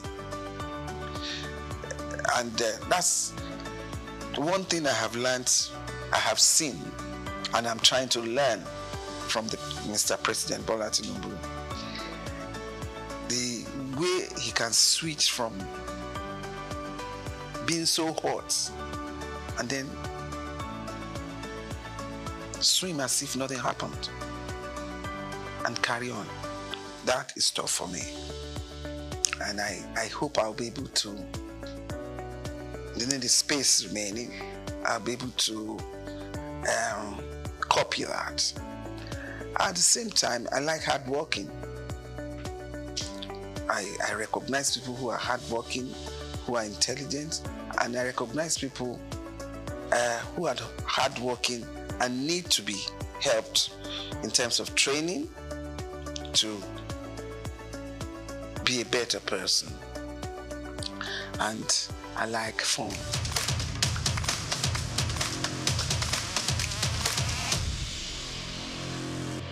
Now let me start with that girl child. That girl child is not so common again. At least most female children are educated now. Outside Lagos, girl child is a big reference. Yeah, I think everybody should be given equal chance to make a life, and a life worth living and contented with. Because if you don't have enough drive and motivation, then life becomes static and you just wear it out and go. But I believe that for women, don't let the men scare you off. You are equally hardworking and intelligent. Expose yourself, but don't mess yourself around. Don't get corrupt.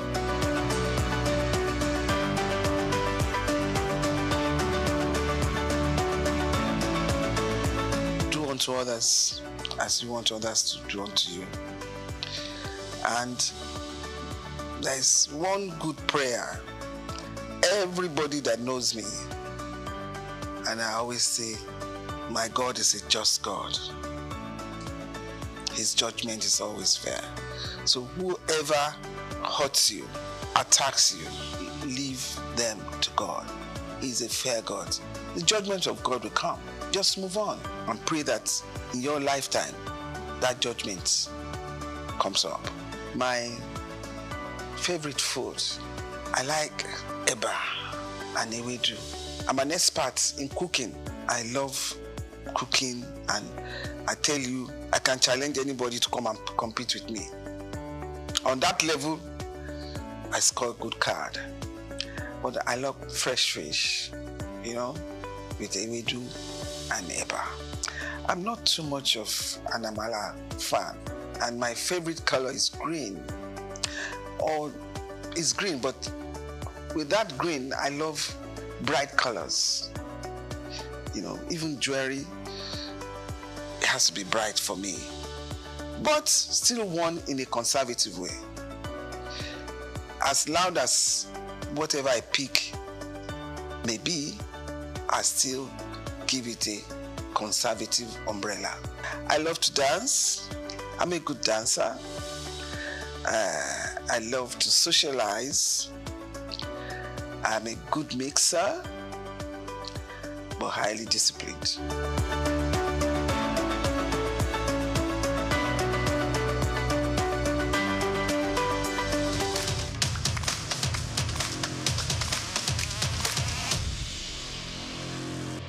As the world navigates constant change and competing voices, the call for purposeful leadership rings louder. The Scalable Leadership Summit 2025, hosted on the Leadership Channel Consulting platform, wasn't just another conference. It was a clarion call to leaders, seasoned and emerging, to abandon short-lived titles and build the kind of leadership that endures storms, spans generations, and reshapes nations. In a compelling convergence of Africa's top-level thought leaders, entrepreneurs, and organizational trailblazers, the summit issued a bold call for enduring, values-driven leadership. Under the theme, Lead Beyond Limits, Build What Lasts, the convener, Wale Adekola, emphasized that this event is not for applause. It was engineered for lasting impact. We're talking about leaders who are going to represent leadership, who are going to become leadership ambassadors. And that is why we are launching Scalable Niger today. So Scalable Niger for us is not just a slogan. It's something that we want to see happening in every community in Nigeria, because today every participant is going to go home with three powerful frameworks. And for these frameworks, we have the first one is the Scalable Leadership Framework. The second one is ADAPT. ADAPT model is a sustainable change system that it can use to transform any system within the organization, of course, and across institutions in Nigeria, of course, and across Africa.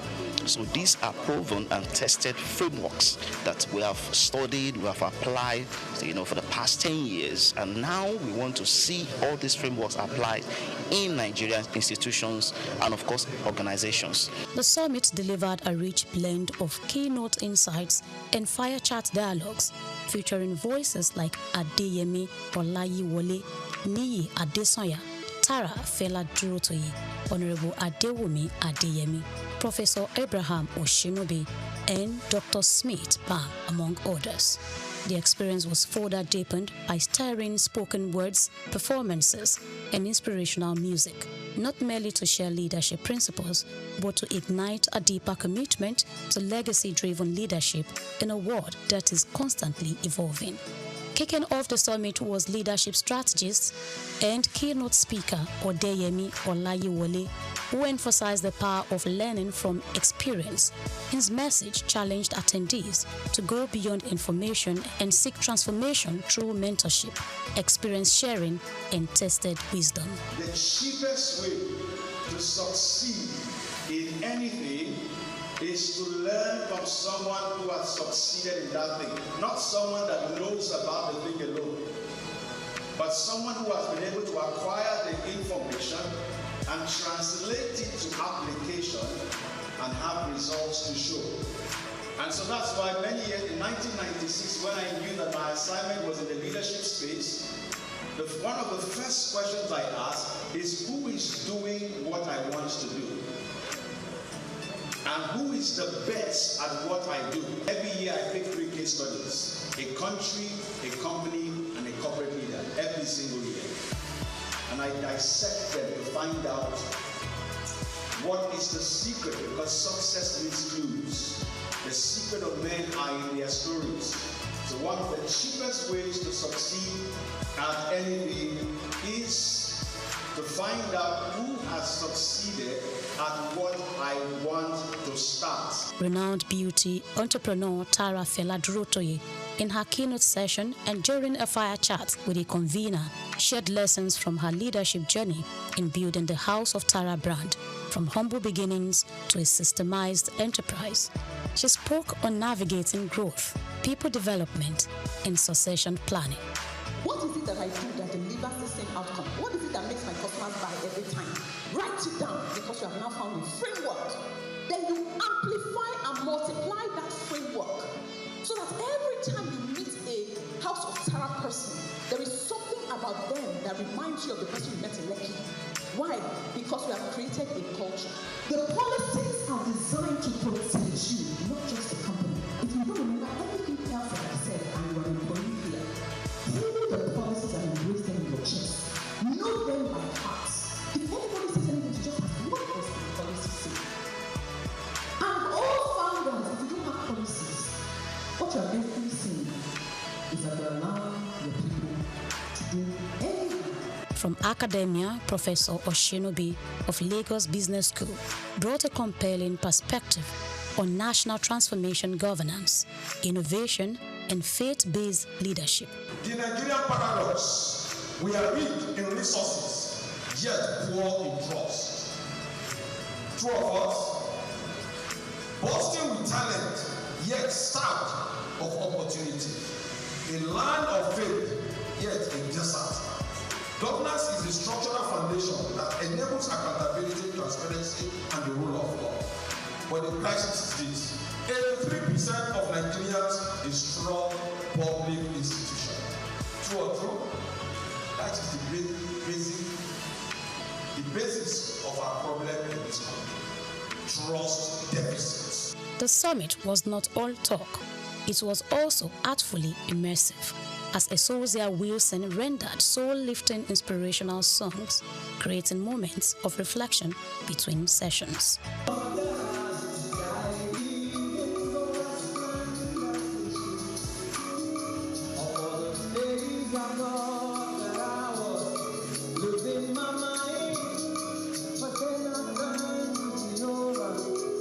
In an interview with SOUQ News TV, the convener emphasized the summit's depth, that it is a leadership movement committed to shaping a new breed of leaders.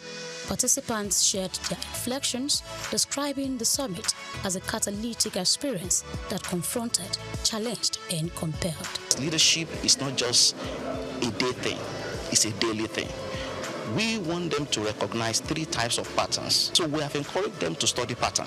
Number 1, pattern recognition. Number 2, pattern usage, how they can use the pattern that they're going to learn today. And number 3 is pattern creation. How can they create new patterns that they can apply in their own organization, something that is unique for them from the patterns they've recognized that they can use and also apply in their organization through wisdom. Some people just wish to scale, but you need to be able to have a system that enables you to scale. So that's basically what I think the frameworks will do. And then from each of the speakers, so they are all coming from different, some are from the academia, the business world, which I believe that convergence will actually help to give a better knowledge and sensitization about what true scalability in business and in leadership basically is. The second session talked about the need for leaders to appreciate their team members, and it was quite emotional when we saw 2 or 3 people shed tears of joy when they got messages from their team leaders. So for us as team leaders, we need to be very deliberate. And even the case study we did, Deep Sea,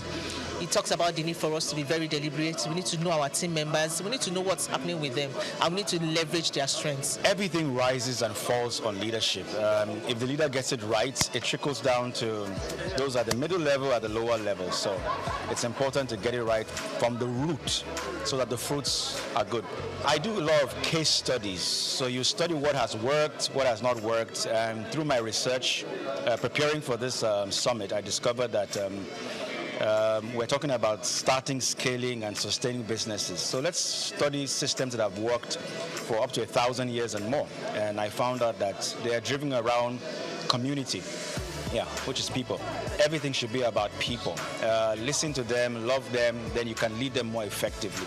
And when people's hearts are touched, they work better with their hands, with their head, and with their feet. Because I work with people, I understand how powerful people can be, and the biggest asset any organization has is not infrastructure, it's its people.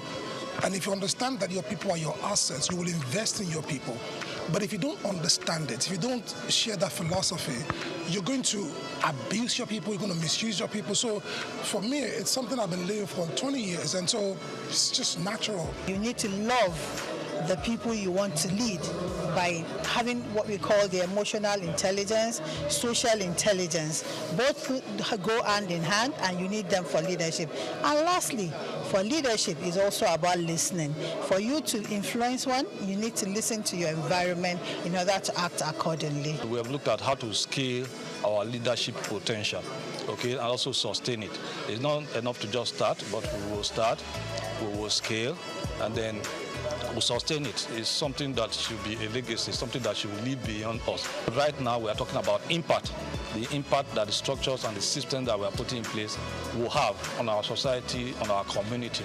So leadership is beyond just us. It's about impact, it's about sustainability, and it's about the value that we are creating for our society. To a large extent, I try to tell people that you can be anything you want to be, because you've been placed here to lead, you've been placed here to be at the forefront. And for you to be at the forefront, that means you need to understand what leadership means. And that's the message I pass out. I see myself being able to influence the world with my music, and also show people that they have the ability to believe they can be anything they want to be. My workers are waiting patiently to see me coming, because I have a lot to impact on them about the personal growth, the business growth, and everything as well. Everybody needs this, especially if you're an entrepreneur. You don't need to miss out this kind of program. You need to connect. No matter the money you spend here, it's worth it. With resounding voices across academia, enterprise, ministry, and the creative arts, the message was unified. Leadership that scales must be intentional, people-focused, and purpose-driven. Grace Komolafe, SOUQ News TV.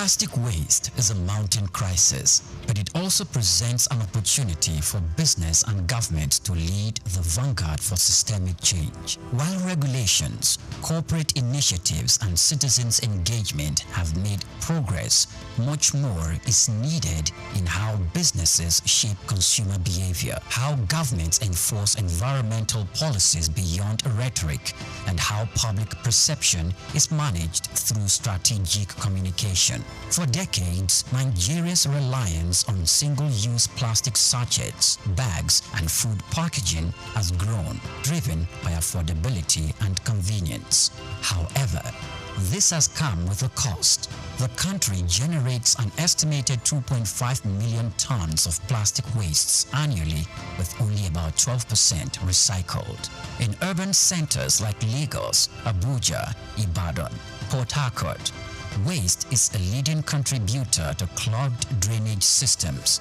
flooding, and environmental degradation. In this special report, Bayo Olaoye examines the challenges facing efforts to tackle the menace of plastic wastes in the country. Despite past government efforts to curb indiscriminate plastic use, such as Lagos environmental sanitation laws under former Governor Babatunde Fashola, enforcements have been inconsistent. The challenge now is moving beyond periodic government crackdowns and isolated corporate initiatives to a coordinated long-term shift towards a responsible plastic use, recycling, and waste management. Leading Nigerian manufacturing companies are taking active steps to integrate recycling and responsible disposal into their operations. Key initiatives include investing in recycling hubs, with Coca-Cola of Nigeria, Nestle, and Guinness setting up plastic recovery and recycling hubs, creating an ecosystem where post-consumer waste is collected, processed, and refused. Retailers and distributors are being encouraged and in some cases incentivized to set up collection points where consumers can return used packaging for responsible disposal. There is also brand-driven consumer education. Organizations have introduced citizen advocacy campaigns to influence individual waste disposal behavior.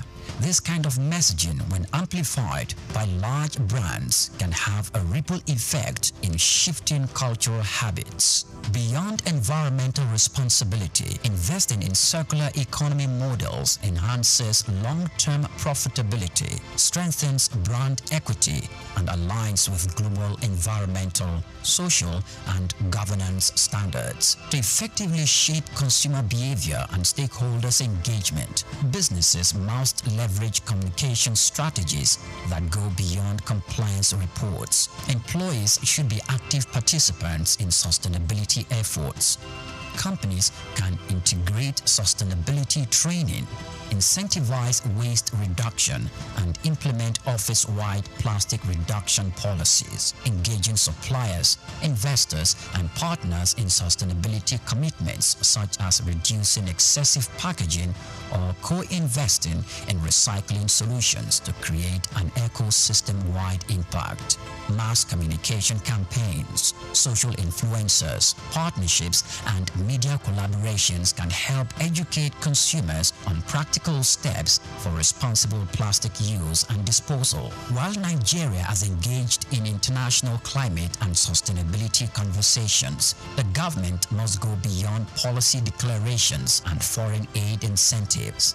The priority should be local, long-term economic and health benefit, rather than reactivate bans that are often poorly enforced. The government can provide tax incentives for businesses, investing in recycling infrastructure while enforcing stricter regulations on reduction and disposal, expanding waste management facilities, establishing more government-led recycling centers, and integrating waste picker into a formalized economy can improve efficiency and create jobs. The administration of Governor Babatunde Fashola demonstrated that when the government takes waste disposal seriously with clear penalties for violations, citizens pay attention.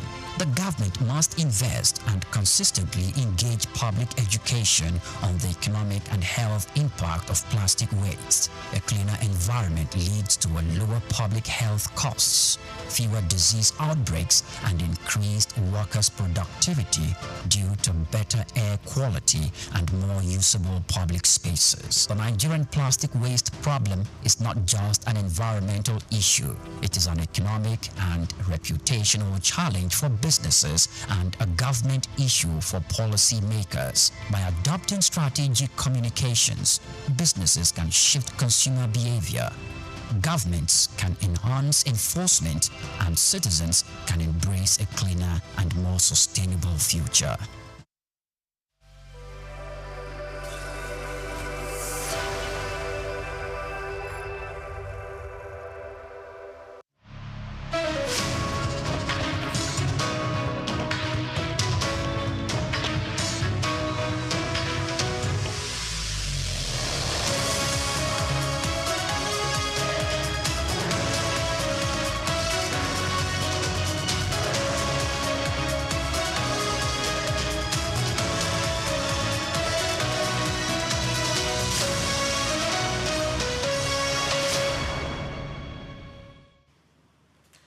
Hello and welcome to World News on SOUQ News Television. We're reaching you live from our studios in Lagos. I am Olumide Shogoya.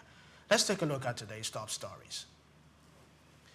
Nigeria's capital importation jumps 380% to $6.01 billion in the third quarter of 2025 from $1.25 billion in the third quarter of 2024. Presidential Fiscal Policy Committee denies Nigeria Tax Act 2025 imposes 25% tax on building materials or construction funds. Turkey sends deep-sea drilling vessel Calgary Bay to Somalia, marking first offshore exploration outside its maritime zone. The Kremlin says peace talks in Geneva this week will address territorial issues with Russia, Ukraine, and United States. And in sport news, Iran is in talks with Nigeria for a potential March friendly ahead of the 2026 FIFA World Cup. I'll bring you details in a moment.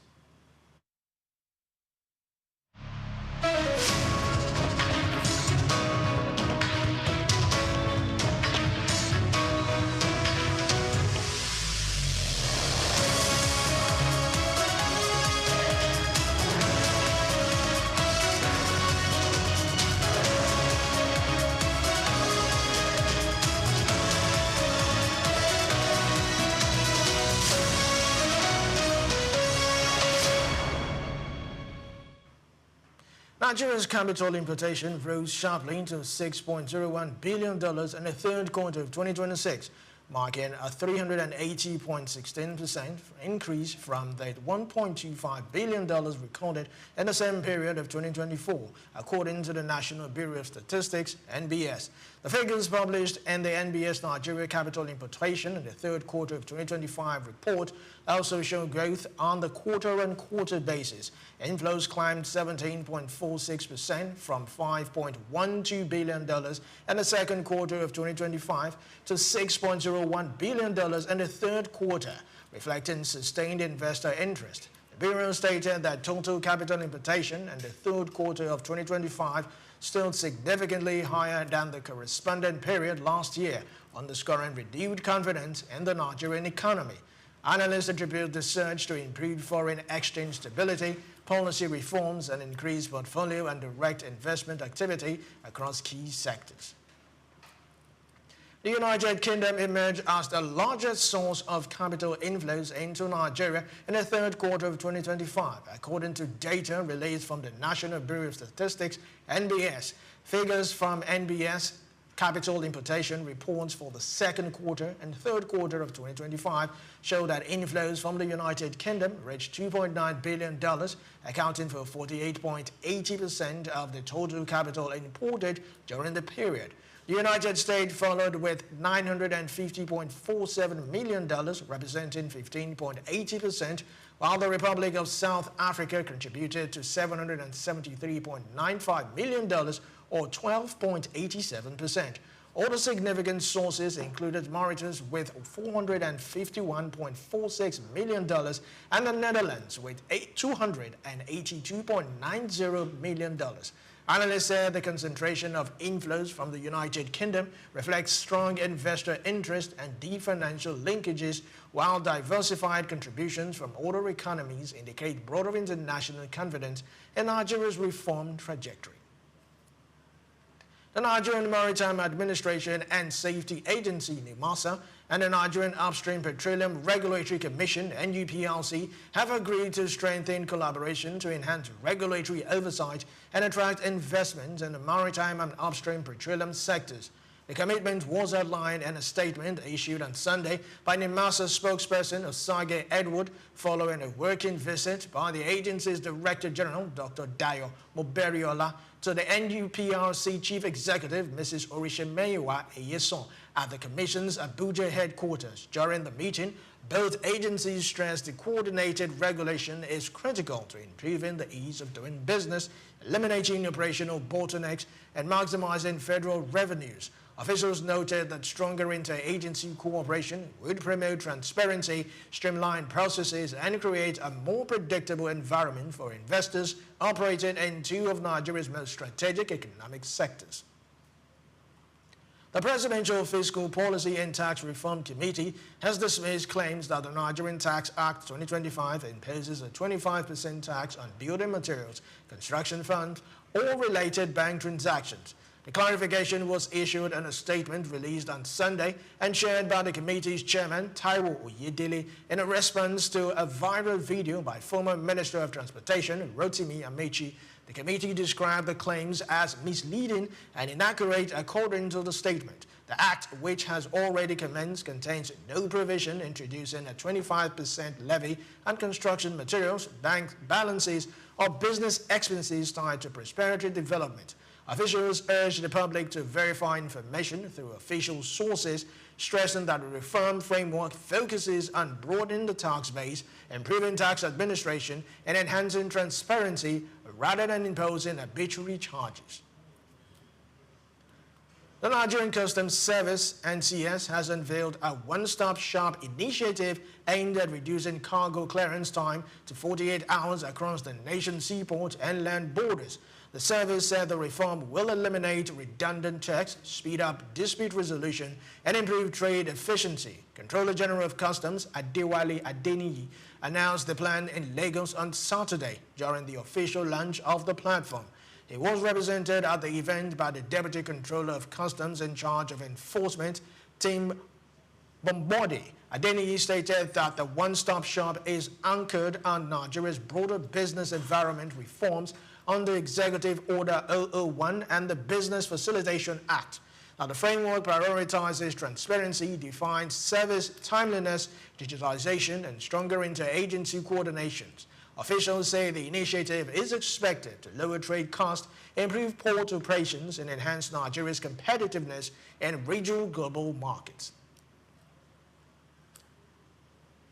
Now, the Socio-Economic Right and Accountability Project, SERAP, has filed a lawsuit against the Central Bank of Nigeria, CBN, demanding a detailed account of the alleged 3 million naira in missing or diverted public funds.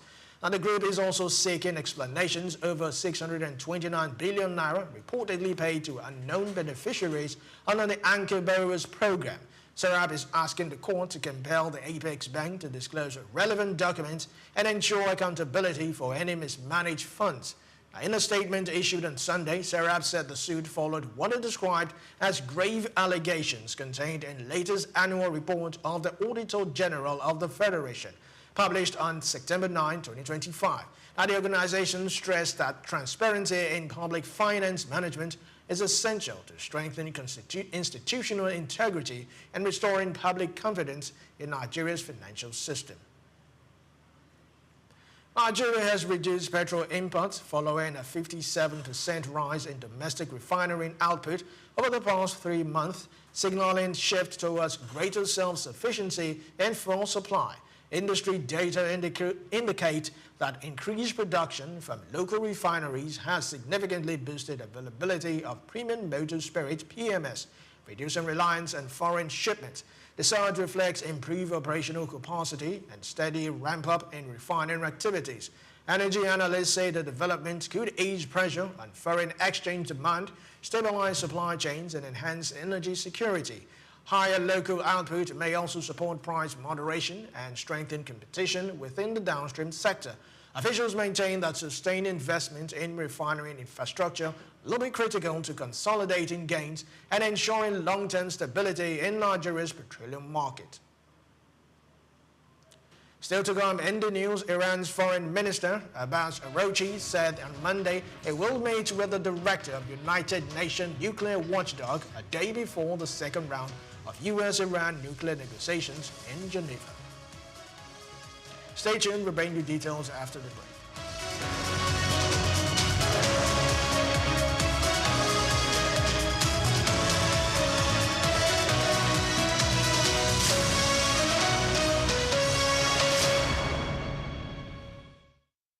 At the Africa Development Studies Center, ADSC, we are committed to driving sustainable growth and development across Africa through innovative training and research. Our mission, empowering leaders, policymakers, and professionals with the tools they need to create lasting change. With customized training, dynamic research programs, and study exchanges on leadership, management, and other critical development topics, ADSC offers a platform for exchanging cutting-edge ideas and global best practices. We provide comprehensive services in research and consultancy, capacity building and training, education programs, publishing and knowledge sharing. Our esteemed faculty, composed of seasoned experts and researchers, ensures a learning experience that is insightful and practical. We specialize in policy development, implementation strategies, and monitoring and evaluation. At ADSC, learning is engaging and enjoyable. Our unique methodology includes talks, interactive exercises, games, video screenings, and lively seminar discussions, all in a comfortable and friendly environment. For more information, email us at info@adstudiescenter.com or call +234 912 039 2362. Visit our website www.adstudiescenter.com to explore our programs and upcoming events. Africa Development Studies Center, rethinking development for Africa. The National Theatre, Igomu. Built during the military regime of Olusegun Obasanjo and finished in the time for the Second World Festival of Black Arts and Culture, FESTAC, in 1977. The theater holds amazing treasures and memories. The artworks fill everyone with pride. The National Arts Theatre is visible from the motorway which connects Lagos Island and the mainland. The National Theatre is packed with the artworks of a legendary contemporary Nigerian artist, stained glass walls by Yusuf Grillo, sculptures and murals by Lamidi Fakeye, Erabo Emopai, and many others. It was put to full use for a month as one of the 4 venues of the Second World Black and African Festival of Arts and Culture, tagged FESTAC 77. The complex hosted 16,000 participants from 56 African countries and the diaspora in an unprecedented showcase of African music, fine art, literature, drama, dance, and religion. The National Art Theatre was built and designed by Techno Expert Stroll, a Bulgarian company mirroring the Palace of Culture and Sports in Varna, Bulgaria. Completed in 1976, the building is one of the largest and most beautiful of its kind on the African continent. It consists of a central hall with 5,000 seats, a collapsible stage that can be quickly rebuilt, a conference hall with 1,600 seats, 2 large exhibition halls, and 2 cinemas with 800 seats each. The theater complex has a dressing room for artists, a garage, offices, coffee bars, and a buffet. It has indoor TV and radio systems, as well as booths with facilities for simultaneous translation of languages and hectares of lush green lawn around. The majestic structure sits in Igomu like a quiet mountain, mesmerizing visitors and passers-by. The National Theatre, SOUQ Enlightenment.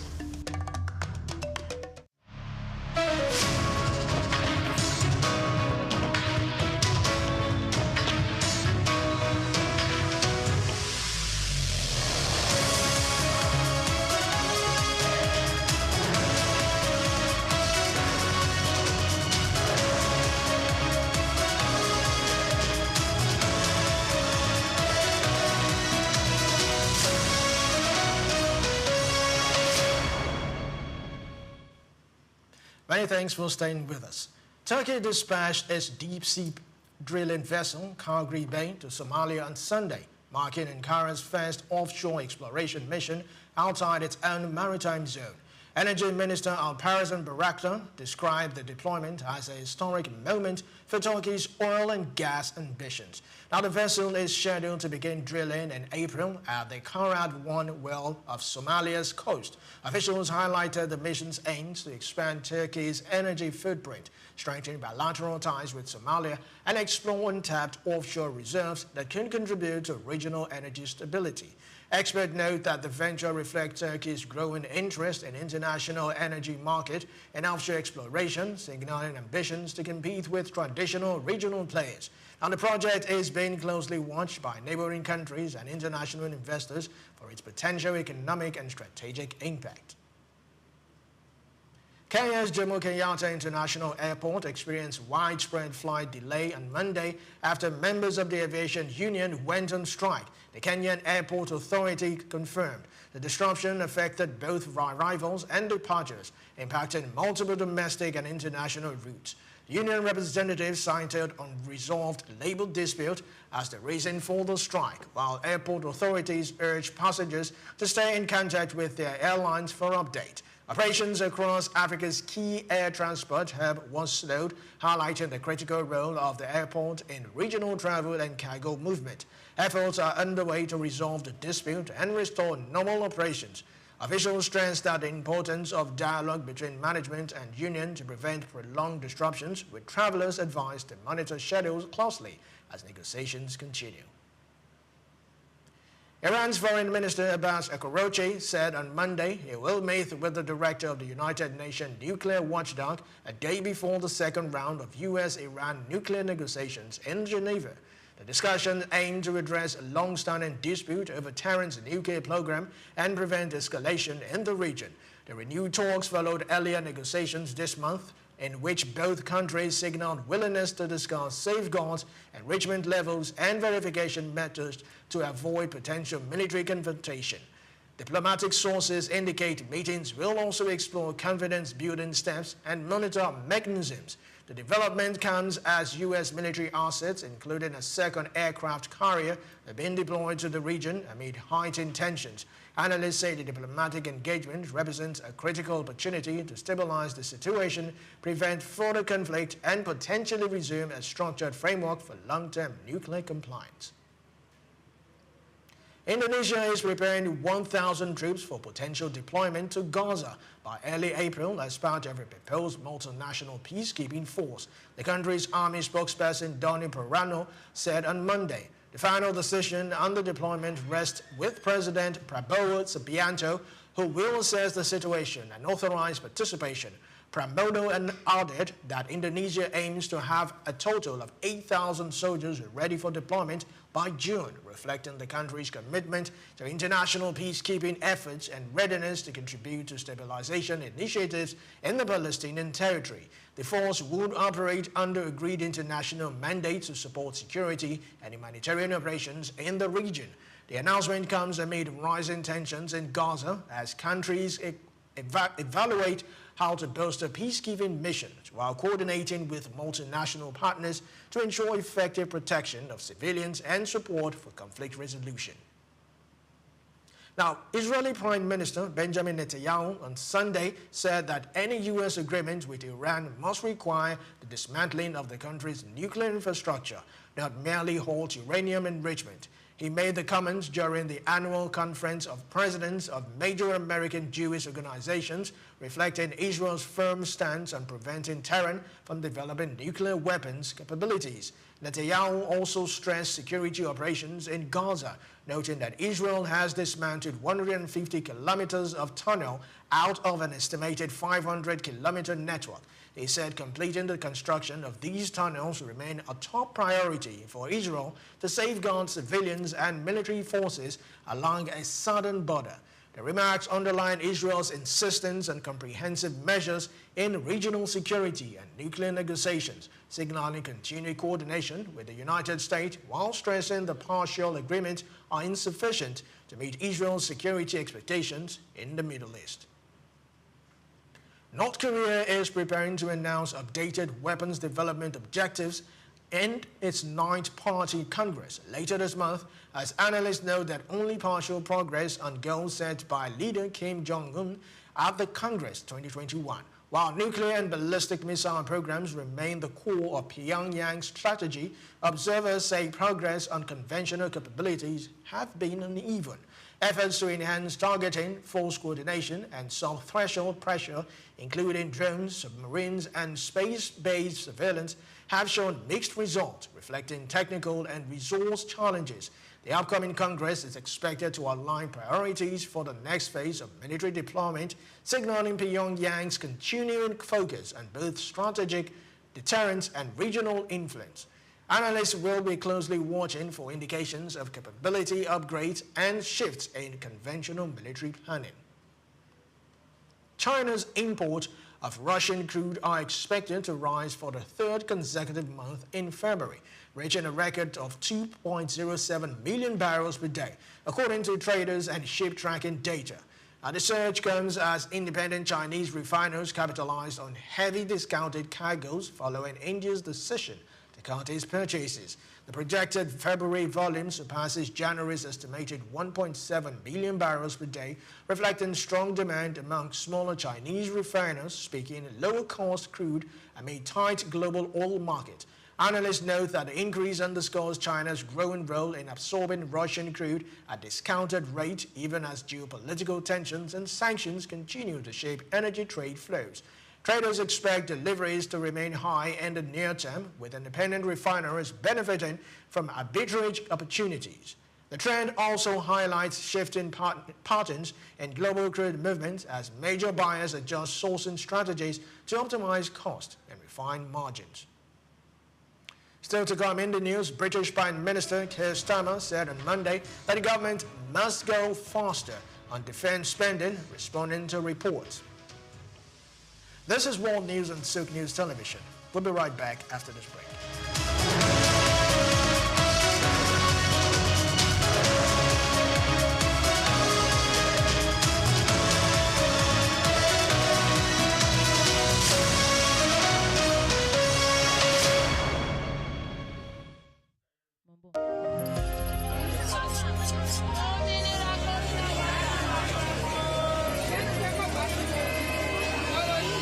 Hello Lagos, make we yarn.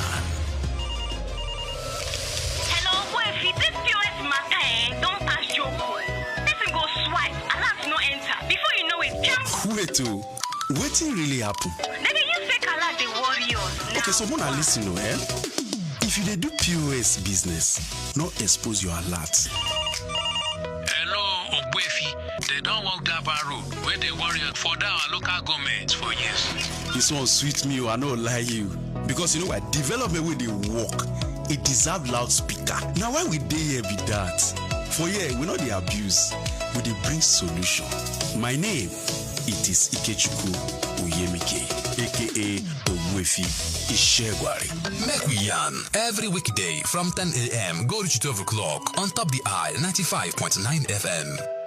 Africa, a continent with 54 unique countries, countless tribes and tongues. We see a country in this continent, despite not being the richest or biggest, it is rich in things that last a lifetime. Malawi treasures such as its natural beauty, cultural resilience, and Lake Malawi are some of the continent's most underappreciated economic lifelines. Malawi is referred to be the warm heart of Africa because of the friendliness of its people and its tranquil surroundings. However, Lake Malawi, Africa's third largest lake and a UNESCO World Heritage Site, is the economic hub of this landlocked nation. This glittering body of water, which covers an area of over 29,600 square kilometers, is not only a wonder of geography, but also a vital economic hub. For millions of Malawians, fishing is their main source of income. More than 700 different species of cichlid fish, many of which are indigenous, may be found in Lake Malawi. In addition to supplying communities with food and boosting local markets, this biodiversity links Malawi to worldwide aquariums and research facilities. The export of dried fish products and ornamental fish makes a substantial contribution to rural economies. A burgeoning tourism industry is also driven by the lake. Malawi's lakeside locations, from Nkata Bay to Cape Maclear, draw ecotourists and backpackers seeking peace, quiet, kayaking, snorkeling, and genuine cultural experiences. The nation is becoming more and more popular among tourists looking for a less marketed experience because of its tranquil, friendliness, and affordable travel options. Beyond the lake, Malawi is making investments in sustainable development and agriculture, especially in the areas of sugar, tea, and tobacco, which support their traditional exports and encourage diversification into other crops like macadamia and legumes. Malawi is moving more and more towards agro-processing and resilience-based farming as climatic issues worsen. Malawi is unique not because of what it lacks, but rather because of how it uses what it has, transforming its communal strength and natural resources into a gradual but steady force for growth. I am Laura, and this is Just Africa.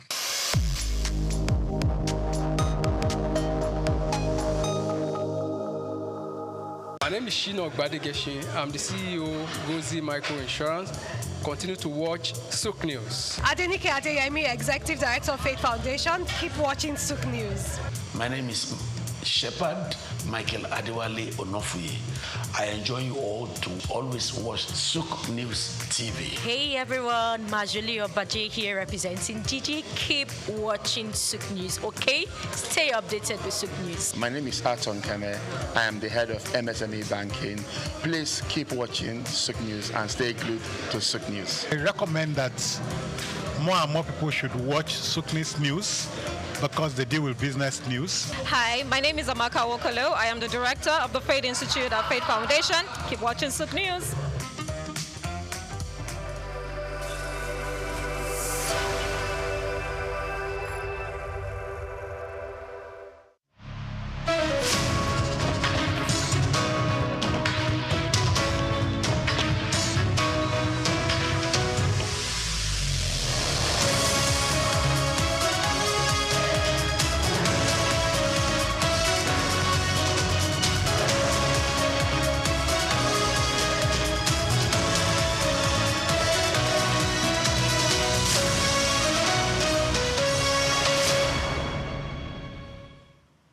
Welcome back. Now, the Kremlin said on Monday that key matters, including sensitive territorial questions, will be addressed in peace talks in Ukraine scheduled for Geneva this week.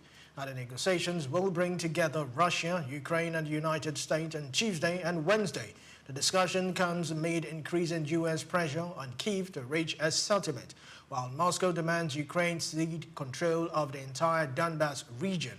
Now, the Kremlin officials describe these main issues to set shape the agenda of the high-stake talks, Observers note that Geneva meetings followed 2 prior rounds of Abu Dhabi, with both sides seeking a diplomatic resolutions, even as tensions on the ground remained high.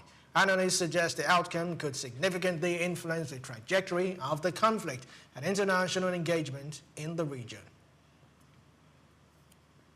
British Prime Minister Keir Starmer said on Monday that the government must go faster on defence spending, responding to reports that it may bring forward the target date to reach 3% of economic output. Speaking to reporters, Starmer stressed that achieving defence objective goes beyond simply meeting a spending figure, highlighted the importance of capability, readiness, and strategic planning.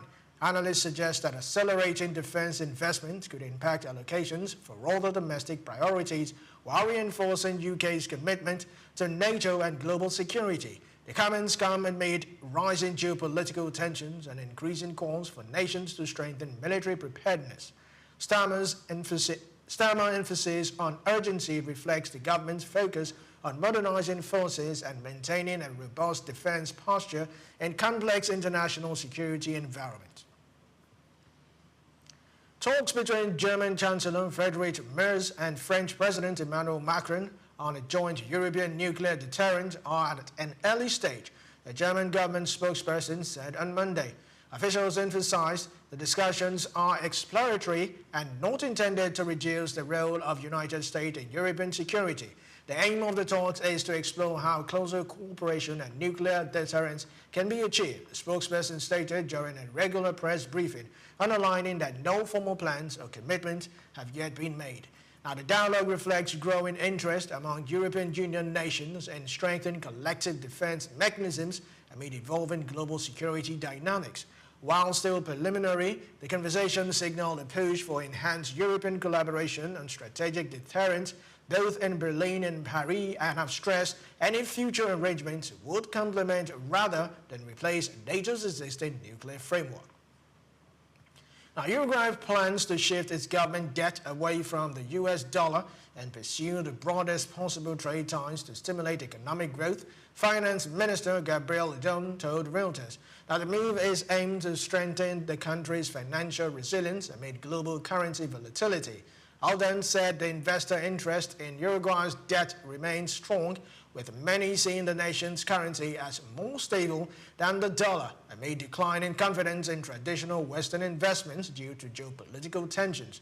Officials believe the strategy will lower exposure to exchange rate fluctuations while attracting diverse foreign investment. Now, the initiative aligns with broader efforts to diversify Uruguay's economic partners, increase trade, and enhance fiscal stability.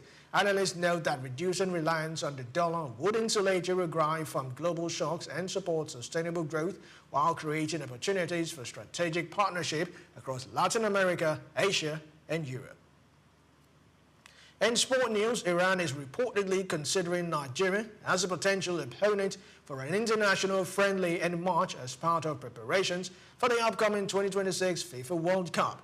Tehran's football authorities are finalizing arrangements for pre-tournament fixtures and have identified the Super Eagles as possible opposition. The match, if confirmed, would provide both teams with crucial March practice ahead of the global tournament. According to Tehran Times, Iran's governing body is close to confirming its schedule, stating that the Football Federation of Iran is expected to officially announce Team Mali's friendly March schedule in preparations intensify for 2026 FIFA World Cup. Fans are watching closely for official confirmation, which could set the stage for a competitive clash between the two nations before the World Cup kicks off. Still in sport news, Turkish club Galatasaray has confirmed it has received no offers for Nigerian striker Victor Osimhen and has no plans to sell him. Interest in the forward has surged again, with Barcelona reportedly preparing a renewed approach for Osimhen this summer. The Catalan club views him as a natural successor to veteran striker Robert Lewandowski, whose role in the team is gradually being reduced, according to reports in Spain via Barcelona. Galatasaray's stance suggests the Nigerian international will remain a key figure in the squad, despite growing speculations linking him to one of Europe's biggest clubs. Fans and analysts will be closely watching whether Barcelona intensifies its pursuit or respect the Turkish side's decision to retain the star forward. And that's a wrap on the news, but before we go, here's a recap of today's top stories. Nigeria's capital importation jumps to 380% to $6.01 billion in the third quarter of 2025 from $1.25 billion in the third quarter of 2024. Presidential Fiscal Policy Committee denies Nigeria Tax Act 2025 imposes 25% tax on building materials or construction funds. Turkey sends DC drilling vessel Kagri Bay to Somalia, marking first offshore exploration outside its maritime zone. Kremlin says peace talks in Geneva this week will address territorial issues with Russia, Ukraine, and the United States. And in sport news, Iran is in talks with Nigeria for a potential March friendly ahead of the 2026 FIFA World Cup. Many thanks for watching. Do well to follow us on all our social media platforms at SOUQ News TV.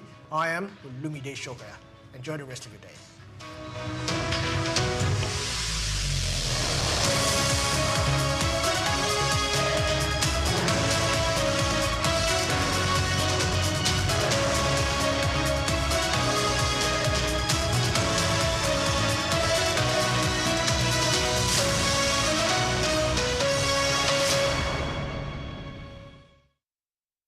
From Dubai to Lagos, Nigeria, and across the globe, SOUQ News TV is your #1 station focusing on business, economy, and development. With global digital reach, we connect Africa's pulse to the world stage. Welcome to SOUQ News Television, and here we go beyond the headlines. From breaking news, in-depth conversational programs, to market analysis and indices. From policies affecting growth to unique documentaries, from live event coverage to bespoke productions, we deliver content that connects you to the world. At SOUQ News Television, we provide news surrounding business, economy, and development, infomercials and jingles that stand out, short and long-form documentaries crafted to international standards, independent production spaces with full technical support, special coverage for individual and corporate events, a special form of documentaries through our prestige package, Immortals, where we tell your story the way you'd love it, and business support services tailored for small enterprises. SOUQ News TV, powered by FemWatch Limited, also home to the Isle 95.9 FM Lagos and Kasua 99.7 FM Kano, and Emirate News Television Abuja, together forming Africa's trusted media powerhouse. Storytelling, coverage, and connection that matters. SOUQ News TV, your home for business, economy, and development.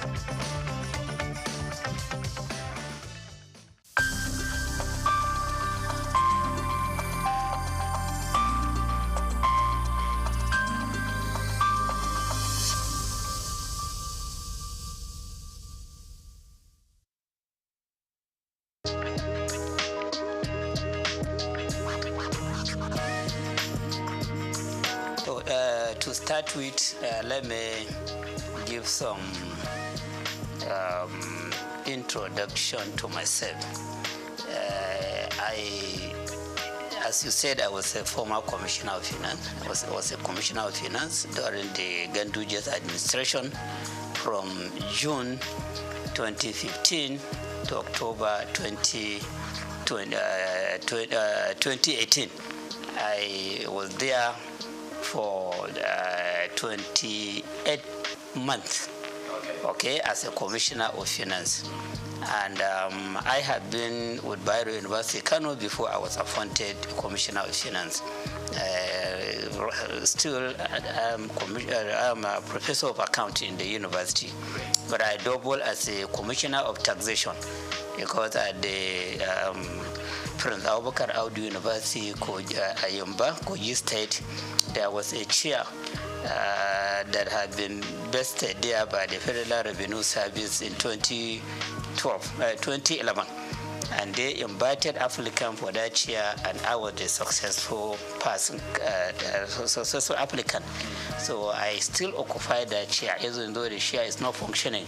But I got the privilege of serving as the elected or selected professor of taxation in that university.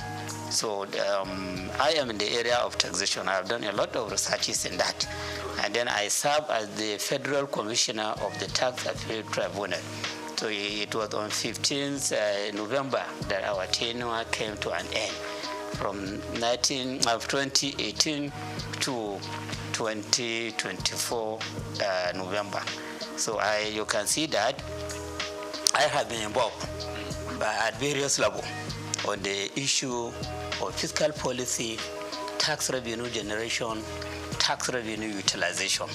So this reform that we are talking about was brought about by the president with a view to maybe perfecting the tax system in the country. So he formed a committee to advise him as to how to go about coming up with very good national fiscal policy, not just tax policy, and then how to reform the taxes in the country to make them better so that Nigeria can compete with other economies that are advanced in the area of utilization of taxation as a means of growing up the economy and achieving sustainable development. So this I know, the process and all that have gone into this project of reform. So bills were developed out of the report of that committee appointed by the president under the chairmanship of Mr. Tayo Oyedele. And for the first time in the history of forming a committee in Nigeria, we had a committee that the president has given the power of implementation. So it's not just about recommending something to him. It is about coming up with a report which will be convincing to him, and if he's convinced, he will ask them to be involved in the implementation of the recommendation of the report. So I think that is why the committee just presented the proposed bill to him without taking this bill to the public domain. Because of the trust that he has on the committee, he just sent the bill to the National Assembly for consideration, for passage into law. And in the bill, they even gave deadline as to when the bill to be passed into law.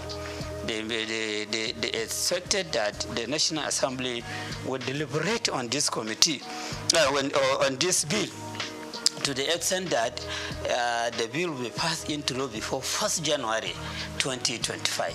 So that by 1st January 2025, the content or the provision in these bills will begin to be implemented by the government. 4 bills were developed and proposed. And then unlike the expectation, the comment you made that people are more concerned about the administrative, tax administrative bill. What the bill that is generating the highest controversy is the Nigerian tax bill.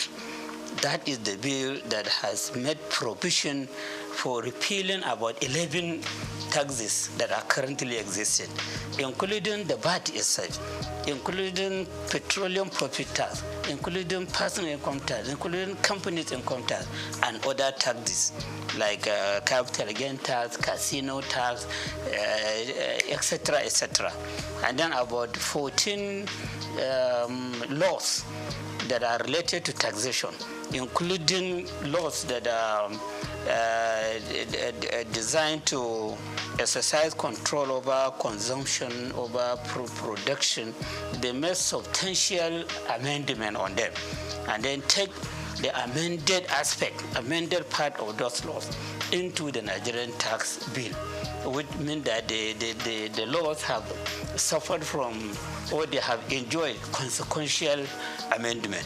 So this bill, which is expected to become an act by 1st January, is now becoming an amalgamation of most of the taxes that Nigeria is using now. Most of the taxes, those that have been repealed, part of the provision in them have been injected into the Nigerian tax bill. Those that have been considered for consequential amendment, they are also captured in the Nigerian tax bill. And then they made a lot of paragraphing, creating part, creating section, etc., etc., to the extent that the content of that bill is about 220 pages. So you have to develop the stamina. You have to be used to reading before you read everything from the beginning to the end. And if you don't do that, you may miss a lot of things. And you may be talking ignorantly about the content of the bill. And unfortunately, that is what is happening in the public domain. You hear people talking ignorantly about the content of the bill. They just listen to news, radio, television. When they hear the comment of somebody, then they will amplify that comment ignorantly without reading the bill and understanding the content of the bill. So that is the one that is enjoying the greatest controversy. Of course, others too are enjoying some controversy. The Nigerian tax administration bill, because it is in that bill that the new sharing formula for VAT was stated. VAT have been extensively explained or described in the Nigerian tax bill, but how to share the proceeds of VAT have not been captured there. That provision could only be seen when you go to Nigerian Tax Administration Bill, which is the bill that has been designed to show how the tax authorities in the country at the federal level, state level, and local government should be relating with one another so as to avoid conflict, so as to avoid a situation whereby all of them may go to a taxpayer with different dimension of claims. The bill was designed to achieve this main objective, to resolve the conflict that has been happening between tax authorities or even revenue generating agencies. Because when you talk about the revenue, we shouldn't be talking just about the tax revenue. You have revenue that custom is collecting.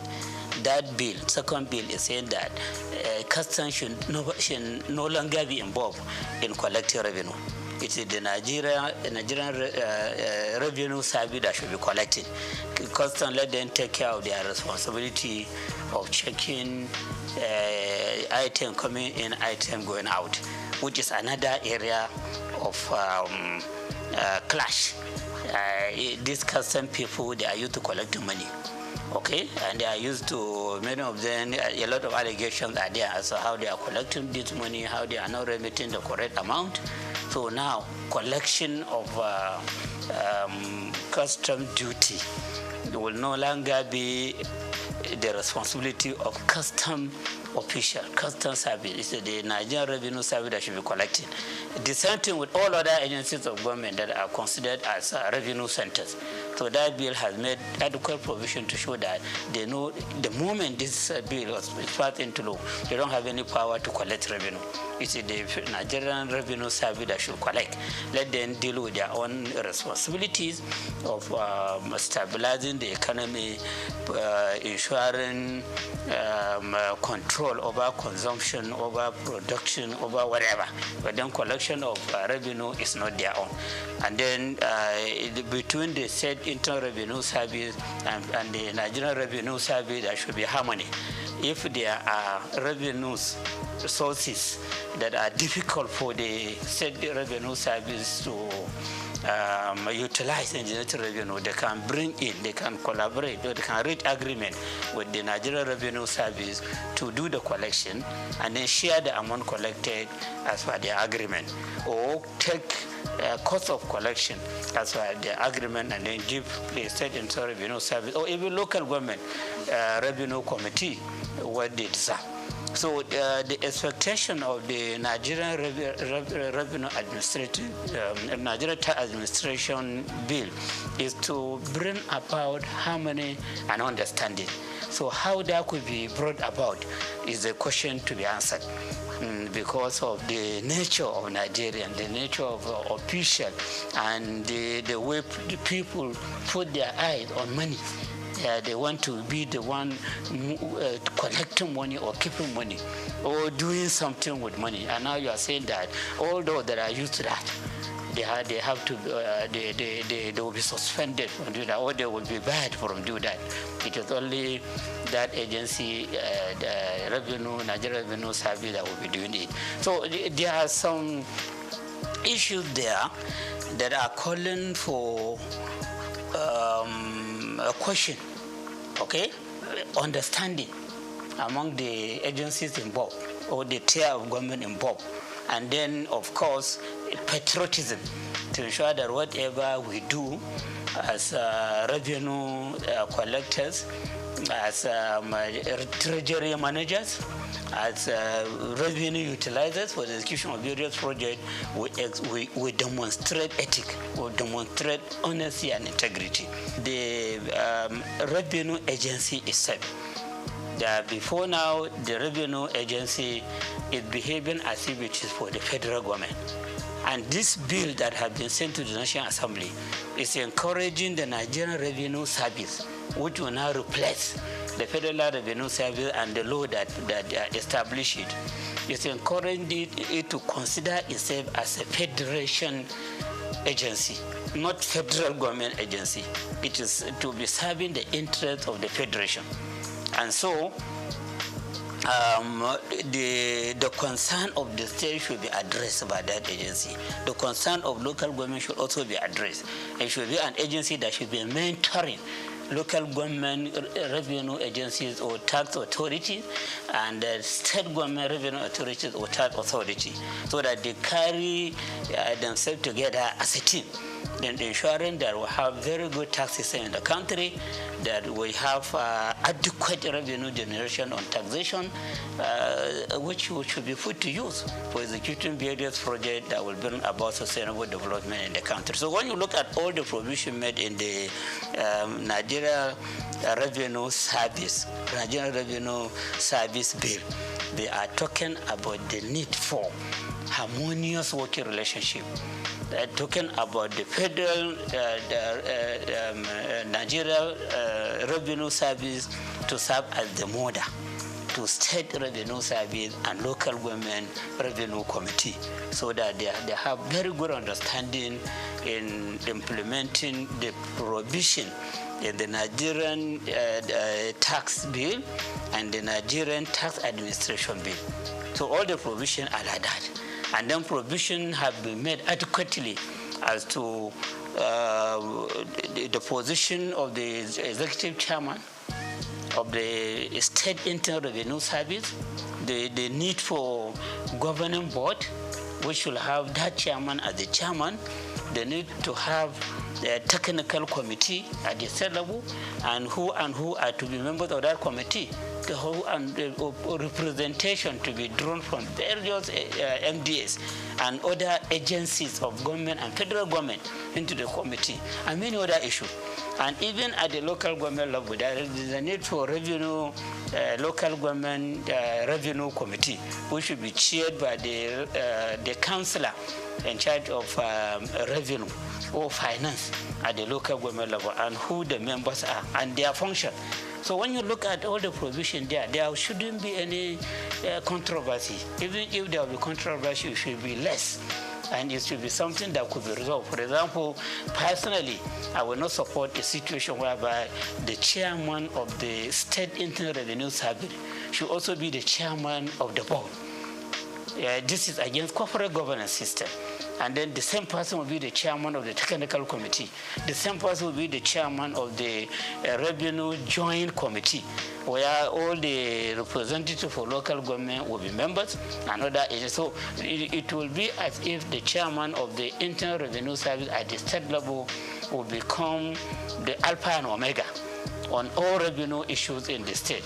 And that person may even be seen himself to be more powerful than Commissioner of Finance. When I was Commissioner of Finance, I was serving as the supervisory person on all the activity in the Internal Revenue Service. The chairman of Internal Revenue Service should be reporting to me, should be taking orders to me. He shouldn't be going directly to the governor. But the provision is showing that the chairman of Internal Revenue Service is equal to the commissioner. And in fact, they were even saying that governor is just to nominate him and has to go to the House of Assembly for clearance. Just as commissioner will go to House of Assembly for clearance. And there is no provision to show that this person should be answerable to the Commissioner of Finance. So something like this, I think many people may not see it. But with my own experience as a Commissioner of Finance, who have been intimately related to the Minister of Finance that time, I know the problem many states were facing as they empower the chairman of the Internal Revenue Service, they empower too much the Accountant General against the Commissioner of Finance, who should be the supervisor to all these agencies of government. So issues like these are there, and appropriate action need to be taken by the National Assembly in correcting the lapses in the bill. Then the last one, which is about institutionalizing revenue board. Okay, a revenue board. Before we have joint revenue board. Before we have joint tax board. So now that joint tax board is an appendix of the personal income tax. It's just under personal income tax. So now the drafters of the bill, they will want joint revenue board to be on its own, have a law supporting it, so that at the federal level, where we have the chairman of the Federal Revenue Service, he will now serve as the chairman of the Joint Revenue Board. Then all the chairmen of the Internal Revenue Service at the state level will be members. Ministry of Finance will have a representative. Ministry of Budget and Planning will have a representative. And you have some other agencies of federal government that may send representatives into that board. So that board will be taking decision on monthly basis on where improvement should be made, how to solve problem between one tier of government and another, and many other things, which will be very, very beneficial to the president or the Federal Executive Council, and then beneficial to governors and the various state executive council on fiscal policy and on utilization of taxation to generate revenue and on utilization of the revenue being generated by these agencies. Because many people are having the feeling that the agency, they collect this money and they spend the money. But in real sense, they only collect, but they remit to the government, into the treasury of government. So while they collect, they have the responsibility of collection, they don't have the power to spend a kobo from the amount generated. It is the government that takes care of that. So the Joint Revenue Board has been given a lot of responsibilities in that bill. So when it becomes act, become a law of itself, so the Joint Revenue Board will now be more powerful than what we know before as Joint Tax Board. So this is just the summary of the bill that have been sent to the National Assembly for passage into law.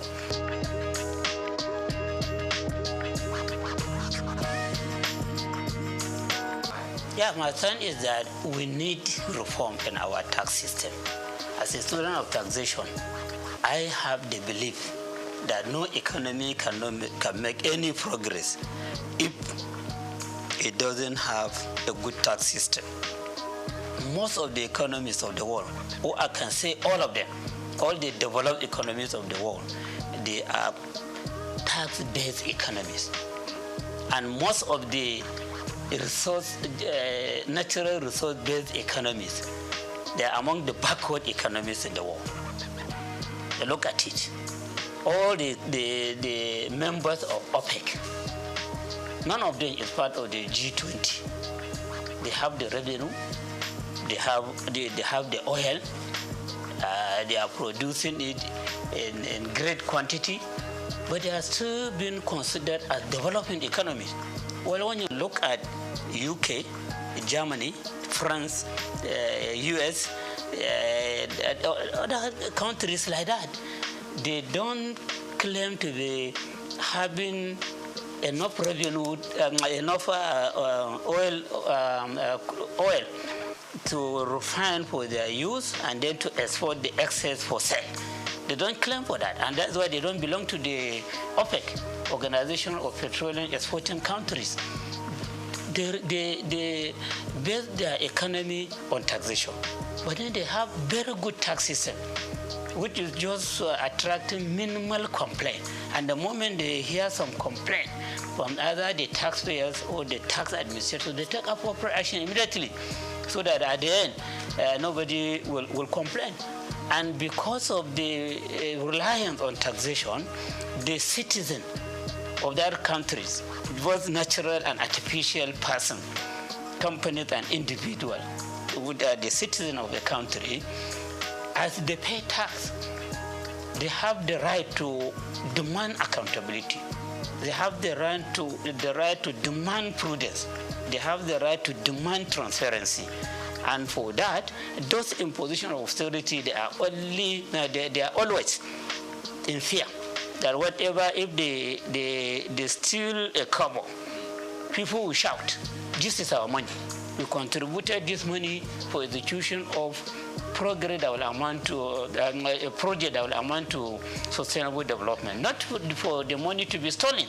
So this person that is stealing money, appropriate legal action should be taken against him. Sometimes you hear some leaders being hung. Sometimes you hear some leaders being shot, the firing squad, because of the misuse of public money. So members of the public that are contributing this money in the form of taxation, they complain. And then they insist on appropriate action to be taken. So before you come out and claim that you want people to vote for you to go to the parliament or to be the governor or the president or whatever, you will have it in your mind that when you go there, you touch public money, that may be the end of your life. Because the contributors of that money will be, their eyes and attention will be on the money. And the moment you misuse it, they will take appropriate action against you. Your image will be tarnished. You may even lose your life. So those economies that are considered as developed, they rely substantially or totally on taxation for their development. And then those economies that are relying on natural resources, oil, cocoa, solid mineral, whatever, as they use the money from this to execute projects, the members of the citizens of that country, both natural and artificial, they don't care if they see them stealing the money and abusing the money, because it's not their money. It's not their own contribution to the economy. Number one, the prohibition on VAT, which you said earlier has attracted a lot of attention from leaders in the northern part of the country. VAT could be addressed in two ways. Okay, the first way affects everybody, and then the second way is what the leaders in the north are complaining about. The first way is on the increase in the VAT rate. Increase in the VAT rate. We have never had a situation whereby progressive increase will be brought to VAT rates in any country in the world. From my reading, I have never experienced it. But this is being brought about in Nigeria through these laws. The said, VAT rate now, which is 7.5% as per the Content of Finance Act 2020, will be increased to 10% from January 2025. Just about a month away. If the bills are passing to law, VAT will be increased to 10% of all VATable goods and services. And then just 1 year after, 2026, it will be increased to 12.5%. Then you have a small raise for 3 years. By 2030, the rate will be increased to 15%. So you can see the progression in the increase of VAT. And the moment you increase VAT rate, inflation will come up very powerfully, especially as you are increasing from 20 to 2025, 2026, you are increasing 2.5%. So the goods and services throughout the country, you see their prices going up. And there is no separate market for VATable goods and services and non-VATable goods and services. No separate market. Don't just feel that when you increase VAT rate, the increase in prices will be on VATable goods only. All other goods and services, their prices will go up. And how do you survive that?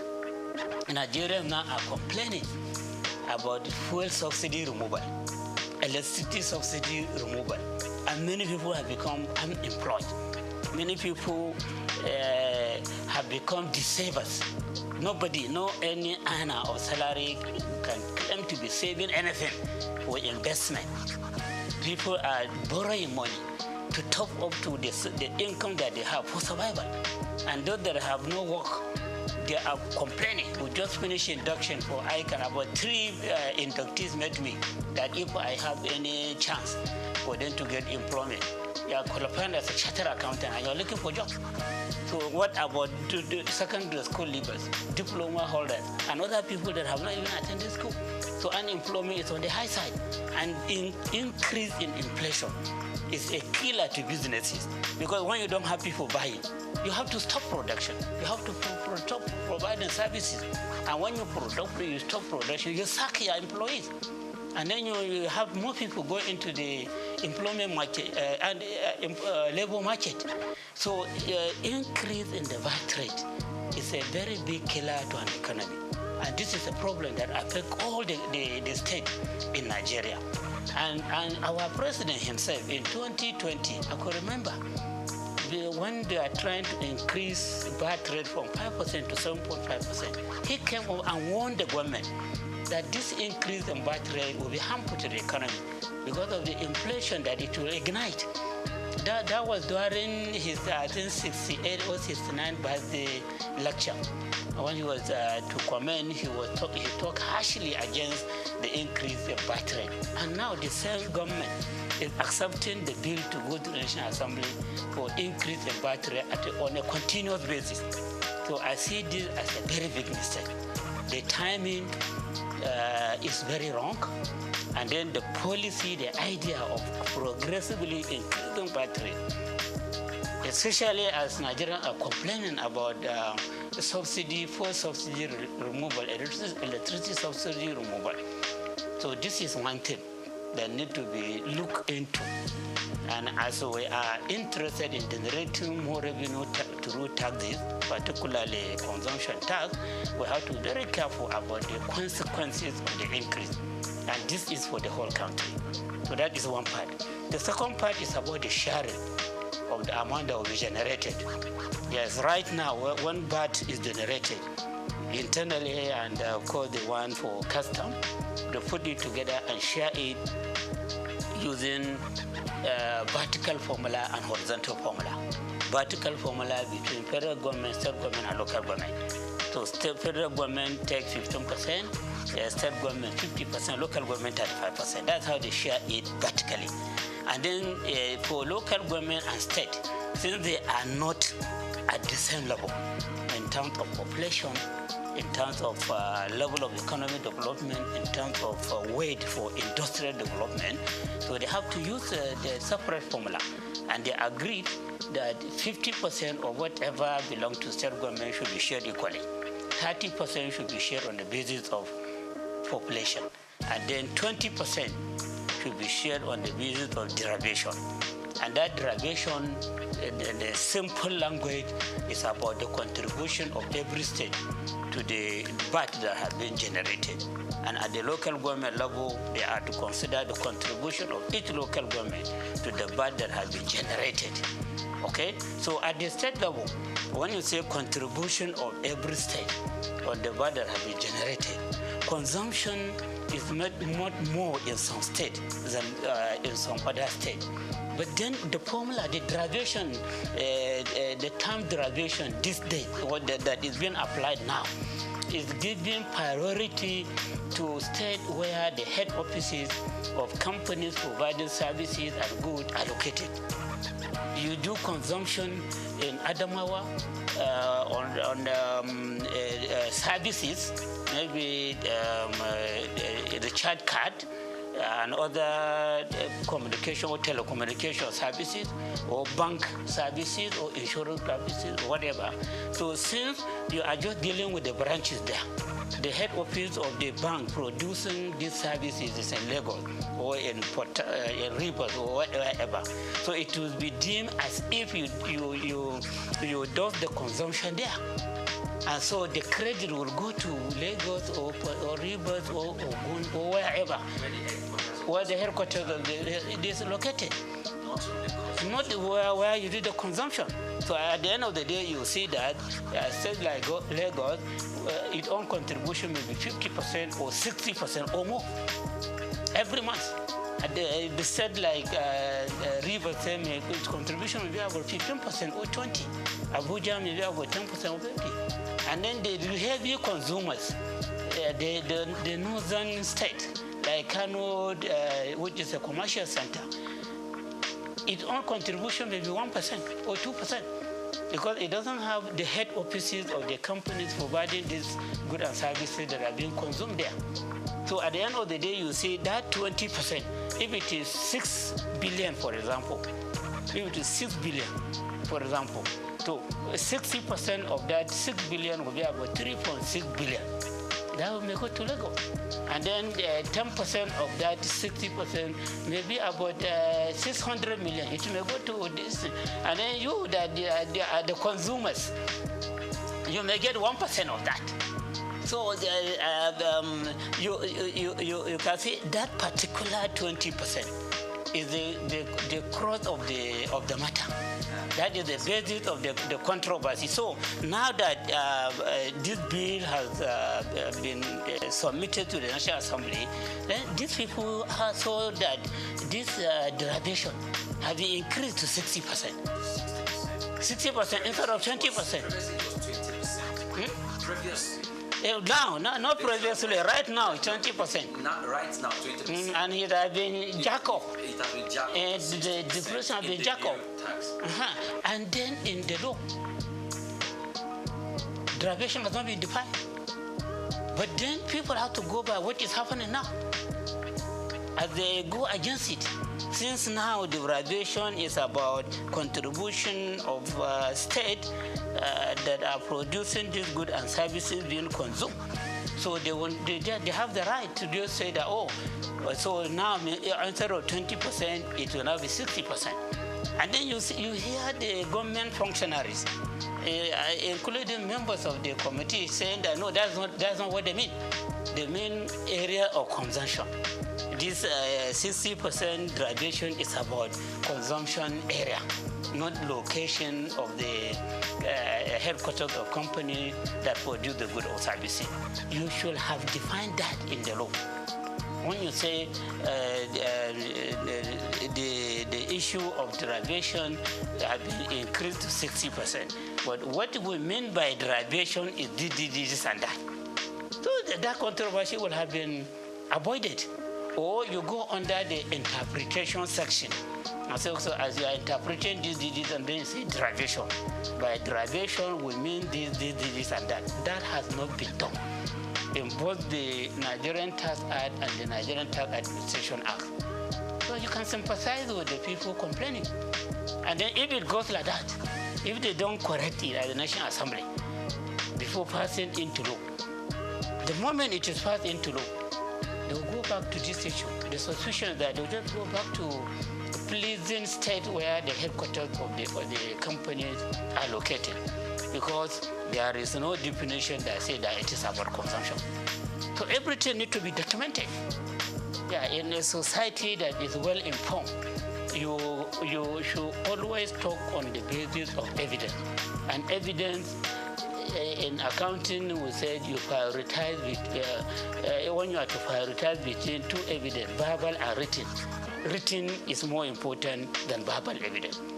Okay, and that is why in court, even if you say you give verbal evidence, they want to write it down and read it for you. Then you sign or you put your thumbprint that yes, this is your comment.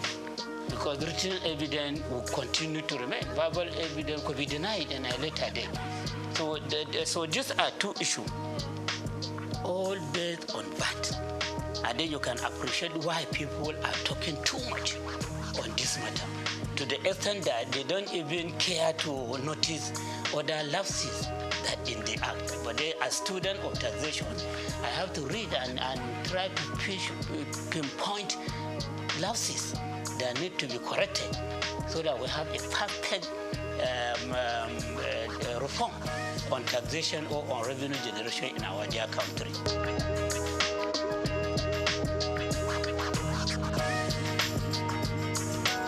So you see, I saw provision on development levy.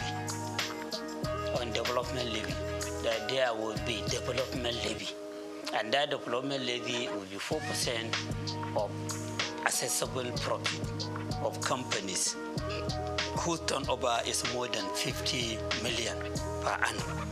So their accessible profit, 4% will be charged as development levy from 2025 to 2026. From 2027 to 2029, development levy will be reduced to 3%. From 2030 and up thereafter, development levy will go down to 2%. So that development levy will be the reason for wiping out other development levies that is used by some government agencies that are providing vital services for this country. You have TED Fund, Tertiary Education Trust Fund. Now they are relying on 3% of accessible profit of companies for all the projects that they are executing across the country. TED Fund, as I hope you know it very well. So it's the one that is most of the infrastructure development in federal university, federal polytechnic, federal college education have been executed by TED Fund. They sponsor lecturers of various institutions to go for further study, to attend conferences. And they have what they call National Research Fund. They take care of all the researches that are being conducted by all these tertiary education institutions using that money. So TED Fund will now get some share from this new development levy. And then you have NIDA, Nigerian Information Technology Development Agency, which is given the mandate of making Nigeria to become an ICT economy. And that agency is relying on 1%. 1% of the profit before tax of GSM companies, banks, insurance companies, etc. These are companies that are pushing for ICT technology development. So the agency is the one to be monitoring the activities, and they want to be funding ICT development in various institutions and taking many other measures which should take Nigeria to ICT economic level. You have NASENI, Nigerian Agency for Science and Engineering Infrastructure. So that is an agency that has been given the mandate to make Nigeria become science and technology economy, to promote local manufacture of cars, local manufacture of motorcycle, and many other things that we show that we have grown up as an economy that can compete with all these developed economies. So that agency is also relying on a particular share, I cannot remember, from what internal, I think, Federal Revenue Service is collecting. And now the government has introduced NEL fund. So NEL fund is collecting 1% of the total taxes, levies, etc. that are passing through the Federal Revenue Service. So these are 4 agencies of government that are relying on levies, charges, etc. for them to take care of the mandate given to them. So this development levy is designed to ensure that 3 of them are phased out systematically. Only NEL fund, which is for giving loan to students, will survive. By 2030, that 2% that we are talking about, from 4% to 3% to 2%, the whole of that 2% will be for the NEL fund. While all these have been put aside, it's up to the government to decide whether to disband them or to put them into the mainstream budgeting system. So in 2025 to 2026, TED fund will get 50% of that 4%. And NEL fund will get 25%. NIDA will get 20%, and SEMI will get 2%. So by the end of 2026, NASENI, NIDA will no longer get anything from that development levy. So they will be on their own. It's up to the government to decide whether to cut them out or to continue to fund them through the budgeting system. And then by the end of 2029, TED fund will not be getting anything. But from that 27 to 29, they said TED fund will be getting 66 and 2/3%. And NELDA will get 33 and 1/3%. That is what will happen for 2028 and 2029. By the end of 2029, forget about TED fund. It is only NEL fund that will be getting that 2% development levy that will be charged. So you can see that by 2029, all these 3 agencies that have clear mandate for moving the Nigerian economy forward, they may either be passed out or they may be taken back into the mainstream federal government budget. And agencies that are used to being independent, are going to working on target. How can they survive under the mainstream government budget? So the other implication is that as you have only NEL fund, even before transferring everything to NEL fund is there to give loan to students. All this money that will be coming to you is just for giving loan to students. So this shows that a Nigerian student will mainly become debtors. And when they become debtors, will they have the mouth to complain about the government being a debtor nation? Nigeria as a whole becoming a debtor nation. Every day loan is increasing. So students too will now become debtors. Secondly, the federal institution, all these federal universities, they are not charging tuition fee up to now. They only charge registration fee. University of Lagos, University of Ibadan, Bayero University, Kano, ABU, all these federal universities, and many of the state universities, they don't charge tuition fee, just to encourage children of the poor to attend university or polytechnic or colleges of education.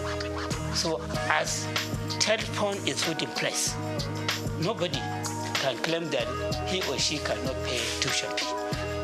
And then no university or polytechnic should be going to government asking for money. In fact, government may even give them target of the amount that they should be remitting to the government. Because you are charging tuition fee, you are charging registration fee. You are having enough money to take care of yourself. And then we want you to remit something to us because we own the federal university college education polytechnic. So at the end of the day, you see that students will become debtors, students and their parents who insist on making sure that their children attend universities or polytechnic or college of education.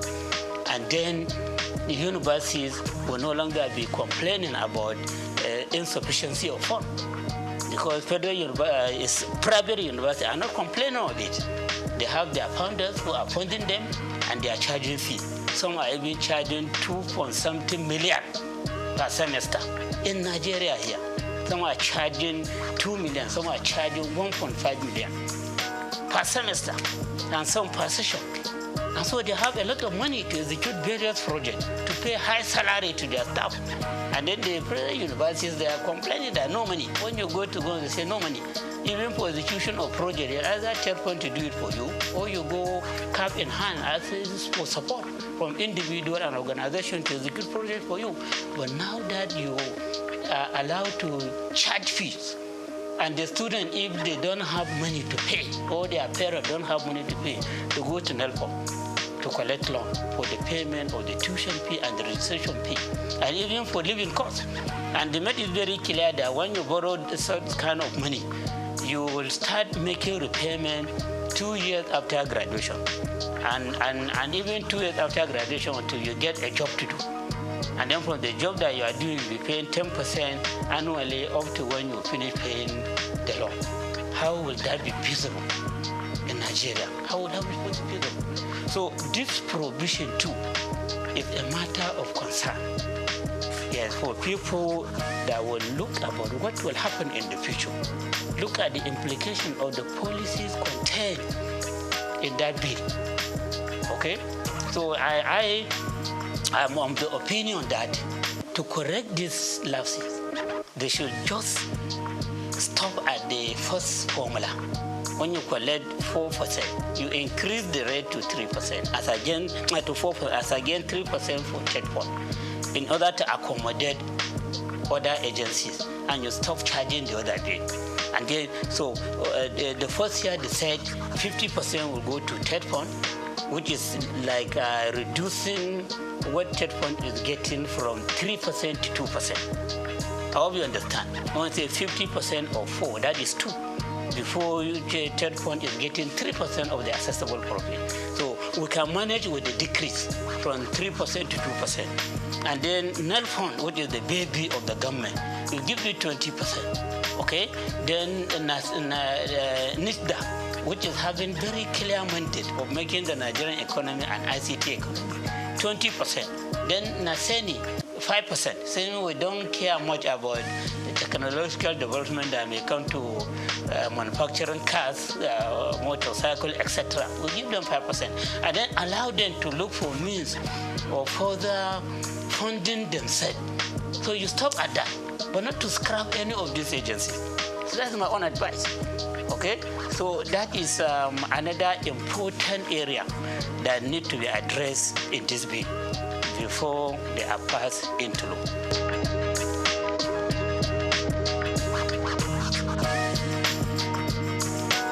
In taxation, as I said, we encourage payment of what you can afford. A situation whereby, this is my own personal opinion, yes, and people may feel that I am in support of taxing the poor. No, I'm not talking about the poor. Anybody that doesn't have income, that doesn't have profit, that doesn't have gain, it should not be considered for taxation.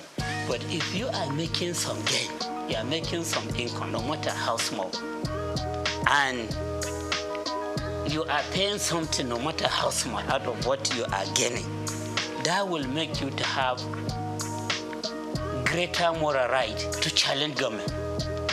But if you are put outside the tax net, you are not contributing anything, you don't have much moral right to come and challenge the government for inefficiency, for poor accountability, for poor transparency.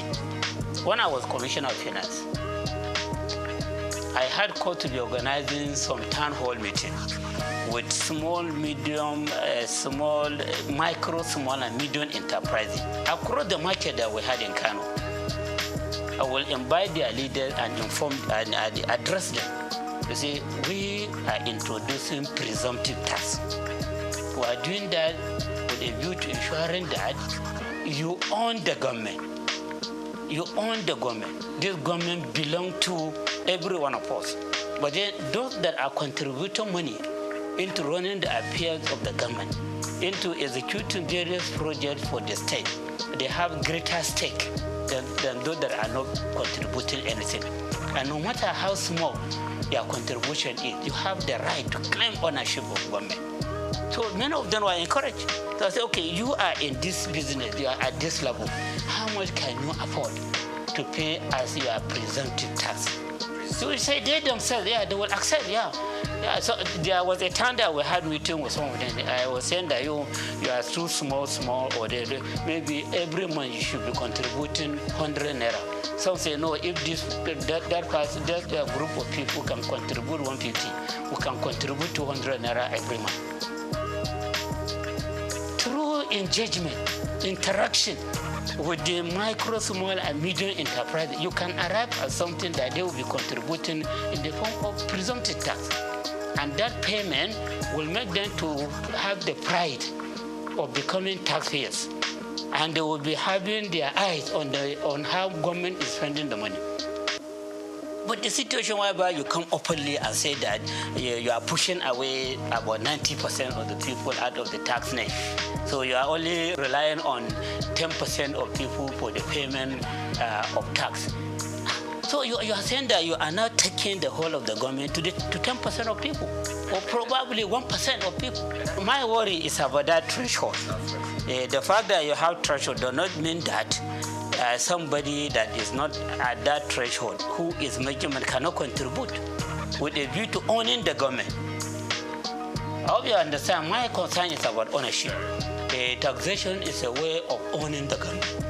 So if I pay tax, like now I pay tax, I know every month they deduct something out of my salary as a lecturer in the university. I will look at my pay slip and see the contribution that I have made. So if I need tax clearance certificate, I can go there and collect it, whatever reason. But you that are not paying anything, what tax clearance will you ask for? Okay? And then if something bad is happening in government, you see them stealing money, do you have any right to complain? Is it their money? What have you contributed there?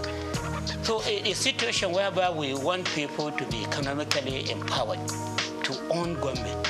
And then we are now having a reform that is saying that that is even proud to say that about 90% are made not taxable, even presumptive tax. So in other words, I am of the view that as we claim for transactional tax to be paid by the rich and luxury asset to be taxed as that are at the lower level, they should also be paying some presumptive tax, even if it is 10 naira per month or 20 naira per month, so that those rich people claim that the government belongs to them, this one too will say, yes, the government belongs to us. So provision like this is not there in the act. All they are just claiming is that they have pushed people away from the tax net. And pushing them away from the tax net, just pushing them away from ownership. So you are just surrendering the whole of the government to very few people who will now be teleguiding those in the position of authority. And you will just be asking for help all the time. Well, you can also claim ownership with pride, or no matter the amount that you are contributing to government.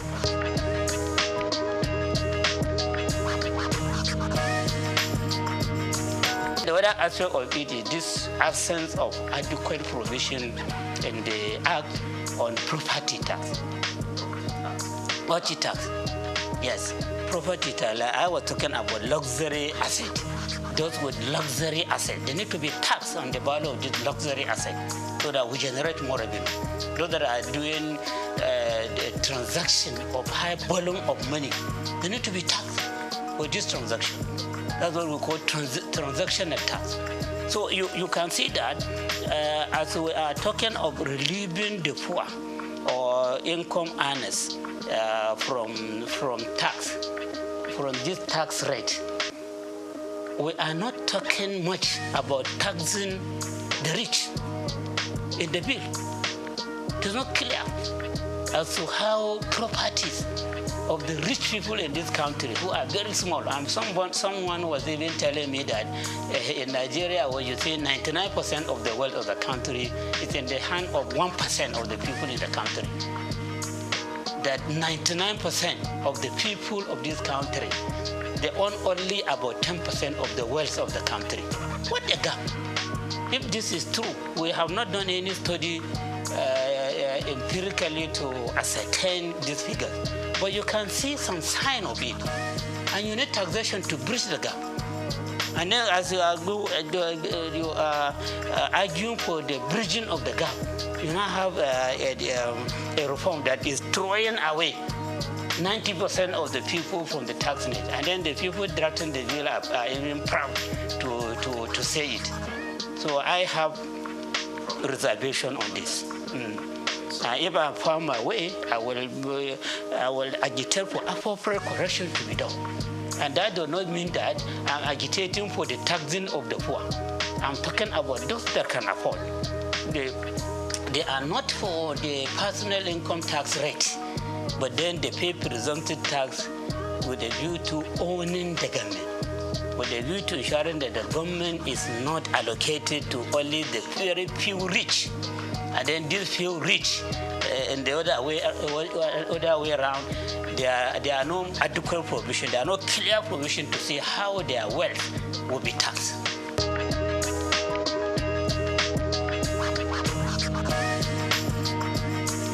No.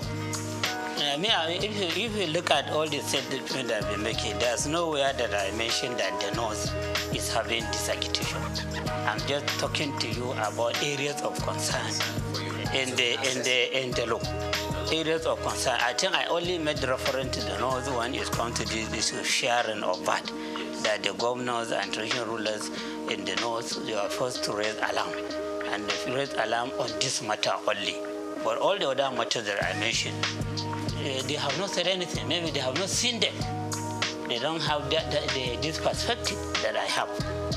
Okay, so I am a Nigerian first before becoming a Northerner. Okay, so I talk as a Nigerian. My concern is about the Nigerian people. And the Northern people are also part of Nigeria.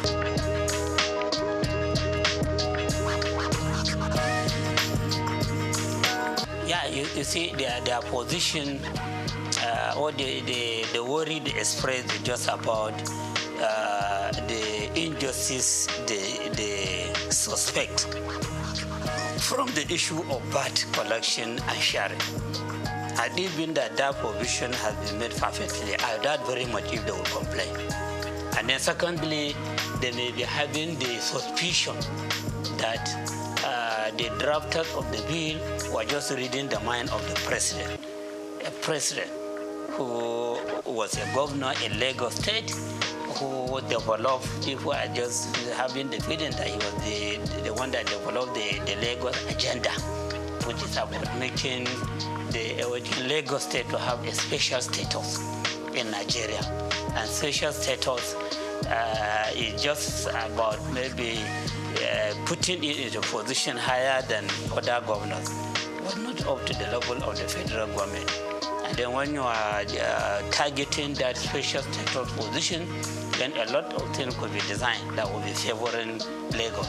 So those that are attaching the bill, one, they are doing that in view of the formula they discovered, which may not be, which will not augur well for them on the VAT allocation.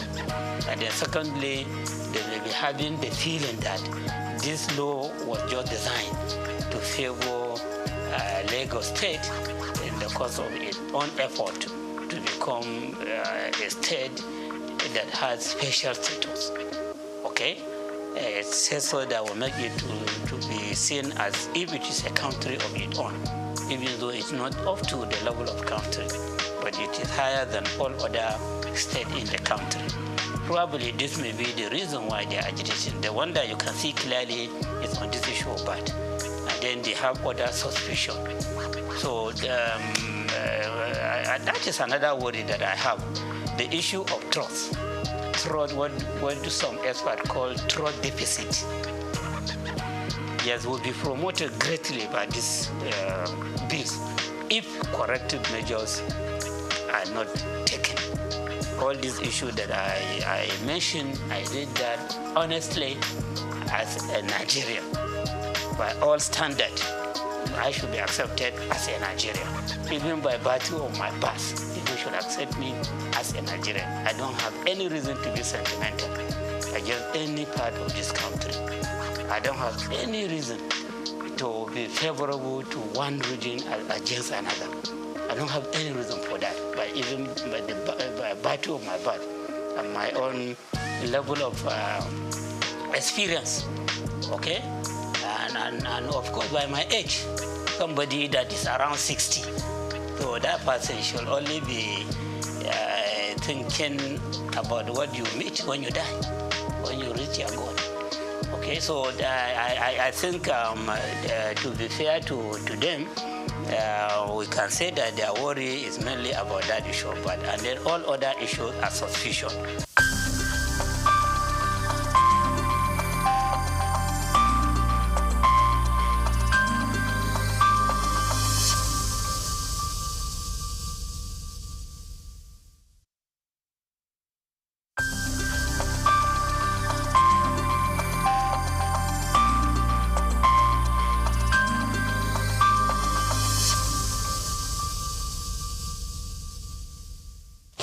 Congratulations on the new channel, and I'm happy to be here. The Omniverse is imagined as a collaboration platform. So it's a platform that, as the name suggests, is bringing together ecosystems. So it's like an ecosystem of ecosystems, aggregating aggregators and community leaders who are able to bring together their communities together to a platform. So the summit in itself was, while it was a big event and a heavy lift for us and the team, and I have to thank our team of volunteers. We had a team of about 40 full-time core volunteers that delivered the Omniverse.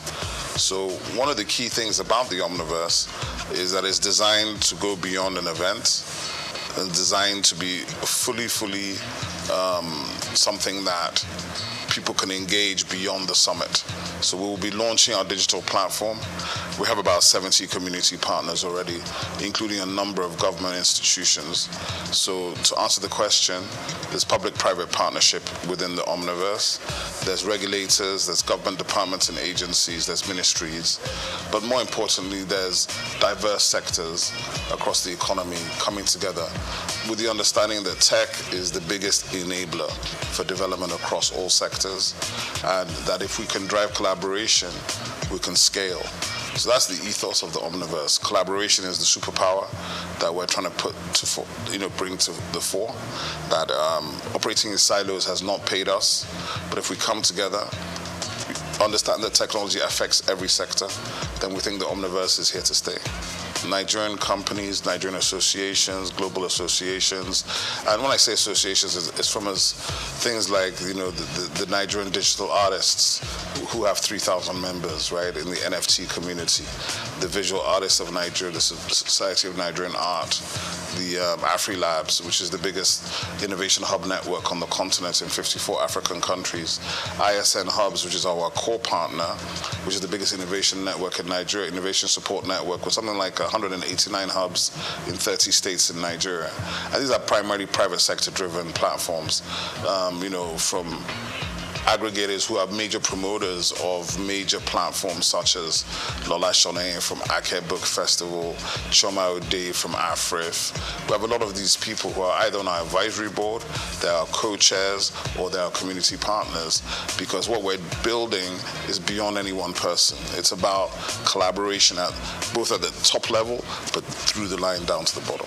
The role of my council is, first of all, to be the primary sort of mandate is to infuse Nigerian arts and culture into everything the Nigerian government does at state level, at federal level, and to input it into schools, education, and everywhere. So in that sense, to make arts and culture functional and front line everywhere. This will involve the foreign minister, making sure it's embedded in our foreign policy, in our embassies, in the government policy, in every sector. So we're literally going to be reaching out to collaborate to all government at all levels, all other agencies, MDAs, ministries, federal government and state government institutions, to see how we can find common ground. Because obviously we don't necessarily have a lot of money, but I feel we represent the real crude oil of Nigeria, which is the IP that the Nigerian people create. That IP they create, even if you valued it at $100 per Nigerian, that'd be something like $20 billion. And I believe each Nigerian is worth more than $100. So my own estimation, it's limitless, right? So what we have to do is we have to rethink how we imagine ourselves, rethink our own possibilities, and therefore from there, take off by pushing that agenda. But it's not an agenda for me alone. It's actually an agenda for all of Nigeria. Because when we put it front and center, it means we're putting the Nigerians front and center. And we put the Nigerians front and center, I think we win. I think historically you will find that the federal government and the governments of Nigeria have not funded heavily these sectors. They funded the heavy industries, the military-industrial complex, heavy infrastructure. But the funny thing is, whilst Africans will say, oh, this is grammar, what are you people talking about in arts and culture? What you find is that the West, right, for 500 years has dominated the world. How have they dominated the world? Through narrative. Okay, but what do we complain about? Narrative. But we haven't invested in narrative. So if you don't invest in telling your own story and owning your own story, why are you complaining about how you're perceived? So I think it's counterintuitive and it's about time. And I'm very pleased and very happy that Nigeria now has a full ministry focused on this one specific issue. Because the truth of the matter is, we are older than time itself. We come before Christ. We come before the entire Western hegemony. We are actually the origins of everything, of innovation, of technology, of science, of education. But if we don't believe it ourselves and we don't express it, how can you expect anybody else to believe it? Well, I think the difference is that as a creative entrepreneur, there's really nothing to stop me, right? I can take all the risks. I don't have to worry about anything. I can decide, win or lose, we're doing this thing. But of course, as a public official, I have rules and regulations I have to go by. I have a boss. I report to people, and I have KPIs I have to deliver on. So there's a big difference in that regard. There's a difference in bureaucracy, maybe a difference in response time, but there certainly will not be a difference in my personality. So I think it's really about how you perceive what these things are. For me, it's an elevation, obviously, and it's a privilege and a pleasure to serve at this level, to do something that I believe in, to do something which is that I believe in Nigeria. I believe in Nigerians. I know our ability. I think we are world class. I don't like all this, it's good for Nigeria. I hate that. So I think for me, that is what's important. And to have the opportunity to try to deliver on some of the things we've been trying to do from the private sector for the last 25, 30 years. So there's nothing new for me in that regard. But of course, the position is new. Being in government is new.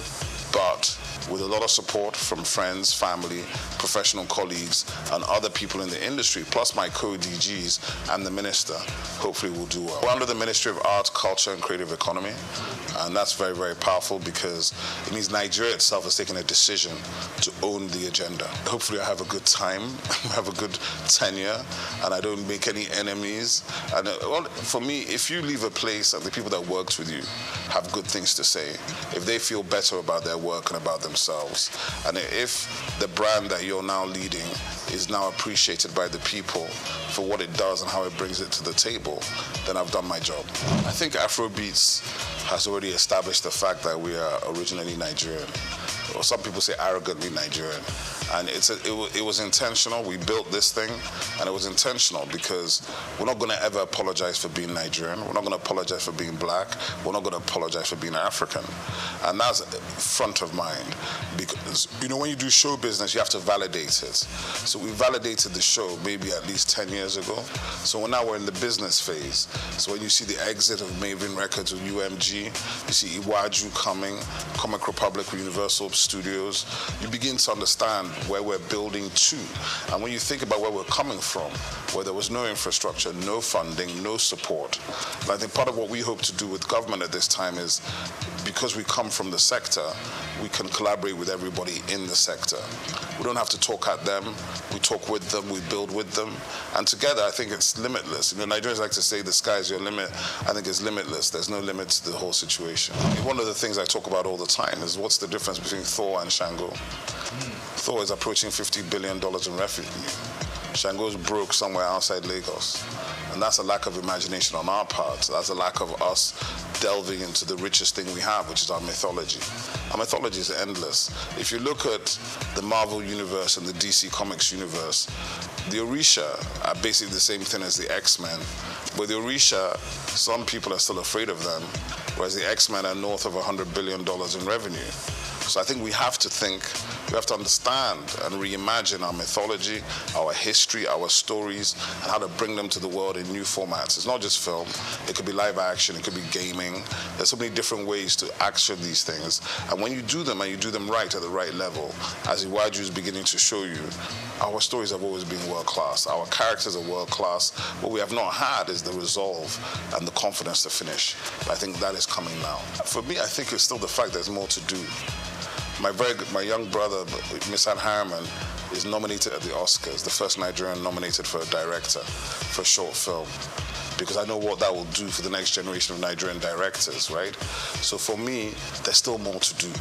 There's so much more to do. When we see our first $100 million movie in the global box office, we need to celebrate it. When you win a Grammy, you need to celebrate it, because these are stages that we were locked out of. The technology and new media has allowed us to invade these spaces we were not even invited to.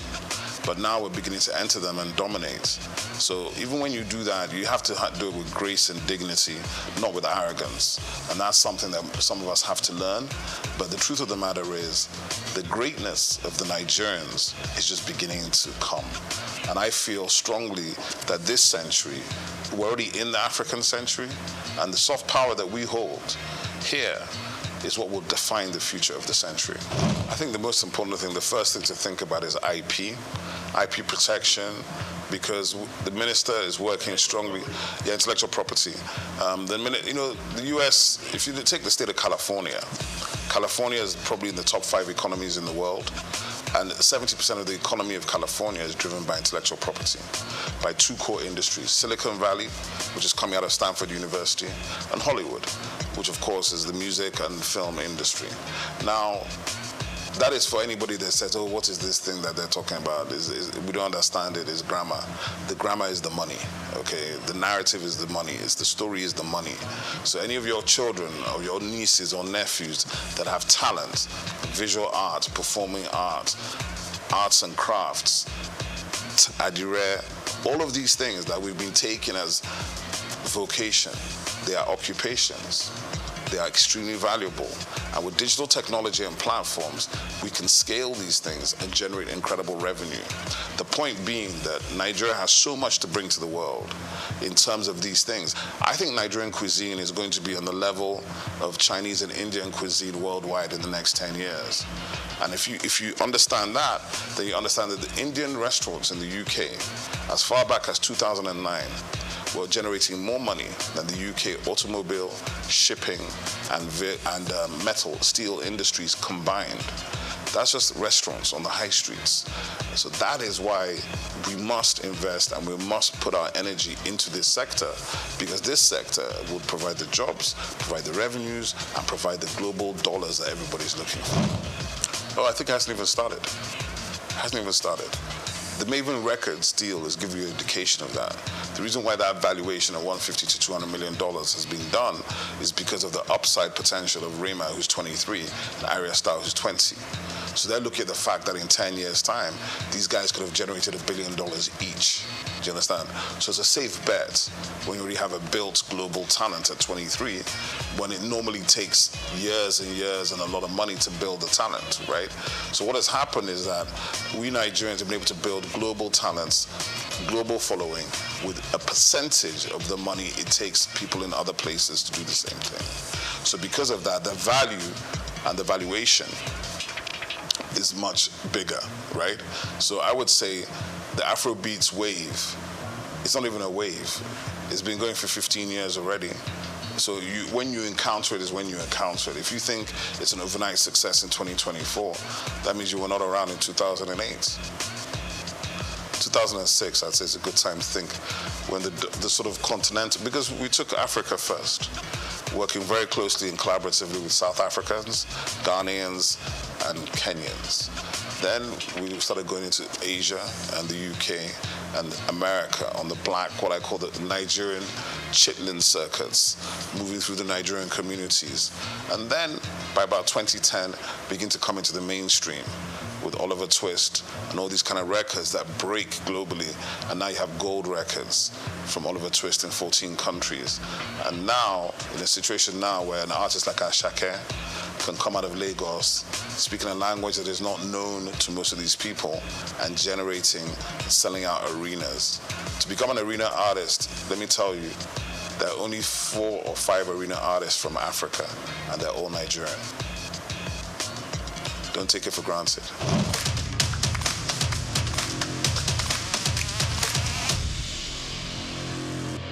I think a lot of people feel that, but what I should tell the rest of the country is that the rest of the continent is also trying to get to Lagos as well, right? It's not just the rest of Nigeria. From Accra, from Luanda, from everywhere on this continent, they're trying to get into Lagos, because if they can break in Lagos, they can break anywhere else in the world.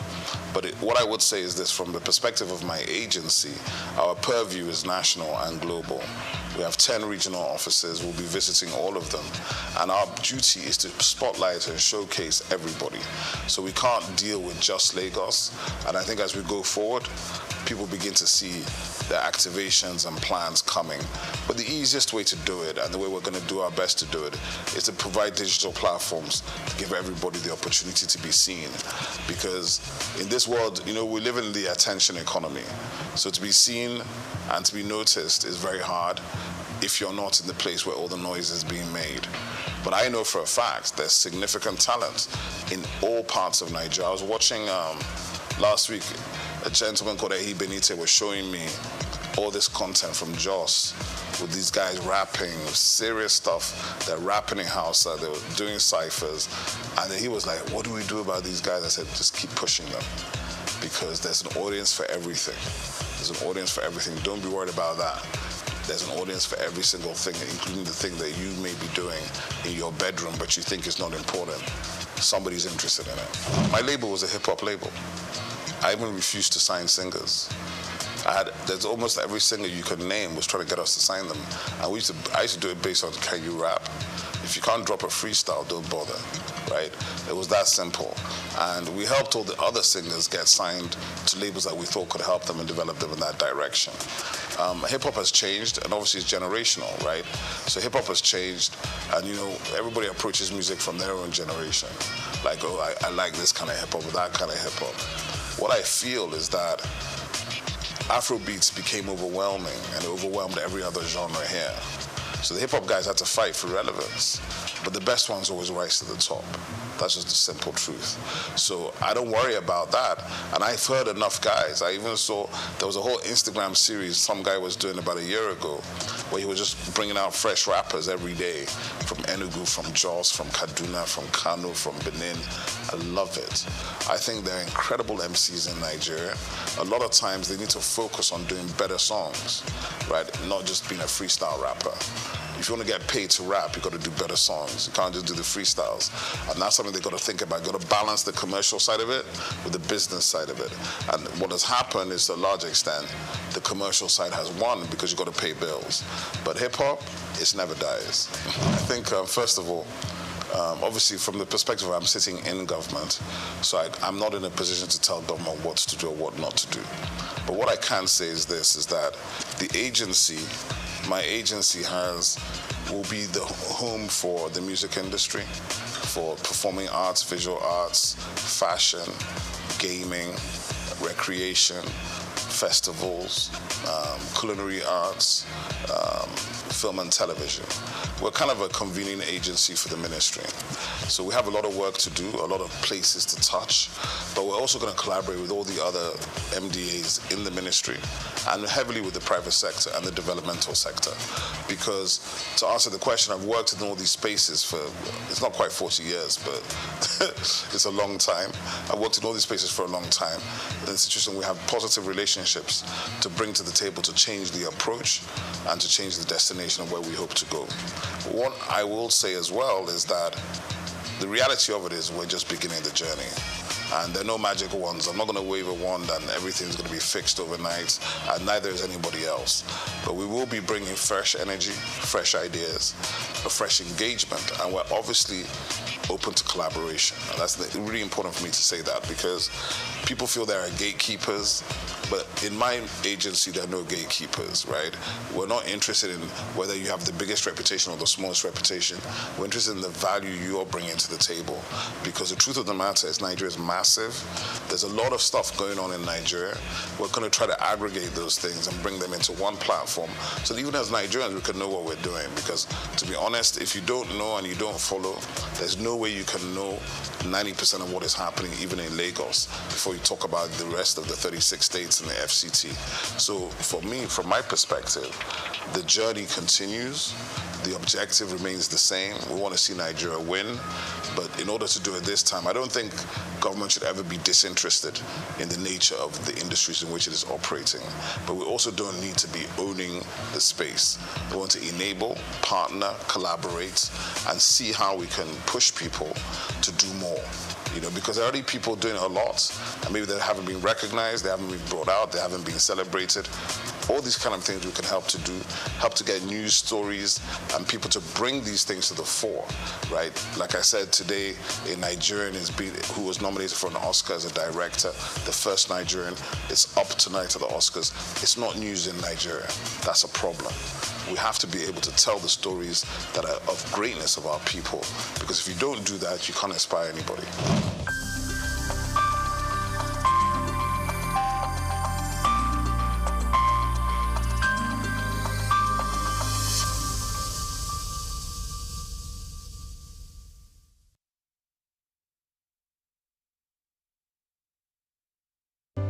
Welcome to the Africa Development Studies Center, ADSC.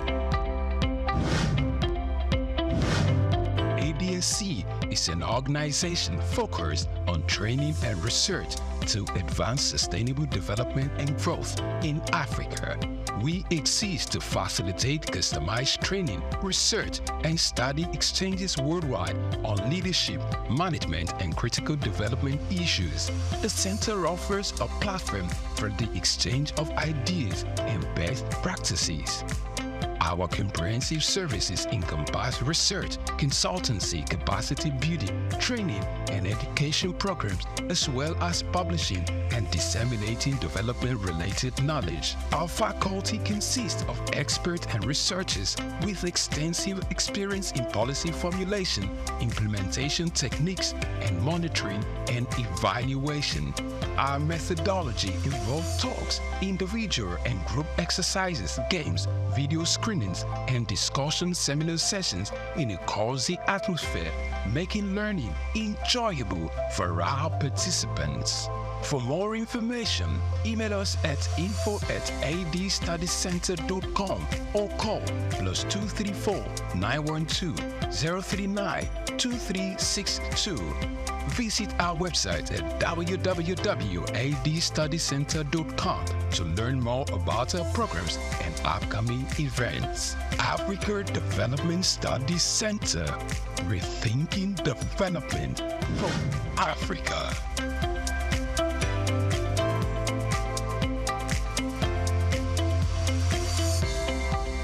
Hello Nigeria, hello Africa.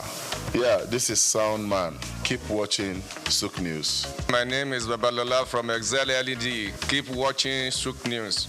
My name is Shepherd Michael Adewale Onofuye. I enjoy you all to always watch SOUQ News TV. Hi, I'm Tom Boggaballs, and please keep watching SOUQ News. Wale Seriki, SLG Lagos Island East, SOUQ News, keep out watching them and keep a lookout for them. They're up and coming, and we're proudly to be affiliated with them. You alone where they make me go crazy. This your love in the cool of my brain. You're my medicine, I need you all day. Yo, it's Blackface Nigeria, and you're watching SOUQ News TV. Keep it locked on this dial, don't change it. You know what I say? Blackface Nigeria, love on the bad.